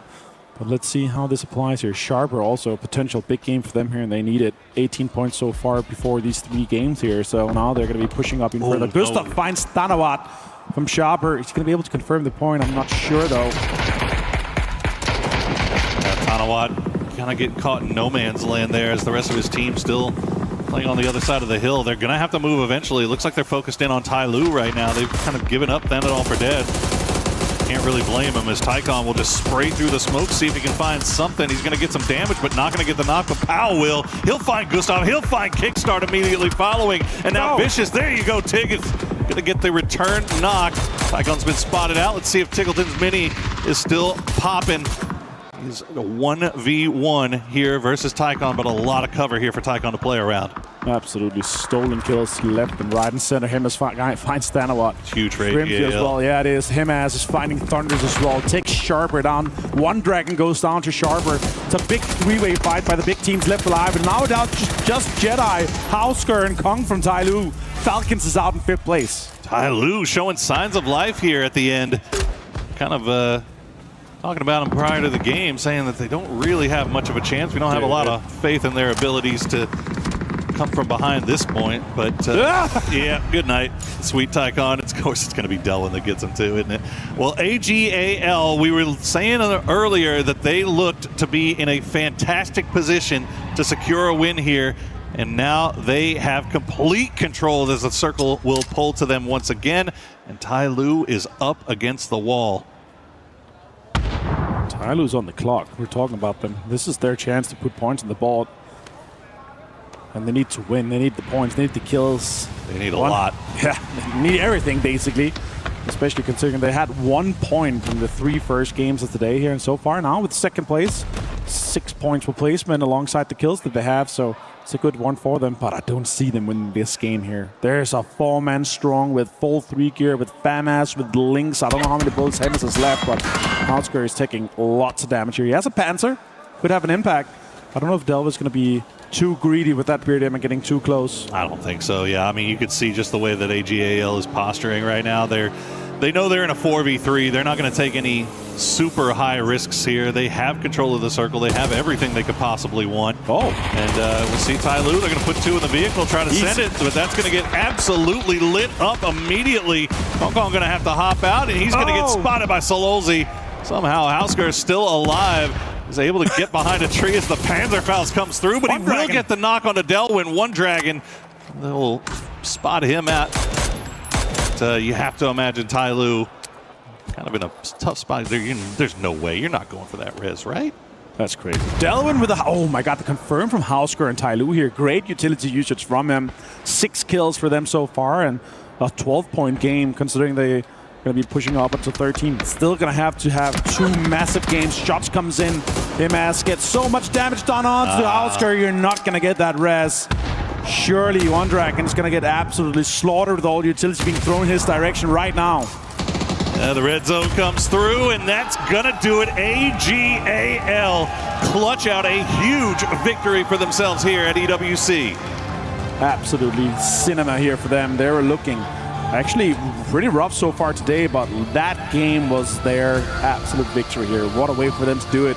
They were in 33 points going into this one here, and now with the chicken dinner, with all the kills they're able to get here, they're going to put themselves into 50-plus area here, so that's going to be close to finals. That was a team that we had very high expectations of coming into yesterday, and obviously not really delivering in a big way. I mean, it was an average day for sure, but they needed more if they were going to secure their spot. Well, more will they deliver here today, and they've still got 2 more games left to play, but fantastic work by them all the way throughout this game. I mean, taking that roadside, and honestly, just as soon as they were able to take out Vitality, it was almost just set in stone from that point on. Yeah, absolutely. As we look back here, Himas absolutely slaughtering Housker here. What a great way. And look, 6 nades. Himas had 6 nades when there's just 1 player left standing. The bombardment of the red zone just starts here, and look at that. 5 kills, 7 kills I think he ends up on here. What a way to do it from, and also tons of damage to come in. Very cool, calm, and collected there, aren't they? Yeah, I felt like that's so expected for them from that position. We were talking about it already, minute 12. Oh, yeah. They are going to win this game just based off that position with the utility they have, with the links, with the FAMAS that Delwyn was able to get, and also at BRDM. It's so strong. It's, for me, it's almost like a top 4 is guaranteed with the BRDM. It almost feels like it sometimes. Well, we have seen teams kind of run into trouble with them sometimes here and there, but I mean, when the position that they had that time around, it was going to be really, really... I mean, I don't think we saw anybody even take a shot at AGAL there for about 15-20 minutes. Well, there you go, 23 points for them, and that's going to do a load of work to securing their spot here in the grand final. Vicious Esports and Ty Lu, though, showing out here at the end. What a great day and start for Vicious. So I actually didn't have high expectations for them, to be honest. It's a situation where Tycoon is just back, maybe? Like, it's a newfound motivation. Did he ever leave? I don't know, man. Last year, 2025, 2024, he was a former shadow of himself. Remember Dubai, remember 2023. He was an absolute beast. I don't know if he's going to be able to continue to do this throughout the final, but Vicious is looking great. They're looking poised. Absolutely. Well, we have a quick interview, so let's throw it down to Mr. James Colares-Carroll. Yes, that's right. Thank you very much. I'm here with Shrimzy to check in on what's going on so far here for the Falcons boys, one of everybody's favorites and one of my favorites in Shrimzy as well. How are you doing so far, man? Doing good, and you? Not too bad, not too bad. I want to ask you about the first, half and a bit of the day here, of course. A lot of people are looking at Falcons as one of the big names here for EWC. So what's been your perspective so far on how the games have gone here for Falcons? Games have actually gone pretty decent. I think we're playing pretty well. A few things haven't gone our way, and it's led to a lot of points not being acquired, but I think that's just PUBG sometimes, and you just have to keep pushing. Bit of a tough rondo here for this one. Obviously, you guys had a decent shift north onto your compound and be able to take that spot, but then the circle starts shifting away. You send Gustav forwards for that scout, but then beyond that, you're kind of stuck up against those rocks. So what's going on communication-wise, etc., in those kinds of moments? It's just pure chaos, you know? Like, there's just so much going on all the time. Mortars, BRDMs, people above us, you know, we're just trying not to die and trying to see get as many kills as we can, but I mean, it's just crazy. There's a lot going on. Confident about your chances to be able to move on, though? 2 more games here today. Obviously, you've got another day in hand as well. You thinking it's going to be okay? Yeah, of course. We're one of the best teams in the lobby, and we're going to perform like it for sure. If I get you some waffles for the Breakfast of Champions compared to our previous breakfast, do you think that'd work? I need it. The Breakfast of Champions, very important here for Shrimsy. Thank you very much, mate. You can get them back, as now we head on over to even more here from the EWC.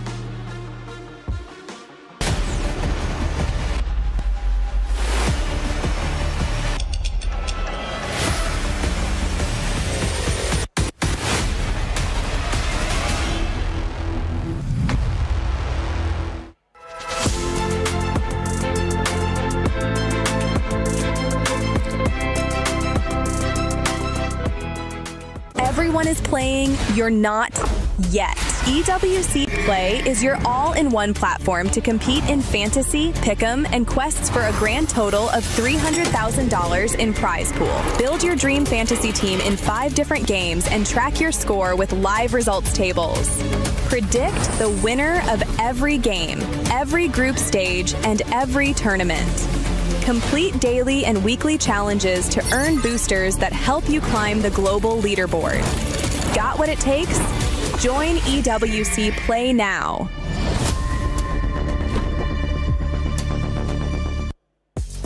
Another week of EWC means another week of club championship updates. We've got new games on the table, and we're hanging out with Ton to give us a little bit of insight about what's been going on over at the Lenovo Legion Gauntlet. Yeah, MLBB very much underway, starting with our group stage, which we've got going on all week long, into playoffs next week. But we're very early doors here in MLBB, but it's going to be really interesting, especially when it comes down to club championship. We've got a lot of the big boys in there, and some of the teams that actually really need to start putting their foot down.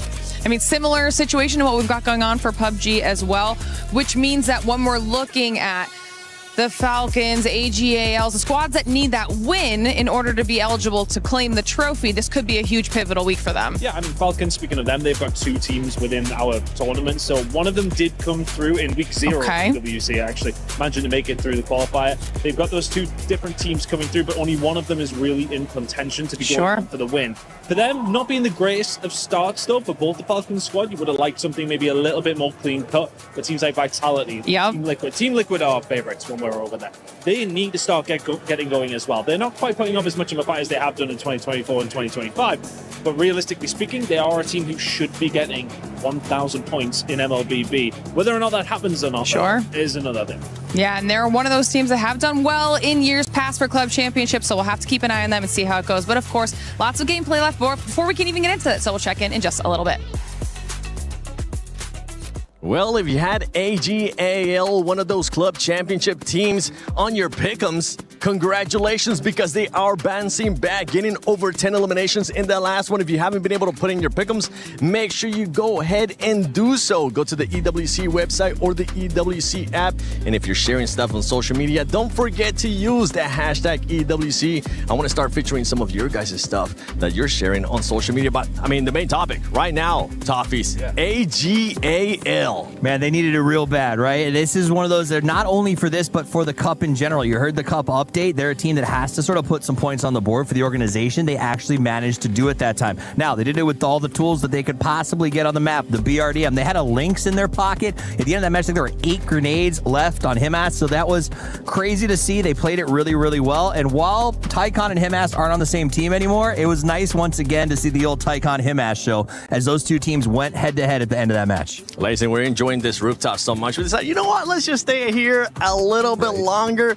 We were expecting Falcons to make a bit of a comeback. We just heard on that interview they still have the confidence. Calaris asked him, you expected to make it to the finals? They're like, yeah, Yeah, look, I'm just enjoying the sunshine, but not so much the wind. You guys don't have hair like I do that gets all up in your face, but you know what gets up in your face is, like, obviously we had full sense on the height there above the Falcons, and this was kind of like a little bit of a difficult situation for them, obviously being embedded under the rock, but I mean, they were kind of causing that chaos, and the Falcons were able to sort of hold them off. They, full sense used so much utility on them.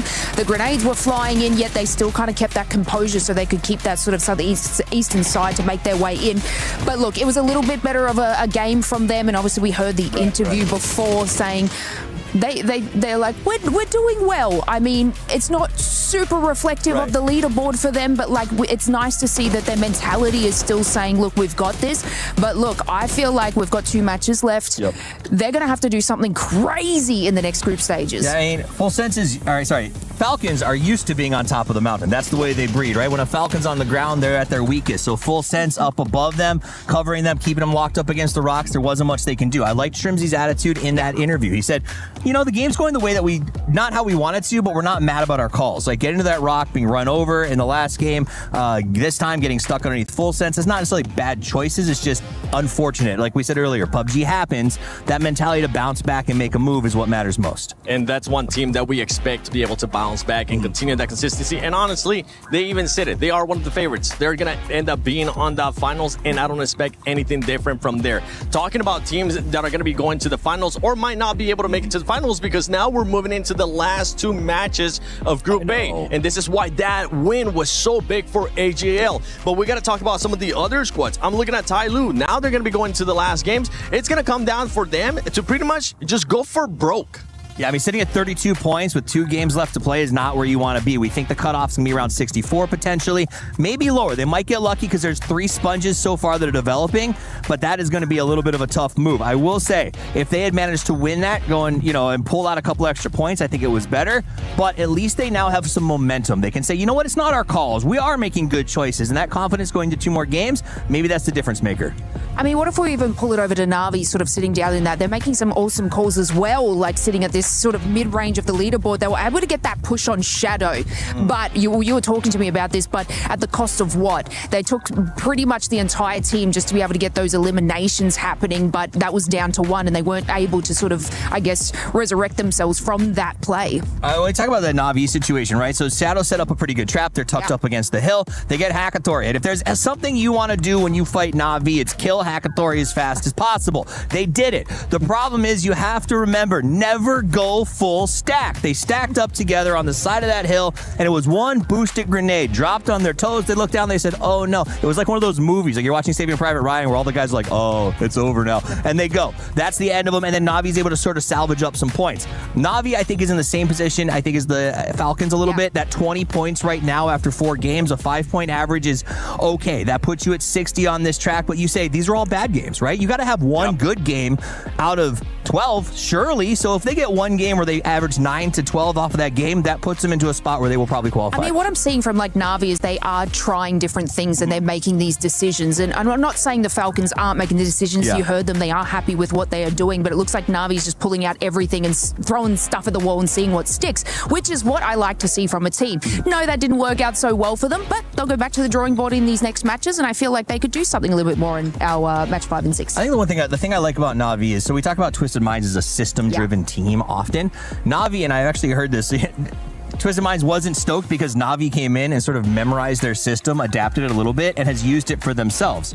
So I think the idea that Na'Vi is system-driven, but when the fight breaks out, they become very sort of work on your own or work in duos. The system is dead, let's just frag. I think works really well for the modern environment and the way that PUBG has been evolving so quickly. This is one of my picks for teams over the next 2 years that will continue to just keep climbing that board and be world champions at some point. And for Na'Vi, they just came in today too. So they still have 6 more games tomorrow to go. They got time. If they're taking a little bit of time, that's completely fine. One team that started off hot today and it has slowed down in a way, but even though they've still been getting the points, it's VP. VP, in the way that they're positioned currently in the overall, they're looking like they're going to be going to the finals. But at this moment, I mean, if you're going into the last 2 games, they could use that to play a bit of a spoiler role to some of the other squads that are also in Group A that are having a hard time. Yeah, it's one of those, do I take that risk? Do I sort of mess with someone and they come back around? If there's a $2 million tournament, that's the one to make bad blood on, right? So they could mess with someone. That's not VP's nature generally. I think what they'll do is try to run up those numbers a little bit because you also want that confidence. You want to walk with swagger into the grand finals and be like, yeah, we broke 110. And then everybody else is terrified of you. So I think that's what VP is going to look for the next 2 games, is to crack up above those 100 plus and say, we are the guys to be scared of when it comes to the grand final. And earlier we saw Full Sense being able to bounce back a little bit too, getting themselves closer. Shadow Esports is in that range as well. For some of these squads, I feel like if they can possibly end up clutching up a win in the next 2 games, Slays, that could end up meaning a ticket to the finals. Yeah, I mean, it's absolutely huge from these games, and we saw it coming out of like the first kind of group stages and stuff like that. They have really turned things around. They went back to the drawing board, and they are showcasing it today. And I know you've been a big fan of Shadow, and y'all saying it in the green room, but they are absolutely turning up. I'm all in. I'm all in on Shadow Esports. Toffees doesn't agree with me, but the thing is that I'm all on Shadow Esports because of Toffees. I said good day one.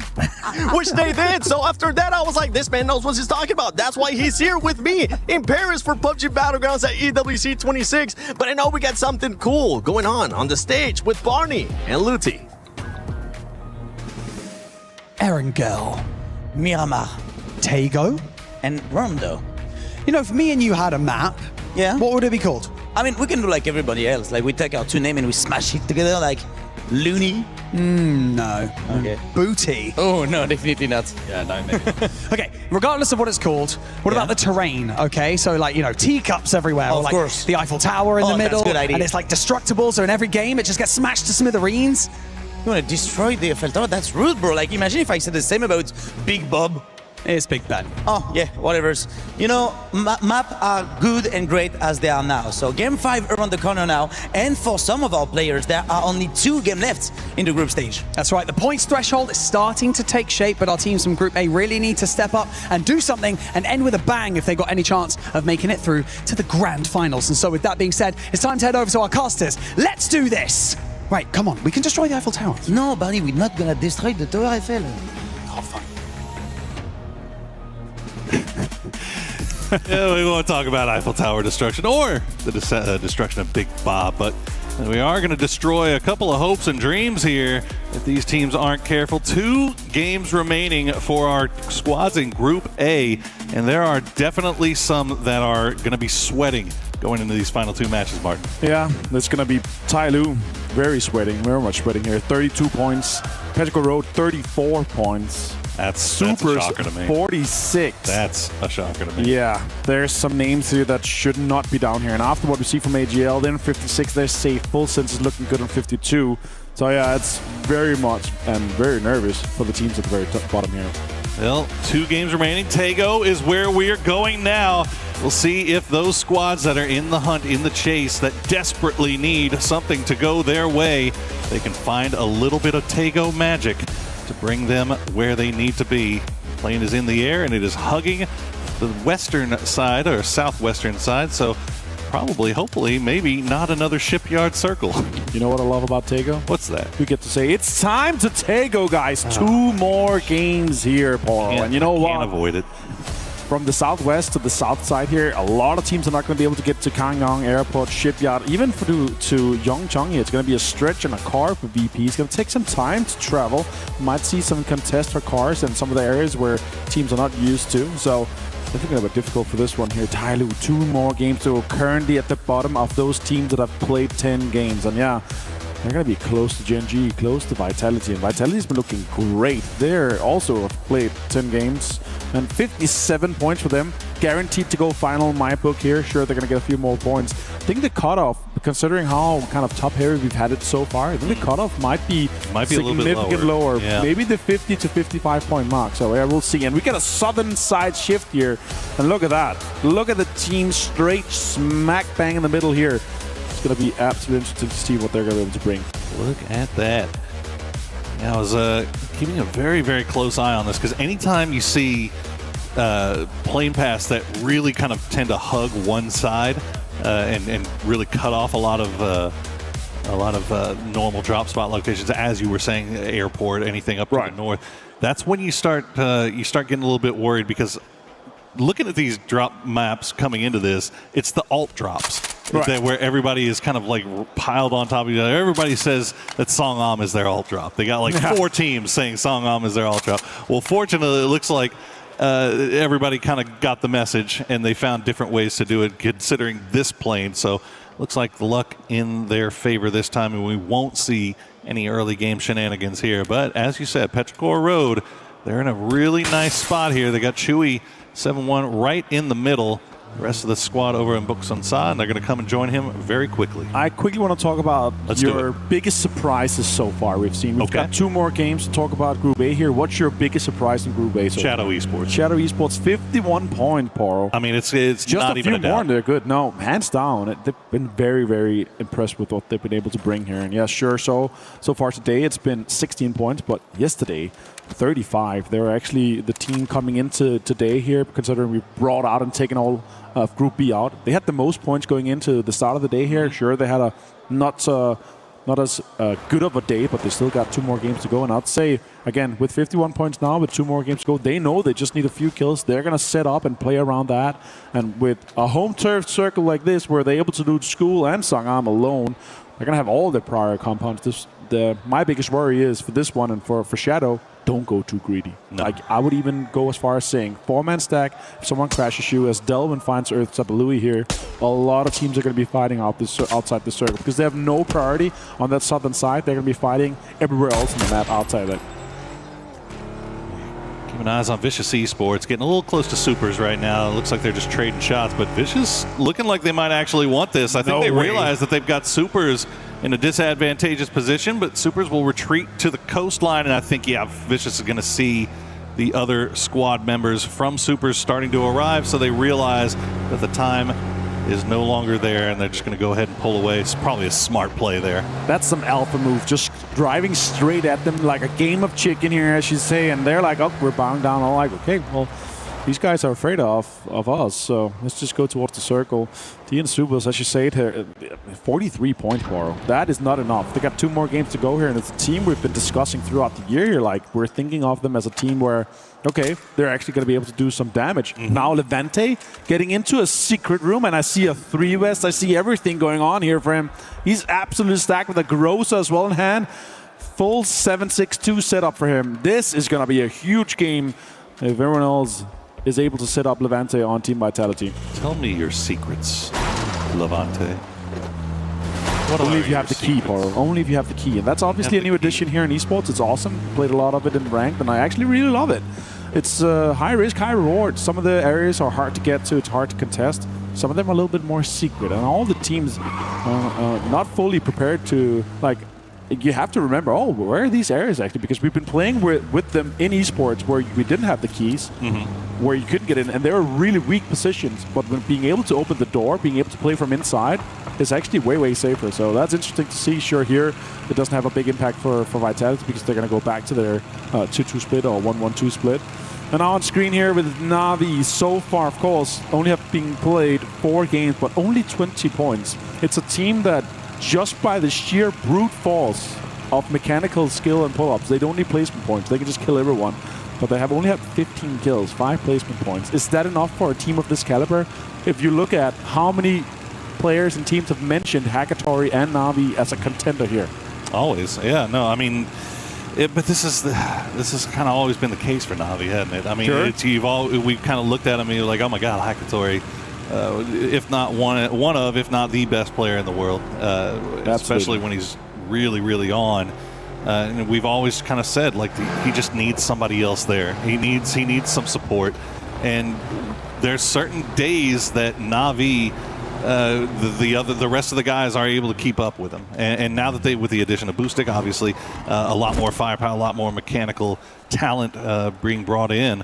But it's still kind of, it feels like the story's still remaining the same. Like, you'll have Na'Vi will put up these 70-point, 80-point days where they just look unstoppable. And then they have these where, 20-point or less, just stinkers. And it's if they can just find a way, and tomorrow they could come in here and drop 80. That's the thing. Is like you never know with this squad. No. And for this game here, they do have some pretty good terrain here, but we have such a big southern circle here. A lot of teams already inside. The teams that are out right now trying to get in, let's talk about it. As you see 17 Gaming flying around the gliders. We might have some air combat here, and I do love that. It's 17 and Navi, so it's actually good for Navi there. It looks like it's going to be enough to force 17 to continue their rotation, pushing off to the west. So Navi will hold strong. They do have Petrichor Road kind of off to their south, but looks like they've got a decent spot to play here just off center. Yeah, Falcons also drawing in, trying to get into position from the northern side. They're potentially going to butt head with T1. Tyloo coming in from the southeast. 17 Gaming is coming in from the north right now, inside the circle of Hosan here, but they're going to be having VP flying straight across from them from the helicopter. And the emergency pickup, of course. And all the teams already very, very centered up, close and around Song Am. A little bit nervous if we're going to see a western or eastern hard shift. We've seen these, you know, hospital kind of hard shift to the east. Maybe have these Song Am endings. But I would love the southern side, like the area between School and Song Am. This high ground kind of king of the hill fight. One of my favorite areas here on Tego. You know, and I feel like a lot of these teams may be thinking with those new circle changes in play, all right, what's the worst case scenario for us? It's that if this thing hard shifts down to the south. So let's put ourselves in a position to where if it does do that, we can kind of play around it and we feel better and more confident coming north, but it's not going to matter. It is going to hard shift down to the south. So 50% unplayable, and right off the bat, Falcons are going to run into T1, and once again, T1 running into trouble early. This time, it's going to be the Falcons. These two teams are just butting heads all day here. It's crazy. Type goes down here, big names to take down, and Raining and Heather's going to have to drive away. That's 2 easy points for Falcons with BRDM as well. The way you can just brute force your way with that is just insane. So well played for them. 2 points in the bag, and now with this circle be this southern, they have no priority. They have no rush to get in there. They can loot. They can get the chips if they want. You can just get all the utility and just recoup just a little bit. Type still knocked out there. That's going to bleed out eventually in here in phase 2. But sure, Tickleton found him. It's going to be looting out. And now T1 being down to just Raining and Heather. Sure, they've had a absolutely fantastic day so far with 31 points in just 4 games. If they can replicate that tomorrow, it's going to be fine. Red zone straight on where we potentially could be ending up. It's going to create so much destructible terrain and areas and dips and foxholes for all the teams to play later. You can see Virtus Pro, all hands on deck here, all pickaxes in action as they create a little bit of space for themselves, but they have to stop here momentarily as 17 has arrived, and 17 will lose Little Ghost. Nixie with a good spray will take down one. We'll see if the rest of 17 could escape. It looks like they will be able to, but where do you even go? AGAL off to the west, now Vicious down to the south. 17 just finding themselves in the middle of no man's land. AGL has set up a great spot here on the mini palace on the southern side. They're going to get so much points from here. Boosting gets found by a red zone. Xiaowu's out from the glider. Destruction is happening everywhere here with the red zone straight on to like 20, 25 players. Absolute insanity. Oh my goodness. How many do you think Boosting could probably count on one hand the amount of times he's been knocked by a red zone? I can tell you it's not fun. It's not great. You're never happy about it. Well, fortunately, nobody was really pressing them. They're still off to the east. They're going to get that revive up pretty quickly. Falcons, though, I wanted to ask you, so coming in so far from the north, right? You see the shift all the way down south, the second shift going all the way down south. At what point do you say, okay, now we're kind of in salvage mode? Right. We're not really feeling like we can maybe get a win off of this just because we're coming in so late. What point are you saying, like, okay, now let's just go for kills? Everything just changes because they have a BRDM, right? They can play around it with where the BRDM can go in front, he can scout, he can see, okay, where's teams, and try to avoid the pants, of course. Here with this, they can kind of brute force their way through the circle where they still get space here. Even Tyloo shooting at them now here as it is. They're going to divert a little bit. They're going to kind of try to set up and still get inside the circle here. So they're going to be absolutely fine. Look at the agility here. Delvin finds Wenbo. Even though he had some cover, it's going to have a huge impact here. And Wenbo goes down. That car is also absolutely gone. And 200 damage already to Delvin. Another circle pop. We do go towards the Songan area and to the eastern side there, and Falcon's going to be happy with that. Wenbo flushed, Delvin get that point, and AGL absolutely on fire after that last game. Confidence at an all-time high here, Poro. And if we're gonna call out these teams that are having a bad day, 17, man. Oh yeah, not even 20 points on the day yet, with one game remaining. Well, this one obviously, but only Tiantian left, and It is they're leaving themselves with a lion's share of work to do here tomorrow. As we see the new circle is popped, most teams already in. I did want to point out T1, Falcons, after they took out those 2 players from T1, did not destroy the chips. Right. But T1 was able to get those revives. We'll see if that comes back to haunt them here. As now we check on supers. They've got JDG on the coastline. Looks like JDG is going to be able to avoid them for the most part. That's going to be quite the amount of teams going to try to go for some of the coastline play here, because sure, it's phase 3, but no longer having land ratios, not going to be guaranteed to go away from this water area. And we've seen some tendencies where it actually goes towards water in those phase 4s and phase 5. So let's see what happens here. With that northeastern shift here, look at the amount of space that Falcons was able to create from some. Also, I'm going to have to get my magnifying glass out, because it looks like there's like 5 or 6 teams in the dead center. It's Vicious, Gen G, Shadow Esports, Sharper, Vitality, Petrichor Road, and Na'Vi absolutely stacked on top of each other inside the city. That is going to be very hectic if and when they have to leave. But right now, they'll just be uncomfortable neighbors as we check back in with AGAL. Still have to make their way inside zone, and they've taken their time about it. And as a result, Virtus Pro has kind of gotten themselves into a spot that they could maybe cause them some trouble. As we see exactly what Mr. Avenger was talking about. Lots of residents in the city of Songam right now. New applications are closed for Songam. No vacancies. There's no vacancies available here in Songam, absolutely. And with the area that Falcons has, if this circle goes anywhere east, that's a double-digit big game for them here. That's exactly what they need. You can hear the confidence from Shrimpsy. They're like, yeah, we're one of the best teams in the lobby, and we're going to play like it. And this is definitely a game where we potentially could be seeing that, especially with a BRDM in hand. Oh, look at this. Hemas has no idea that Virtus Pro is just on the other side of this ridge line. They've dug themselves in. Remember, we saw them. No way. 4-man diggy hole, and they will eventually strike us. Now, of course, when there's a million people in the middle of the city, now is when the emergency, the drops are going to come through. So we'll see if anybody has the guts to go for it. I don't think we will, but AGAL, they think that they have a free and clear path up here, but it is not free nor clear. And Himas just has yet to figure it out. We see the stress coming through in the fans right now. They know. Yeah. Oh my this could God. be dangerous. That circle pearl is insanity. Oh my. 45% water. Half the city is still inside here, but look at that. Tyloo is laughing. They're going to have a hard time as Thanowat finds Setsuna. And AGL is just running southwest here. They know backfilling that area and taking some of the space is going to be so crucial.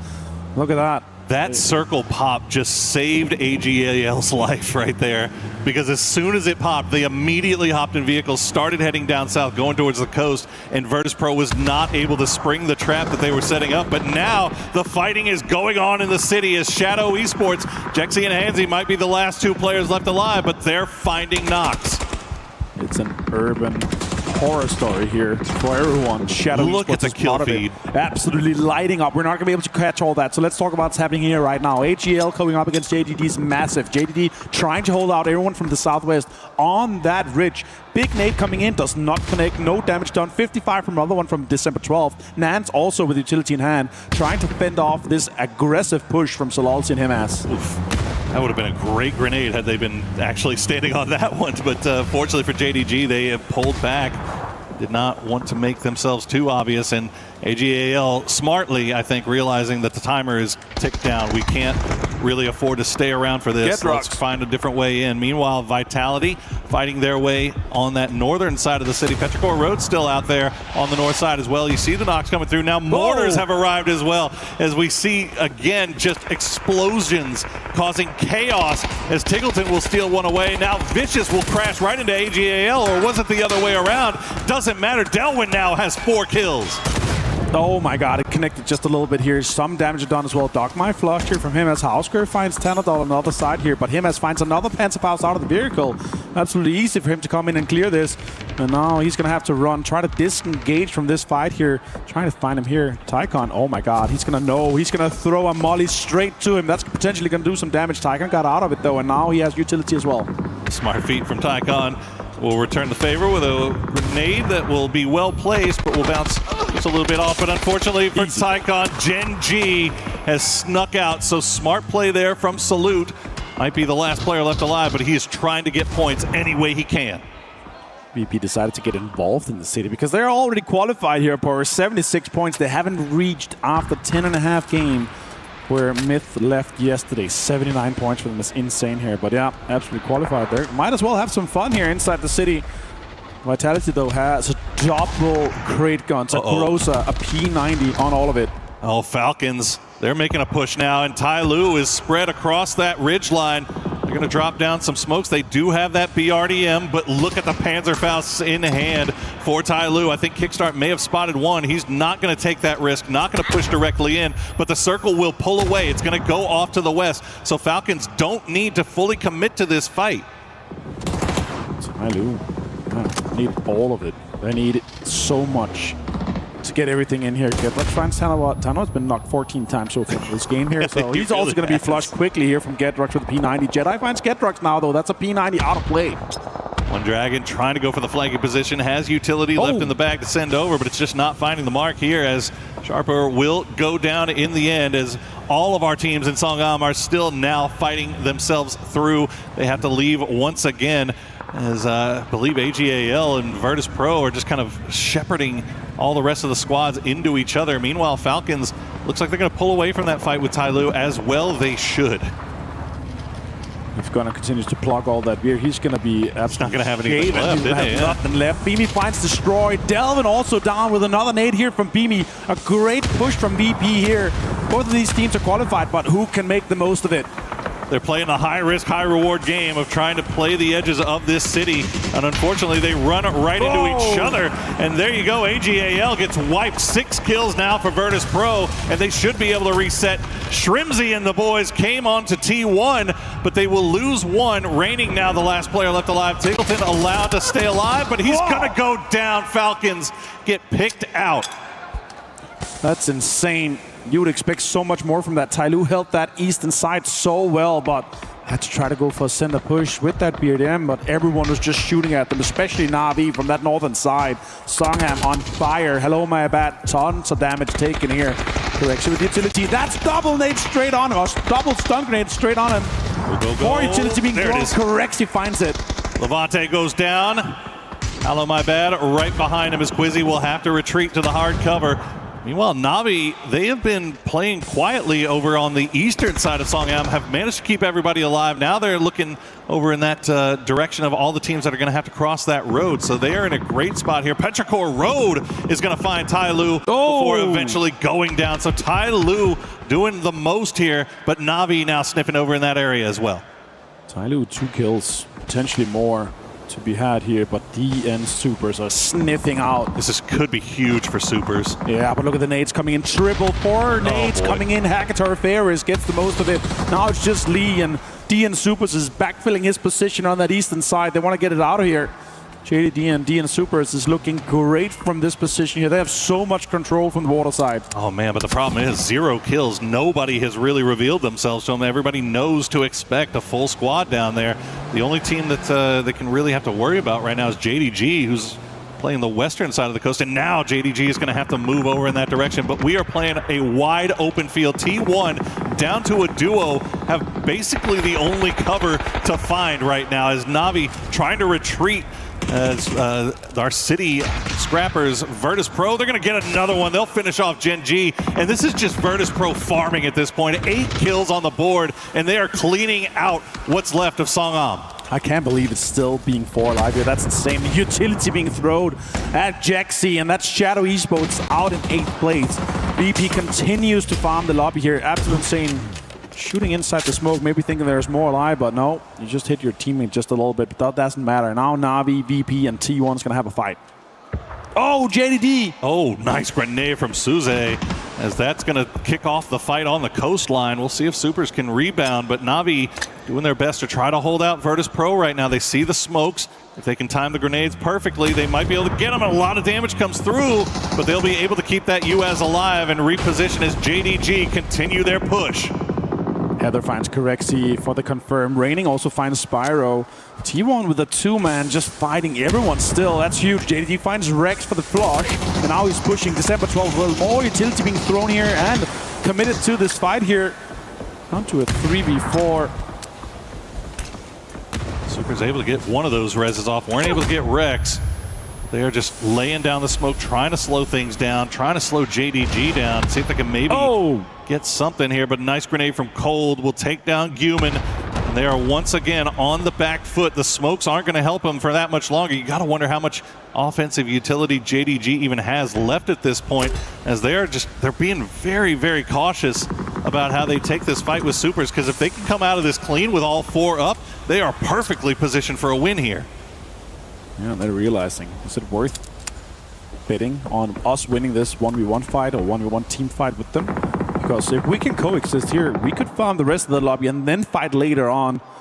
I don't know if that's what JDD wants. Beamy finds Boostic though. Navi is under some pressure. Tyloo still has Lee alive inside the circle, and T1 still 2-man stand. And Chan also from 17 surviving on that western side. Surely eventually he's going to be found by VP. Yeah, that's who I'm looking at right now, because VP, I mean, they came from the city. They have no idea to even look over in this direction. Tian just being the sneakiest snake right now. Heather will find Boostic, as the grenades from T1 just going to, I think that might have been a freshly rezzed Boostic, so not a lot of damage, but it gets him back up. But that one he'll finish him off, and he's going to get the knock onto Spyro. So Navi, once again, backs up against the wall here. It's actually impressive that Virtus Pro was able to keep 3 alive and make their way into the circle, but Tian could strike at any moment.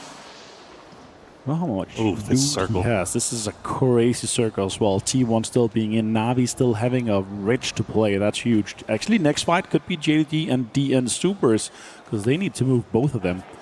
And let's see how they approach this one. Chan, yeah, could have an impact. Look, Human slowly pushing towards this rock here, trying to take space away from it. And even if they try to kind of wrap on the eastern side, that's going to be JDD trying to maybe put some bullets toward them. Yeah, this is interesting though, because JDG has also sent Cold 119 back over to the west to kind of look back to see if that's an available rotation. No way! As T1 is going to hold the line. Virtus Pro tried to sneak up on him, but so far so good for them. 17's Xiantian will get spotted out by Cold 119, so that snake will not have the opportunity to strike. But T1 and Virtus Pro now fighting over the shack. JDG, they're getting the call from Cold 119 to come over here, because this is a lot more, this is probably an easier game-winning play if they can take out T1 while they're looking. But what a hold from the duo from T1 to take down Virtus Pro. Insane plays here from Raining and Heather. What a way to take a 2v3 straight to VP. And now Lee's under pressure here. He does have a little bit of a backpack, and he's going to be able to survive that. Oh, the heal comes off as well. So, but Navi knows exactly where he is. I wonder why. Maybe it's the 4 burning cars and all the tips around it. Could be a little bit of an indicator there, couldn't it? So say, hey, I'm being sneaky over here behind all of these burning husks of cars. Yeah. Well, look at JDG. Okay, so they're going to allow Supers to live for now. After the pressure came through initially, Nons and Suze have been left behind to try to see if they can find an angle onto DNS whenever they're moving. But, I mean, JDG, they're positioning themselves for late game while also keeping eyes over here towards Supers. We'll see. It doesn't look like anybody's got angles on them. T1 has eyes only for Navi right now, and the same is true in reverse, as Navi looks like they've run out of offensive utility to send over towards Lee. If JDD plays this right, this is a double-digit kills win easily for them. The way that they've approached, the way that the south side is set up for them, with the cover that they have as well, it's going to be crazy. But T1 definitely the biggest winner so far of this game here. 6 kills as a duo. They got hunted from Falcons, and then later on, they killed them. That was absolutely insanity here. Deal trying to dig towards the circle. And this is actually sending around quite nicely. The only team that has a lip inside of it is JDD. Just the tiniest little bit of space to play, and JDG is 4 alive. They have the opportunity to kind of go for that. Here's the blue zone grenade. It's going to force Spyro to move. Double nade. They do still have offensive utility left to send over towards Lee, but unfortunately, it's just not falling.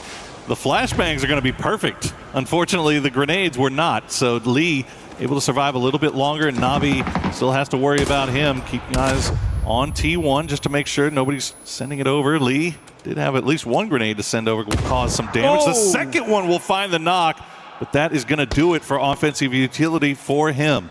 Look at that. He just found another nade and another Molotov. Why not? That's huge. December 12th finds Raining, and this is the JDD push I was talking about. To be able to take that south side control and also hold out the other teams trying to get in. It's going to be T1 losing reigning surely, and then it's just down to Heather. He's got another one. Oh, he's going to get the reknock on the Hakatori. Hakatori wasn't even able to stick the res just yet, so I think Ferris' job is just to send flashbangs over there to make sure he doesn't throw yet another grenade. He's got one Molotov in, but Heather will spot out Spiro as they try to make the push. Will steal it away as well. Make sure he secures that point. Ferris now the last player left up for Na'Vi as the blue is tickling his toes, and Lee will collect it. Lee doing the most here for Tai Lu. Such an important game for Tai Lu. They needed these points here. They're going to be pushing this even further here. Potentially more points to be had here as Ian Supers is trying to dig in from the eastern side. JD still has space. Lee with a Panzerfaust potentially going to send it towards somewhere in the middle to create some destructible terrain ahead of him to be able to play that. Picks up the MK12 with the 6x2. Has a almost full 3-vest. He could potentially get more points. Maybe kills, maybe placements if he gets T1 out of this game. Look at this, Supers. JDG, I mean, they're holding on the edge, but Supers have been able to take a lot of space here and are able to kind of dig themselves down.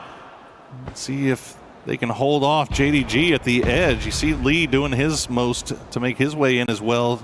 T1, that's the situation they're dealing with. The smokes still kind of flying out, but you got to imagine at this point, all of these teams are going to be running pretty low on utility. Let's see who was the best at being disciplined, who was able to hold on to as much as they can, as Cold 119 taking shots over towards Heaven, not finding anything.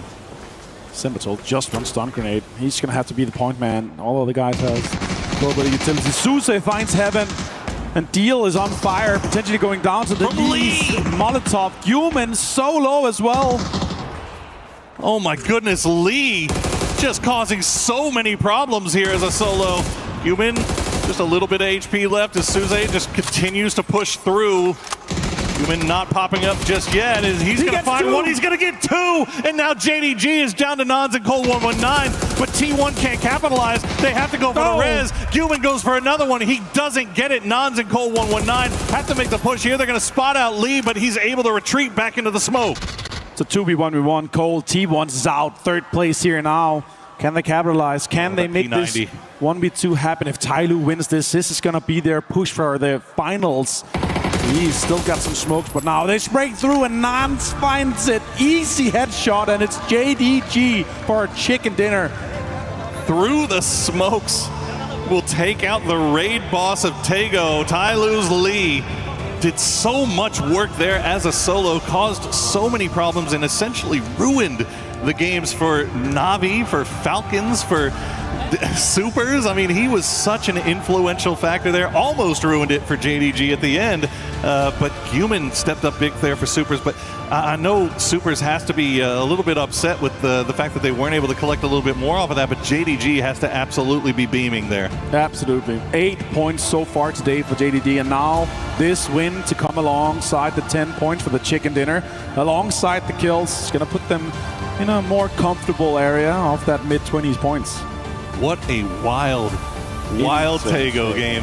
I mean, that shift, and so was it C3, C2, C3, C2? 4 or 5, where we just had 45% water. It's just insane. Unbelievable stuff. And I mean, all those teams that had crashed into Songam, I mean, we saw it, we talked about it. There was just, 6, 7 teams all inside Songam, and guess who was the one to capitalize off of all of that? Virtus Pro is just looking so good. Yeah, there's no vacancy, and the Virtus Pro landlords, they came to throw everyone on the streets as the circle moves out. And look at that, JD celebrating. Gotta be happy. Yeah, for sure. 2 points per game average before this game here. And now they're able to capitalize. I think they're going to be ending up around 25 total points after this, so that is huge for JDG. Yeah, massive stuff for JDG, and they still got another day left to play as well. So they've got their eyes on the top 16. But Tai Lu starting to show some signs of life here late in the day, but is it too late? That's the question. Lee doing everything he can to drag his team up the leaderboard there, but we'll see if it's going to be enough. We've got one game left to play today, guys, so don't go anywhere. We're going to be right back.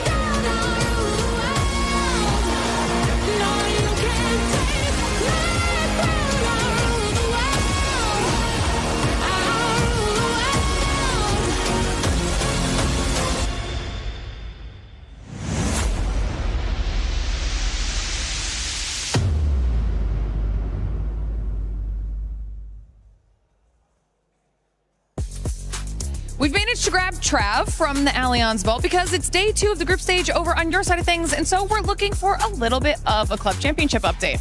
Yeah, we've had a few progressions here and there. Weibo Gaming are the reigning champions, and they've managed to claw their way through 2 real tough games, to be fair. It's been close, 2-2-1, so they've managed to get to day 3 of the competition into that knockout phase. It's going to be tough for them, though. AGAL managed to get some points on the board as well, joining them through to that third day. So they're catching up on the heels of Vitality at the moment, only 100 points behind them. And speaking of Vitality as well, they've been struggling on our stage. They're down to the lower bracket. They're looking a bit shaky here and there. But also as well, got to touch on Virtus Pro, because they seem to be one of these teams who's flying under the radar at the moment, around about that 5th spot in the club championship, and they've guaranteed themselves that minimum 200 points as well. So the trend that I'm seeing for this week is that we actually have a lot of our big CC heavy hitters in a lot of these titles. So we're going to be keeping track of everything, how it all progresses, because I think this is going to be really impactful overall for the leaderboard. So of course, we'll check back in with all of you later. Well, Glitter, AGL was trying to continue on that hype train, but that last game didn't end up going their way. It did end up going the way of JDG, which coming into this match, they were in last place, I believe, with just 8 points. A great bounce back out of JDG. Yeah, I mean, it's a good start for JDG, but I mean, it's still their first day, right? So realistically, they have little room to grow. Even some of the teams that aren't doing as well today, they have some space, but I mean, time is going to run out for some of the teams that we're about to talk about. Yeah, one of those teams being none other. I mean, we got to talk about the Group A. We're going now into the final match. We're going into pretty much make it or break it from the squads. AGL being one of those, Full Sands being one of those as well, and many more other squads in that list. Yeah, I think we got all those teams that are on the big race as we honor JDG for their win up there. But that kill count, I think, says the name of the game. Suze makes some nice big plays, but it's not going to be enough for these guys. And I think the teams that did have enough, you heard AGAL, they're a team that's in the hunt right now. Sure. And for the Club Cup as well, I think they've hit a point where if they can just get like 5 or 6 points out of this game, they're in good shape. And I think also you got like Vitality in the same boat as they grind up as well. They just need to have sort of an average game here to put themselves in a less stressful position, I think, Godspeed. Yeah, and they definitely had a much better day today, just like AGL, right? Which is ironic because they're 2 clubs that really need that as well. So putting those points, that's huge. They still have 1 game left. Now remember, our cutoff last year was just at 63 points, and we are getting close. We now look at these highlights. Disgusting sprays here coming out of Tyloo, which... Oh, Tyloo! Tyloo is... I'm gonna be honest. I'm just gonna call it. I don't think they're gonna qualify. I agree. I'd say Ty Little to Ty Late. You know what I'm saying? But let's talk about this Ty Lee, if you will, as he has been twice now this sort of solo survivor. He plays this backstab, absolutely negates Navi's ability to get into it, doubles the chance for Heather to make this sort of big stab and gets T1 deeper into this one. But more importantly, I think breaks apart the 2 teams who had a chance to dislodge JDG in the end game. So if JDG wants to thank anyone for that win, I would give it to Tyloo. And honestly, T1 as well. T1, even though it is their first day, their performance today has been great, Lace. Yeah, I know. I've been sort of matching up like the T1 Falcons narrative, and the reason for that is because every time T1 comes into contention with Falcons, T1 is sort of taking over the top. It is a crazy narrative from them, and time and time again, they're facing our EWC champions, and they are winning. Heather and End both have more individual kills than Tiggs and Kickstart at the moment, and this rivalry goes beyond PUBG as T1 are actually actively succeeding in their sabotage mission to deny championship points for the Falcons. And I mean, coming in with that 3rd place as well just bumps up their average even more. I mean, 3.2 average for their placement points and 7.4 for their eliminations. And that's well above Falcons at 1.25 and 5 for their eliminations. So, you know, this kind of rivalry is pretty dangerous. I mean, it's funny because you say T1, like, from the organization's perspective, like, we're glad that you're hurting them, right? And, like, from T1's perspective in-game, they're like, any chance to see a Falcon limping, I have to go after, right? Because they become so strong potentially. They have a lot of upside. And I think any chance you can take to slow them down. Now, the king here is Heather. He has been unstoppable. We've seen multiple moves where they send him out by himself, and he walks away with 2 or 3 points strapped to his belt. Even if he's the one that's surviving last as well, we saw that happen with the BRDM play early on with Falcons, running them over and then finish them off with the nade as well. But for some of the other squads, we saw a nice bounce back too from VP in this last game, Godspeed. Yeah, I mean, VP is already safe, right? But at this point, they're just continuing to play how they should, right? Instead of stepping off the gas and being like, hey, we already we already qualified. Why would we need to play harder? I like that they're just continuing to practice because they're going to need that practice going into the finals for sure. Exactly. I mean, that practice is going to come into play when you're thinking about that practice. Some of the squads that are starting to, we really haven't seen a consistent day-to-day out of Falcons. When we think about it, you were just talking about it too, Lace. We did see the confidence come out in that interview that they ended up doing with Calaris. But at what point, especially going into tomorrow, do we maybe start waving a flag, a red flag of just I don't know. It's not looking good. For who? For Falcons. Oh, okay, so that last send made me really worried. Okay, we're calling a spade. I love how you looked at me for that, by the way. Well, I was hoping you would be the mean one. So here, at the end of the day, here's what it is. I agree with Shrimzy's first assessment in that interview that they haven't necessarily had bad calls. It was just bad situations. And I'm not saying that last one was a bad call, but that send, they had to make a choice. Do we sit on the end and do we fight Tyloo, or do we make this big push? I think, was it Tyloo? It was Tyloo. It was Tyloo. It was, in or fact. Do we make a big send towards the middle? Arguably a winning position. You know, T1 is sitting on it, but it's way riskier. And when you're in 13th and you're desperate for points, I feel like the edge is the move. But I'm not here to judge. I'm just saying, like, I'm starting to stress out over what I'm seeing. Okay. I'm glad I'm not the only one Godspeed. No, I mean, I will never lose faith in those boys. But, I mean, you have to look, when we're talking about T1 and Falcons, you know, kind of being rivals, you're mentioning all these. It's hard to have a rival when you're T1 and you're just blasting past them, right? T1 also bullied the heck out of 4EM, which we're going to see tomorrow in PGS. So when I look at T1's performance, I expected Falcons to somewhat be around that level, even though T1's having a great time, but they just couldn't get it done. Yeah, I mean, the altercation between them too, like, it's just setting that standard, and Falcons are just not reaching that, unfortunately. But look, yeah, I'm still a believer in faith, Toffees. I'm on your side here. We got the faith for tomorrow. But yeah, it's now at this point, and, you know, you're saying like, oh, you know, you have a couple of bad PUBG, but it's been kind of bad all today. So look, tomorrow has to be an insane performance for them. And, you know, even if we look lower down at this leaderboard, you know, I was touching on Na'Vi before, saying, you know, they started kind of really super strong in this start, but something fell off for them and they're not making these plays. They were sort of being that aggressive, and I was saying, throwing stuff at a wall and letting it stick, but now it just seems like a little bit falling off. Yeah, just to remind everybody, we're going now into the final match for Group A. They will not be playing tomorrow. So for all those squads that you're currently looking at, VP, I mean, we mentioned it, Godspeed just said it, that squad is looking like it's going to be going to the finals, and they're pretty much set. AGAL and some of the other squads like Shadow Esports, they're still in that cups that if they could have a nice maybe 5 points or 7 points, they could end up securing that final spot. I just want to point this out because I think it's insane, is that we've played some of these teams. 8 teams have 11 games played. Only one of them has passed Made in Thailand and Twisted Minds. Second and third place still are teams that have 6 games ahead of them. What that does mean, though, is that the cutoff tomorrow potentially drops significantly, because that means those 2 teams come in and can kind of sort of sap those points up there on the top and maybe drive someone a little bit higher.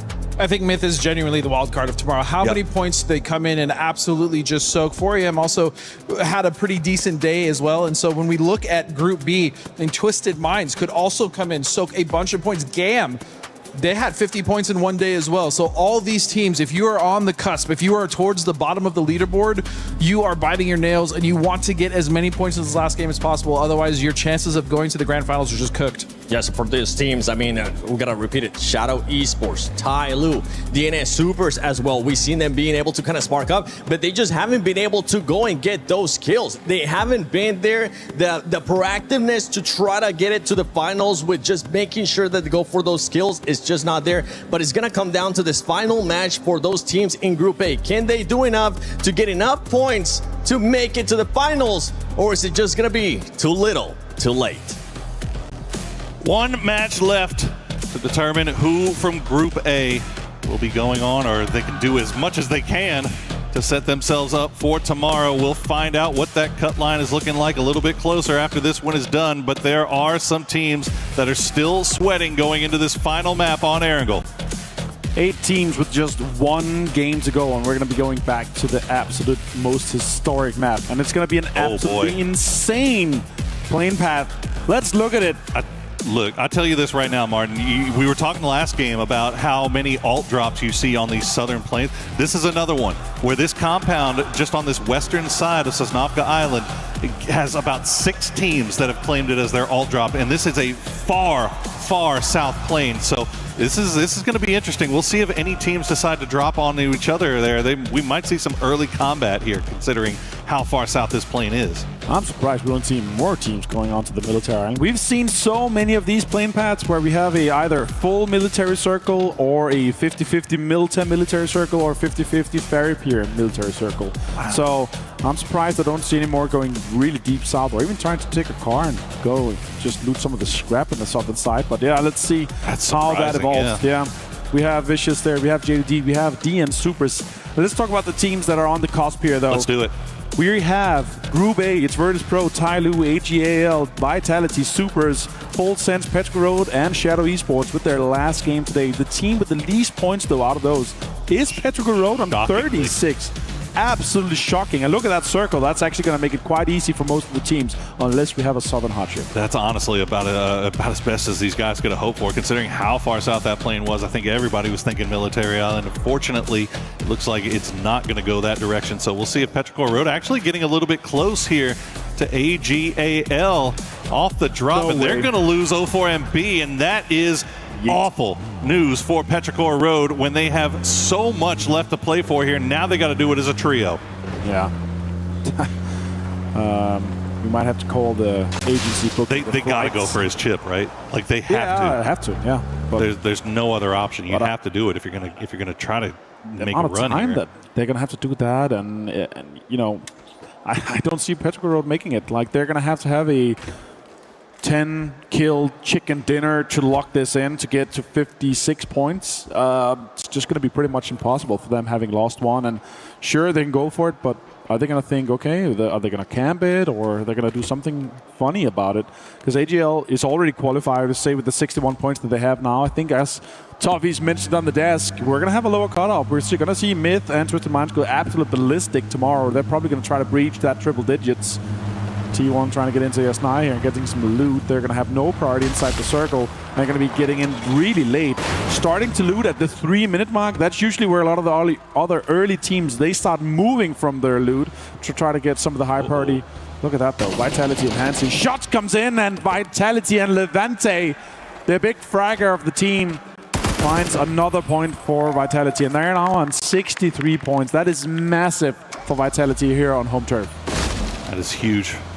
And it's great news for Levante, too, as he has been the victim a couple of times of going down early to something like that happening. So, again, another team that could definitely use a few more points to feel a little bit safer here. Shadow Esports only 54. They're going to have to hope that that cut line is a little bit lower, but it looks like Vitality is starting to kind of loop around and see if they can spot out the rest of these Shadow players. Quizzy going for the US. I don't think he knows that Setsuna is there. Setsuna will try to go for the spray, gets him down to half HP, but Vitality will leave. Yeah, Levante reading that, and good cover there from Quizzy to make sure that Setsuna can't just free fire at him. Yeah, that was well played. Shots comes in from that Dragon. Big shots, potentially. Some headshot put them really low, but yeah, they're just gonna dip and dive out of it. So many teams, you know, outside the circle trying to just be the big white shark in the water. And now JDG tries to go for a actually pretty early E-pick up here and trying to maybe find some control inside the circle here. I like this play from them. And if it wasn't for that last game, they would have been dead last so far. 27 points now for them. They just need a little bit more, and they're going to have everything on the table for tomorrow. We also have to talk about Tyloo, 42 points. That's not going to be enough in my book. They're going to need 10, maybe even 13 points more. Cut off in what I could expect and see here. 50 points, maybe 55 points, depending on what happens tomorrow. If we have a big game from both Myth and Twisted Minds, it's going to be lower, but if they don't, and if they just go out and have fun with it, then the middle pack's just going to be so tight. Cutting back over here to Petrichor Road. I've been keeping an eye on this. They've been doing a little bit of a chess match, a little psychological warfare going on here between Petrichor and AGAL, but they will get that chip, which is great news for them. They have Razak for free, should get that revive off very easily, and Razak's still inside zone, so they can afford to take the time to get him back and get him looted up. Now, they had the north pretty much to themselves, but it looks like Vitality doing the long wraparound on the north side, north of the river. T1 also starting to creep over in this direction, but they're coming in on the south side of the river, so Petrichor Road will need to be on keeping eyes off to the east. Make sure that T1 doesn't take them by surprise. Absolutely. We're going to get that res off. 0-4 MB comes in. The Nightbane of Petrichor Road. They need this last player to make this happen. 36 points so far. One more game to go. In 30 minutes, we're going to know exactly where we end up with them. And if they're going to be flying home tomorrow or going to play in the final. Oh, Panzerfaust left for that. Now Falcons as well coming in this northeastern side into this circle here, Poro. Yeah, quite the space ahead of them, but if timing allows it, they could be driving straight into Petrichor Road or AGL. All the timing right now is kind of weird for Petrichor Road because Chewy was sent to scout off to the south and he's returning back. It looks like he'll be able to get back to him. Petrichor Road, after they hit that revive spot, they immediately got on the move, which is good news because T1, as you see, has now made their entry into Razak after looting up in Yesnaya, but they're going to see the taillights of Petrichor Road. So Pero not going to have time to get loot up for 04MB, but 04MB already on the move. You can see he's coming back in as Petrichor Road still trying to find a spot to play. This might be a ruins, if anything else. AGAL already in position, and I think Petrichor Road knows it. This could be very scary, both for PT1 and for Petrichor Road, because AGL is just going to spring out and do some damage. Some drive-bys are happening now, though. T1 trying to get some damage done onto Petrichor Road, and they're shooting back as well. T1's driving around, Raining taking so much damage, down to 48 HP. T1 has had a banger of a day so far for themselves. They'd love to be able to get a few more points here today, as EN will get taken down and flushed out by Falcons, so that'll be a point secured for the boys in green. But for T1, you have to imagine trying to get as many points as they can today, because when tomorrow arrives, they have an enemy entering the lobby that they have a lot of familiarity with in 4 a.m. That is going to be a major storyline for tomorrow. As you see, 04MB will land. Figgleton taking shots from range, but it looks like he should be safe. And Petrichor Road now back up to 4 strong. Absolutely. 04MB just running for his life, trying to get a little bit of scraps of loot here that's on this higher ground of ruins, as the other guys trying to get some space ahead of them here. As this Thank goodness for esports loot, right? Absolutely, yeah. It's insane. Gonna have plenty of loot there for him. He's just gonna need some helmets. The other guy's gonna have the utility. And Vicious from that military island trying to get in with an E-pickup too. We're gonna have this circle pop though. Let's see where we do end up, Poro. Yeah, it's a real AD pickup for Vicious. See where I mean, yeah, you can't blame him for it. Obviously, they're waiting for the circle to pop and be able to drop wherever it may go. And it's gonna go on the mainland. Still hugging the coastline here. Na'Vi have their pick of the litter as far as places they want to play. AGAL also in a pretty decent spot, but a number of teams off to the west are all going to be running into each other right now, and it's immediately starting as you see some more E pickups being popped up there by Genji. I don't think that they're going to end up taking that one. Salute just kind of holding the line. Absolutely, so much is going to be happening on the western side here. Correcti goes down. Beamy returns the favor. Deal finds Beamy as well. DN Supers needs these points. They're in 48. They could be the cutoff team if they don't get more. And now they turn around here. Virtus Pro down to just 2 players. A red zone dead center as well. We're going to have such a absolute fiesta towards the late game here with so much cover being created. Tanaba finds Tianchan. Sharper being engaged in 17. Lots of damage done here with utility as well. Yeah, the top of Pachinki Hill getting a lot of love right now here between 17 and Sharper. See if they can get Tianchan back up. Gotta give credit to Supers immediately getting those 2 kills and flushes onto Virtus Pro and getting their knocked man in the trunk of the car and get him out of the danger zone. It looks like Vicious has arrived as well. Eyes in the skies will be taking shots at them, but all the people on the ground have maybe more important things to worry about, so that might be good news here for Vicious. Jedi sees 17 shots, comes in, connects quite a lot, but the car is also providing cover. Jedi and Earthsapalui from Sharper trying to bend up 17. Look at that. Dogmai goes down as well from Vicious. Did he get hit while he was in the air? I've always wanted to know if that could happen, if they were parachuting down, if he could get hit by a red zone bomb while in the air. But Dogmai finding out the hard way. It looks like he might have got hit while on the ground, so they should be able to get the res. But VC do manage to get all boys onto the ground, and we'll see if they can reset. Now 17. Sharper, again, just being a really tough out here. But 17 able to get Tiantian back. They've got 4 men alive, and they've got the time right now to devote to finishing these guys off. Bill goes with the push. Can he get Earth Sabalui off this Rich here? Stun grenade applied. That's going to be huge. That's going to be a little bit too far here. Earth Sabalui finds Xiaowu, gets another one, but Tiantian returns the favor to him. That's a massive double knock, though, for Zapalui. That gives Jedi a little bit of time here, a little bit of room to work with, as he's going to throw a Molotov off in that direction, hope for the best. But Wembo is his primary concern currently, as he continues to throw flashbangs over. And Wembo knows all I've got to do is just keep him distracted while these revives come through. He'll go ahead and rejoin the rest of his squad mates. Jedi going to hop down because he hears the vehicles of Shadow Esports coming in right behind, and JDG now arriving as well. 17, they've got their backs up against the wall. We're down to just Wenbo and Lil Ghost. They're going to have to fend this off. Zeus is knocked, but Wenbo gets found from the top, turns around, damage towards December 12th, but Jexy also gets involved. So much fights here, so many third parties. Xiao is going to be flushed here by December 12th. Look at this Vitality now. They see all this going on. They're going to finish off Lil Ghost, and that's going to do it for 17 Gaming. Vitality just roaming around just below the hillside. They hear all the gunshots. They see all the smokes. Let's see if they decide to go up there and get involved. Doesn't look like they will. Gedrox will just go for position. Full sense, though. They are in a good spot here to maybe do a little bit of gatekeeping. 17th out in on there. Yeah, absolutely. 17th out in 16th place here means they're going to end the day on 23 points. It's probably the lowest I've ever seen 17 Gaming on at an international level. Benadol with the MG3 in hand, the bullet hose.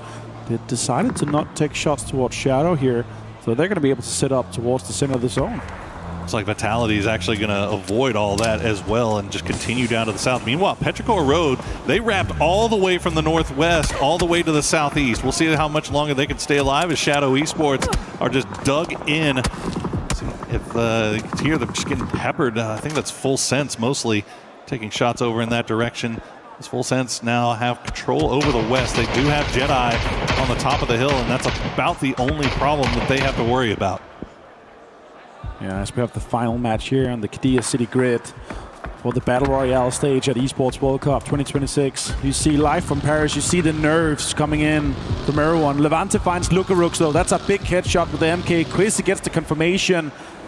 And sure, Virtus Pro had a great day so far today. 85 points. Took them 11 games to get above mid. A hell of a tournament so far for Virtus Pro, and they're down to just Nixie right now as Supers continue to clean out that compound. Meanwhile, Shadow is just expecting the push here from Full Sense. There you go, Nixie will go down, so Virtus Pro is eliminated. They will be comfortable and happy with their performance here for the first 2 days and can start thinking forward towards the final. Genji also on only 16 points after 5.5 games is insanity. If you look at the names on that roster, Falcons here in the northern side, they're actually in there safe. Gustav is creating space around him on that eastern side, actually taking some of the great big compounds that's available as T1 is driving ahead of them. It's going to be quite congested towards the middle in some of these smaller dips. We have Navi playing extremely aggressive, trying to hold down that compound with the big white building inside of it. Tigger finds Kamals from Shadow Esports as Full Sense approaches and engages. Look at that utility being committed to that. That's going to be a complete wipe of Shadow Esports from Full Sense. There's just nothing you can do. If you get smoked off like that and you're not in a position to prevent them from getting into grenade range, you know what to expect, right? You know that these guys are just going to get within grenade range and just drop it right on top of your heads. And unfortunately, they had no better option than to stack on top of each other as the circle will pop. It's going to go dead center, Petrichor Road right in the middle. And they needed 36 points before this game started, Poro. And yeah, it could be the Patty situation with the burger all around them, and you don't want to be that. Look how many teams are trying to get close. Vitality actually getting and sniffing closer to the area here. D finds Quizzy. Genji also needs the points here. Levante also has been found. Heaven stole the point away, though, as Supers are playing their last game, too. They need the points. They need to try to get into this 55-plus terrain. Oh, yeah, rough stuff for Vitality. They will survive for now under pressure from Vicious, keeping 2 alive. Regardless of what happens in this game, that 3 kills that they've gotten so far will bring them up to 65 points. You got to imagine that they're probably feeling comfortable here as we get a look at Rex finishing off young Nixie. Yep. Boom. Not what you want to see peeking around the corner is a guy with a Panzerfaust in hand. Oh, you just think I'm dead. Tickleton finds Raining now. The T1 and Falcons, they just continue to fight throughout all the game here. Tig, can you get the confirmation as well? At least they know the information now. More shots, more knocks are coming in here as they try to approach it. I think he's trying to pick him up. Tig finds a knock and a flush onto T1. More points come the way of Falcons. He has more mortars in hand coming towards it. He is able to just put them in their pocket right now. Gustav just giving them the readings, letting them know where they are. As Type will, you can see him just kind of crawling around. The rest of T1 looks like they're going to hop into vehicles. Ian and Heather already on the move. Shrimsy tried to take the flanking angle to catch them as soon as they did. And T1, they're in trouble. Heather is going to go down, and there's going to do it for T1. They will go out early, but 43 points on the day. Not too shabby for old T1. Not considering Tyloo after 11 games is on 42, so that is massive. Tyloo under a lot of pressure from Falcons now as they're going to have a scrappy fight on this northern side. Hackator finds Shrimsy, and now Tyloo's going to potentially try to steal that away from him. Yeah, Hackator actually gets the confirmation. That's huge from Na'Vi. They also need the points, but they are dead center. They got hot cover to play around, so let's see how far they can take it in this game here for their campaign. Tyloo in a really good position to be a problem. They've got a lot of work left to do if they want to try to feel a little bit more comfortable, considering that they were sitting on 20 points after 3 games today. They've managed to double that in the last 2 games, so hell of a job by Tyloo here to close things out. We'll see if they're able to clutch any more as JDG Gaming just trying to survive under the shadows of AGAL bullets. And it's just trying to create space here around the trees for cover. A little bit of a foxhole being dug out here as the phase is closing. And 5 more seconds, we're going to see this next circle here. It's going to have such an impact. If we don't send her up, it's going to make and force teams to move. We've got, it's going to be a slight donut, but Petgro dead center. Can they capitalize from this circle luck? Again, you bring up the problem as well as the benefit. Obviously, you get great luck. You're right in the dead center, but there's not hard cover there. There's not a compound. They're just hiding in the middle, and you can only be so aggressive from that position without putting yourself at major risk. And you see the mortar still falling over in Falcons territory, but Tig is going to return the favor. Both Tyloo and Falcons are shooting mortars. Tig finds Kong. Again, what a shot. Oh my God. And another one that's in a different position back to back. Trigonometry happening here. Lee returns the favor onto Kickstart. Can they capitalize? Can they make something happen here in the last game for Falcons? They're getting too good with these mortars as Tig will avoid the gunshots from Na'Vi. Get to the ditch in time to go for the res onto Kickstart. Tyloo, though, they've gotten both of their men back on their feet. They might be able to send another mortar over in this direction as, no, it looks like they're going to try to reposition. I think maybe taking a little bit of damage, but Kickstart going to get him back on his feet. Tyloo, no kills despite, now he's back on it. We'll see if the Falcons can get out of that ditch before the mortars come again. Right on top, and no, not going to find him this time. That goes down as well. Gen.G finds points here. D is on a rip this game here. Tickleton with 3 kills so far. Flash finds Jedi. That is Sharper out in 12th place. It's going to be a little bit rough for them as well, with 29 points just. They're going to be joining that mid-pack. Skies are alive with mortar fire right now, but it looks like it might calm down as Falcons will try to regroup, reposition, secure themselves on the spot here. Nice spray from Tig. Will take down one dragon as Tyloo. Their late game heroics might be put on hold here. Kong Kong and Hausker are the last 2 players left alive, and they are pushed right up against the wall. He will get the knock on a Kickstart, and that might open up a little bit of a door here for Tyloo. Yeah, Kickstart's on the 2nd or 3rd knock here. He's bleeding out fast. 15 more seconds. I don't see them getting it. He's going to get flushed potentially here. Kong finds it. Hausker goes down to Fairest, and Tyloo is on a lot of pressure here. They're going to try to go for the rest. The circle is pressuring them. It's going to be closing in 30 seconds. It's been a little bit of a slow day for Na'Vi as well. But they might be able to find some more points here in this final game. 4 alive, complete control over the East as Hausker is going to go down to Tiggleton. He'll get both of them. Tiggleton now up to 6 kills, putting the Falcons on his back here in the end as Gedrox gets the double knock onto Gen.G. Gustav finds Delvin as well. Flash finds Tycon. There's so much pressure being applied on the western side here. Other teams are trying to approach it. Delvin's down. D gets flushed as well. Flash finds Tycon. As Full Sense try to get D and Supers out of this lobby. I mean, remember how Vicious got here. They took the E pickup. They got one of their players knocked by a red zone upon arrival, and now they are in great position to cause problems. But Thanadol, he's got that MG3 in hand, and he is making it sing as he finds two of Supers. Supers now down to just human. AGL not happy with that one, but they're going to be ending up on 61 points, and in my book, that's absolutely safe for finals. Now DN Super is trying to make the most of it, but they're out in 9th place, and is that going to be enough? 53 points here. I'm not certain that's going to be enough for the cutoff. Dogmai finds lots of points onto Full Sense as well, as Vicious have had a great day one for their first showing here at Esports World Cup. Hell of a performance from them as Thanadol. Now the last player left up here for Full Sense. 60 points for them today, or for them overall as well. Gotta imagine they're feeling pretty comfortable. Would love to be able to get a little bit more here if possible. That may be asking too much versus Vicious, just in perfect position here.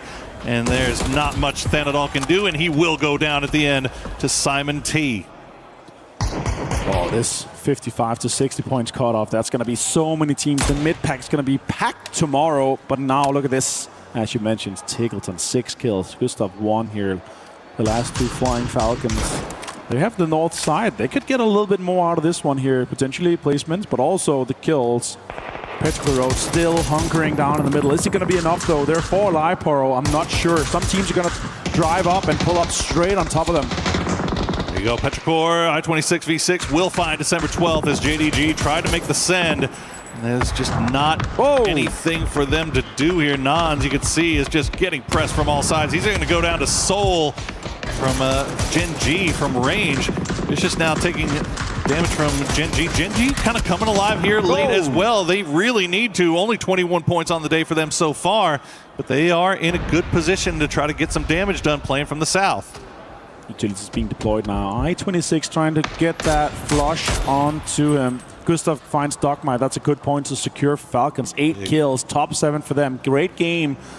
It's going to be enough. 34 points here. They're in 16th place with only 6 games played. That's fantastic. Yeah, no, you're never upset about that. I think 35 points around that after 6 games. That's about average. That's what you would hope for. No matter how you go about getting it, it's going to put you in good position for tomorrow. All you got to do is hope that you maybe get a little bit of luck and a few more kills going your direction. But look at that leaderboard. All the bottom half of it right now are the teams that are still left alive as we get to see a little bit of that Tiggleometry in action. The back-to-back knocks onto Tai Lu. That was insane. Lion's share of that damage, and he immediately pops up, finds one dragon. It's been the Tiggleton show for the Falcons. We'll see if they can keep it going as the circle will abandon them. They're going to continue playing around on the north from the edge. It looks like they've spotted out Suze. Oh, is that a C4? It's a C4. They're going to be driving that straight onto Petrica Road here. Tigg's going to be waiting a little bit forward, then driving it forward, and then rolling it down onto Petrica Road. That might have quite the impact. Gustav finds Suze. That is JDG out. And now they're into the top 6. Look at this. It's chasing it. It's going to get I-26 down. Exactly what Petrica Road was hoping for not to be happening. Hackator steals the kill away, though. Oh, still got grenades left. That's going to be right in their pocket. Gustav. Perfect throw from him to ruin Petrichor Road's chances. They're down to just one player. Chewy nowhere near, but Falcons needs to make sure that they can secure these points, these so important points. Chewy alive via the grace of the smoke, but Virtus, you can see Vicious looking over in their direction, Gen G looking over in their direction, and Tiggleton and Gustav now the dangerous, deadly duo coming from the north, causing so much problem. Chewy trying to fend off this, but Pau has a P90. He's going to be able to survive for just a little bit longer.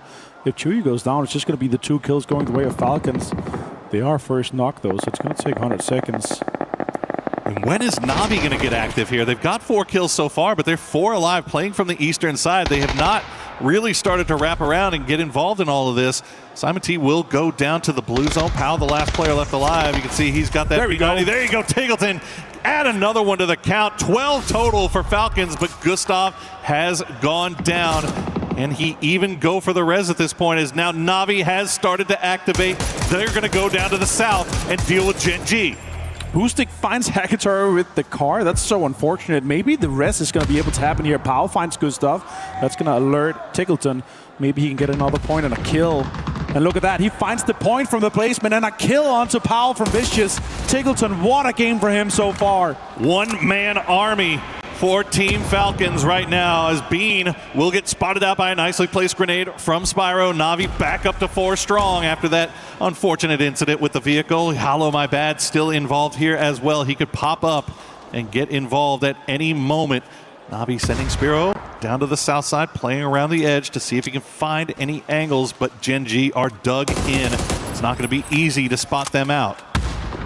Tickleton alone on the northwestern side here. Actually backfilling the Gen G position could be huge for him. He could get more points out of it. Still one Vitality solo, still Tickleton solo, but he's locked in. Let's see what Gen G is dealing with. Soul, a grenade in hand, waiting for that inevitable push from Na'Vi. Meanwhile, Tickleton has just been going ape on this northern side. P90 now. He's got a P90, because why not? Why not give a P90 to the guy that is just absolutely farming? But this is what we're dealing with on the top of this hillside with the new destructible terrain. Even jump peeking, it looks like Hackator may... He's sniffing. Yeah, he's definitely nervous about it. He's not going to walk up right onto Hello My Bad. In fact, he might be calling Boostic over here to provide support. You could also see the way he was jumping and then pointing down. He was trying to mark the exact location, so they have an active marker on that location. So let's see what happened here. 8 kills and 1,000 damage though for Tickleton and a 3 helmet. Let's see if he can get more out of it. Can he get an impact onto Gen G? Soul still alive. Also, yeah, with Salute. Playing with house money at this point. I mean, goodness gracious. That is a salvage game and a half for Falcons. Salute, though, looking over in that direction. He's expecting it, waiting for the push. Might have spotted him out, and in fact, he did. He's going to trade the shots. Almost gets him, but Tickleton will go down. Salute able to spot him out and heal up once again. As Gen G, they're finding some success here late in the day as well. Vitality absolutely squeezing the most points possible out of this one here. And Gen G only 16 points after the 5 games we played until this one here. So they needed this. Now with 5 points in placement guaranteed. Let's see how much they can get. Can they get Vitality out? Can they get another kill? Can they get a flush onto Na'Vi? Surely Na'Vi wins this just by the grace of being 4 alive. Hackator finds Soul now without just Salute.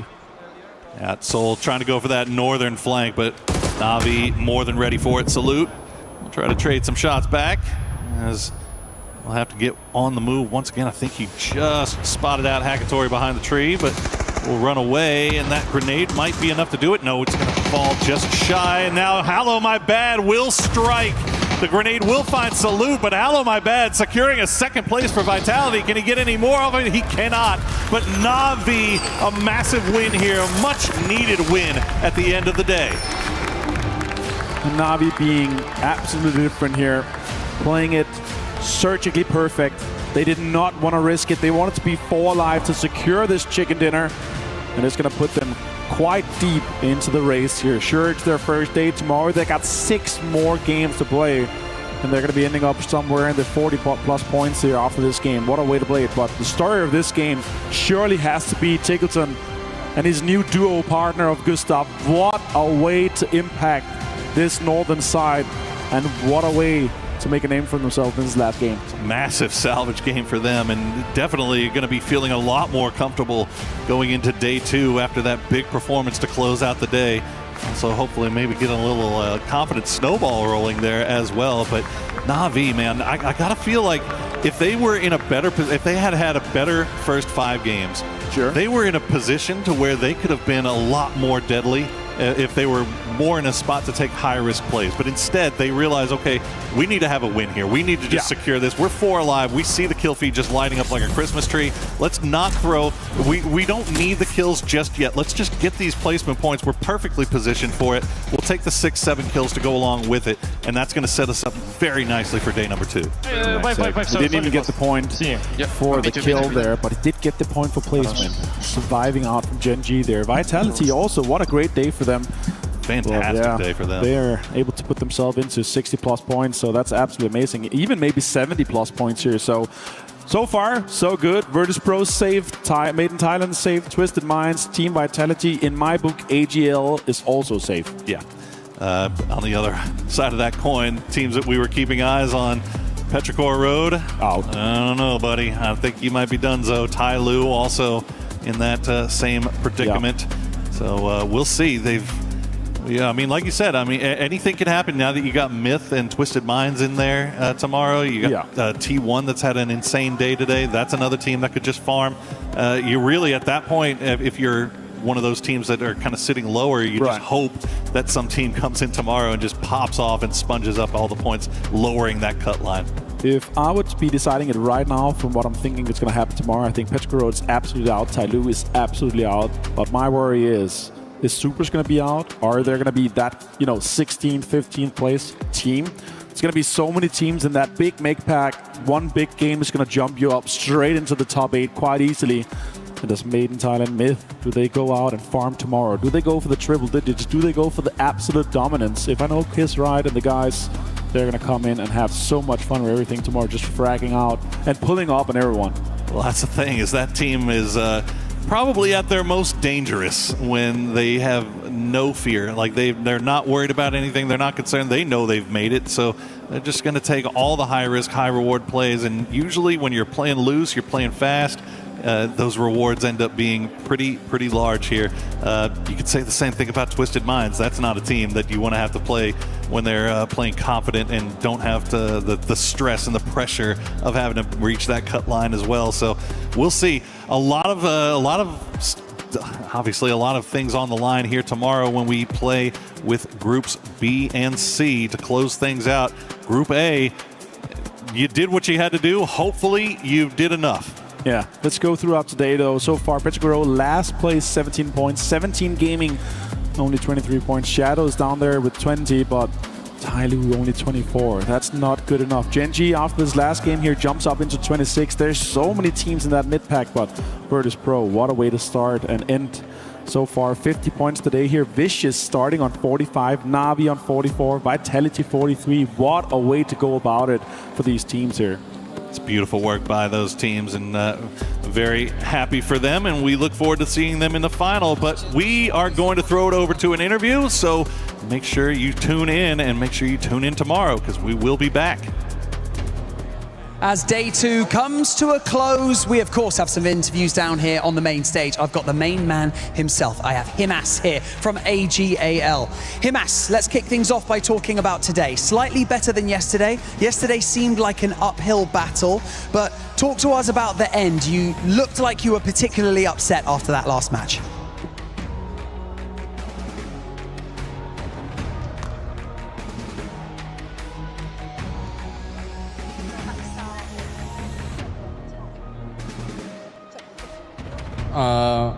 Trận cuối cùng bọn em cần nhiều điểm hơn để có thể vào chung kết, nhưng mà bọn em vẫn làm không tốt, cho nên là em hơi bực ạ.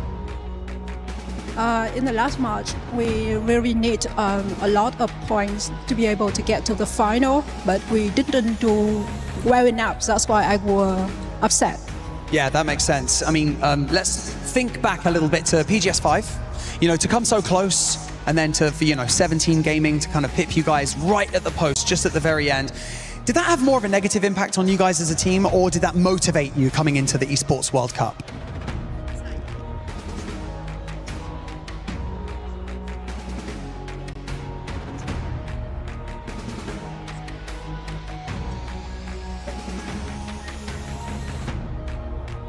Sau khi mà giành top 2 ở BGS5 thì bọn em đã lấy lại tinh thần cũng như là động lực để có thể bắn giải tiếp theo. After we get to the top 2 of PS5, we try our best to get here. That's fair. And, touching on what you said earlier very quickly before I let you go, 61 points. Do you feel like you've done enough to get into the grand finals? Em cứ nghĩ là hôm nay em đã làm đủ tốt để có thể để đến được vòng chung kết không? Việc mà 61 điểm thì em nghĩ là em cũng không biết được, nên là em phải chờ ngày mai, nốt ngày mai để mới biết được có được vào chung kết hay không. 61 points, we really don't know at the moment. We have to wait until tomorrow to be able to know we are going to be in the final or not. It's true. Himas, stoic, but you know what? You're a legend of the esport. Thank you so much for joining me in this interview. You're an absolute legend. Don't go anywhere because we have another interview set up right across the way with, of course, Kalaris. Yeah, thanks very much, Barney. Production, can we cut the stream? You're doing me dirty. What is this? All right, I've got... we played basketball earlier. Have you ever played basketball? Yeah, I played in the NBA. Oh, this makes way more sense. Ibby here, the coach from Virtus Pro. So you guys have looked spectacular today. My first question for you guys is 85 points going into that last game, a very aggressive 2-2 split. Was this you guys limit testing, or you did lose 2 on the rotation? No, that's just playing with balls. I would have also done that 2-2 split. I like it that they did it. We got caught by DNS, kind of like a timing thing. We go next. Fair play, fair play. So I did speak to Nixie at the end of yesterday, and he was kind of a bit, up and down about the results as a whole. Obviously, it was a bit of a difficult day, despite you getting 37 points anyway. So was the game plan changed? What was the discussion coming into day number 2 and what you guys had to approach? Not really. We had 2 situations that were pretty similar yesterday. We kind of spoke about that. And we didn't speak much before the games today. Same focus, good comms. We played insane. Our comms today were great. I'm super happy, and we played great. No doubt, no doubt. You did look really, really good here today. So let's go kind of bigger picture here for a moment. You guys are obviously in that grand final, but for Virtus Pro, for the Esports World Cup Championship and everything like that, the club championship specifically, for Virtus Pro, obviously, I think a lot is on the line. You've got a lot of strong contenders across some of these games as well. How are you guys looking at it as a whole? I mean, we know it's really important for VP. We're going to try our best, and I know we have a really good chance. The team is looking really good right now, and we're really confident. So we're going to give it our all, and I'm really looking forward to the finals. All right, thank you very much, Ibiza, for joining me here. Production, you can't find anybody else much taller than this man, so get out of here. I beg to differ, Kalaris, because you know what? Let me actually do this real quick. Just squeeze in real quick with us right here. It looks like we're the security detail for this guy. Let's take our son to school, shall we? I look like one of my kids, I swear. But honestly, we're going to talk about that last game a little bit. We had Navi being able to put up a good performance there in that last one. And finally, I was getting ready to wave those red flags for Falcons, but it all comes down to just one superstar player being able to make plays, getting those kills, and boy, did he show up with Tick. Well, so we talked about earlier today with like Navi and Falcons and how they were having tough days, but they were still sort of grinding out this 5 points per game average. And the goal with that is that you have that one big bopper out of 6. Both of them got it in the end. Navi obviously comes out with the win through placement points, Falcons is with kills, but now they're back in the race. And that's what I expect from these two teams. That's what I expect from any great team, right? That's where the difference is made. Now, let's do this. That was excellent of Navi, excellent of Falcons. They salvaged the day. Love to see it. We have to talk about it. We have to talk about 7. There are teams here, as we look at the leaderboards, they're just going home. Now, AGAL in full sense, there is a high possibility because of the teams coming into tomorrow, Myth, Liquid, Twisted Minds, that they sponge up enough points to make 60 just about the cutoff. But when you're talking about Shadow Esports, Supers, and unfortunately, Petrichor Road, I think their run is done. I believe so too, honestly. With Shadow, I'm still on copium for that squad. I'm hoping that they might be able to just done enough with those 55 points, but I don't think it's going to happen. Supers as well, because we have some of the other squads. You were talking about them earlier. GAM Esports, Team Liquid, even The Vicious. The Vicious showed up today in a big way. They're going to make big pushes, and I think, during that interview, AJL was a little bit worried, like, is 61 going to be enough? I'm stressed. I think it is, because at the end of the day, there are 5 teams below them that are basically eliminated today. They just haven't gotten enough, and they're way below that cutoff.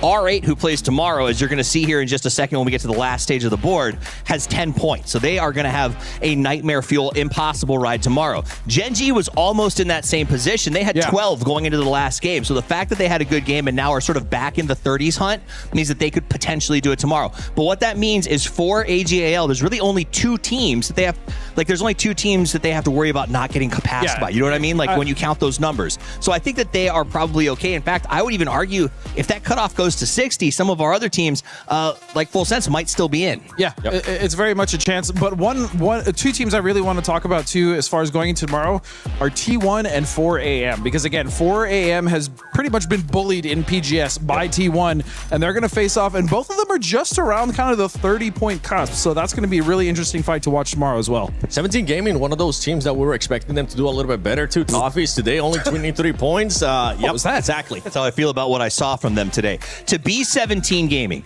to get the middle drop on every map, to have the chances to move, and it wasn't like they weren't getting circled. Like, it wasn't sliding to extreme circles in every single game. No. They should have been able to play those placements, set their traps. They just did not do it. And for a team like 17 with players like Xiao Wu, I just don't think that that's acceptable. Well, I mean, you want to talk about some teams that are also coming in tomorrow that are really struggling. Geeky is one of those. They only got 23 points in their first day of play, and they're really going to need more than that, plenty more than that, if they want to actually qualify into the finals. And the reason why it's so scary for some of those squads that we were talking about that we're in Group A, that we don't think that we're able to do it good enough, because of what we have been able to see today out of Falcons, right? We were talking about them earlier on, saying that it's starting to look a little bit sketchy. Then they have an amazing game. Same with JDG. The team was at the bottom at one point and was able to bounce back. There's a lot of squads here that have been able to bounce back, and with the way that some of the squads were performing in that Group B, it is a little bit sketchy. Especially like when we look at the Falcons highlight here, you see Gustav making a good play. And if the rumor is true that they did make a change to who is the in-game leader, and they just did it before this event, you only get better, right? If you've got those 6 new IGL games in a super competitive environment under your belt, I think that's where you start to adapt and grow. So I think Falcons tomorrow comes in, shows up. They always do. Na'Vi comes in, shows up. I expect those teams to sort of keep rising. Yeah, I could agree with Falcons. Na'Vi should show up. I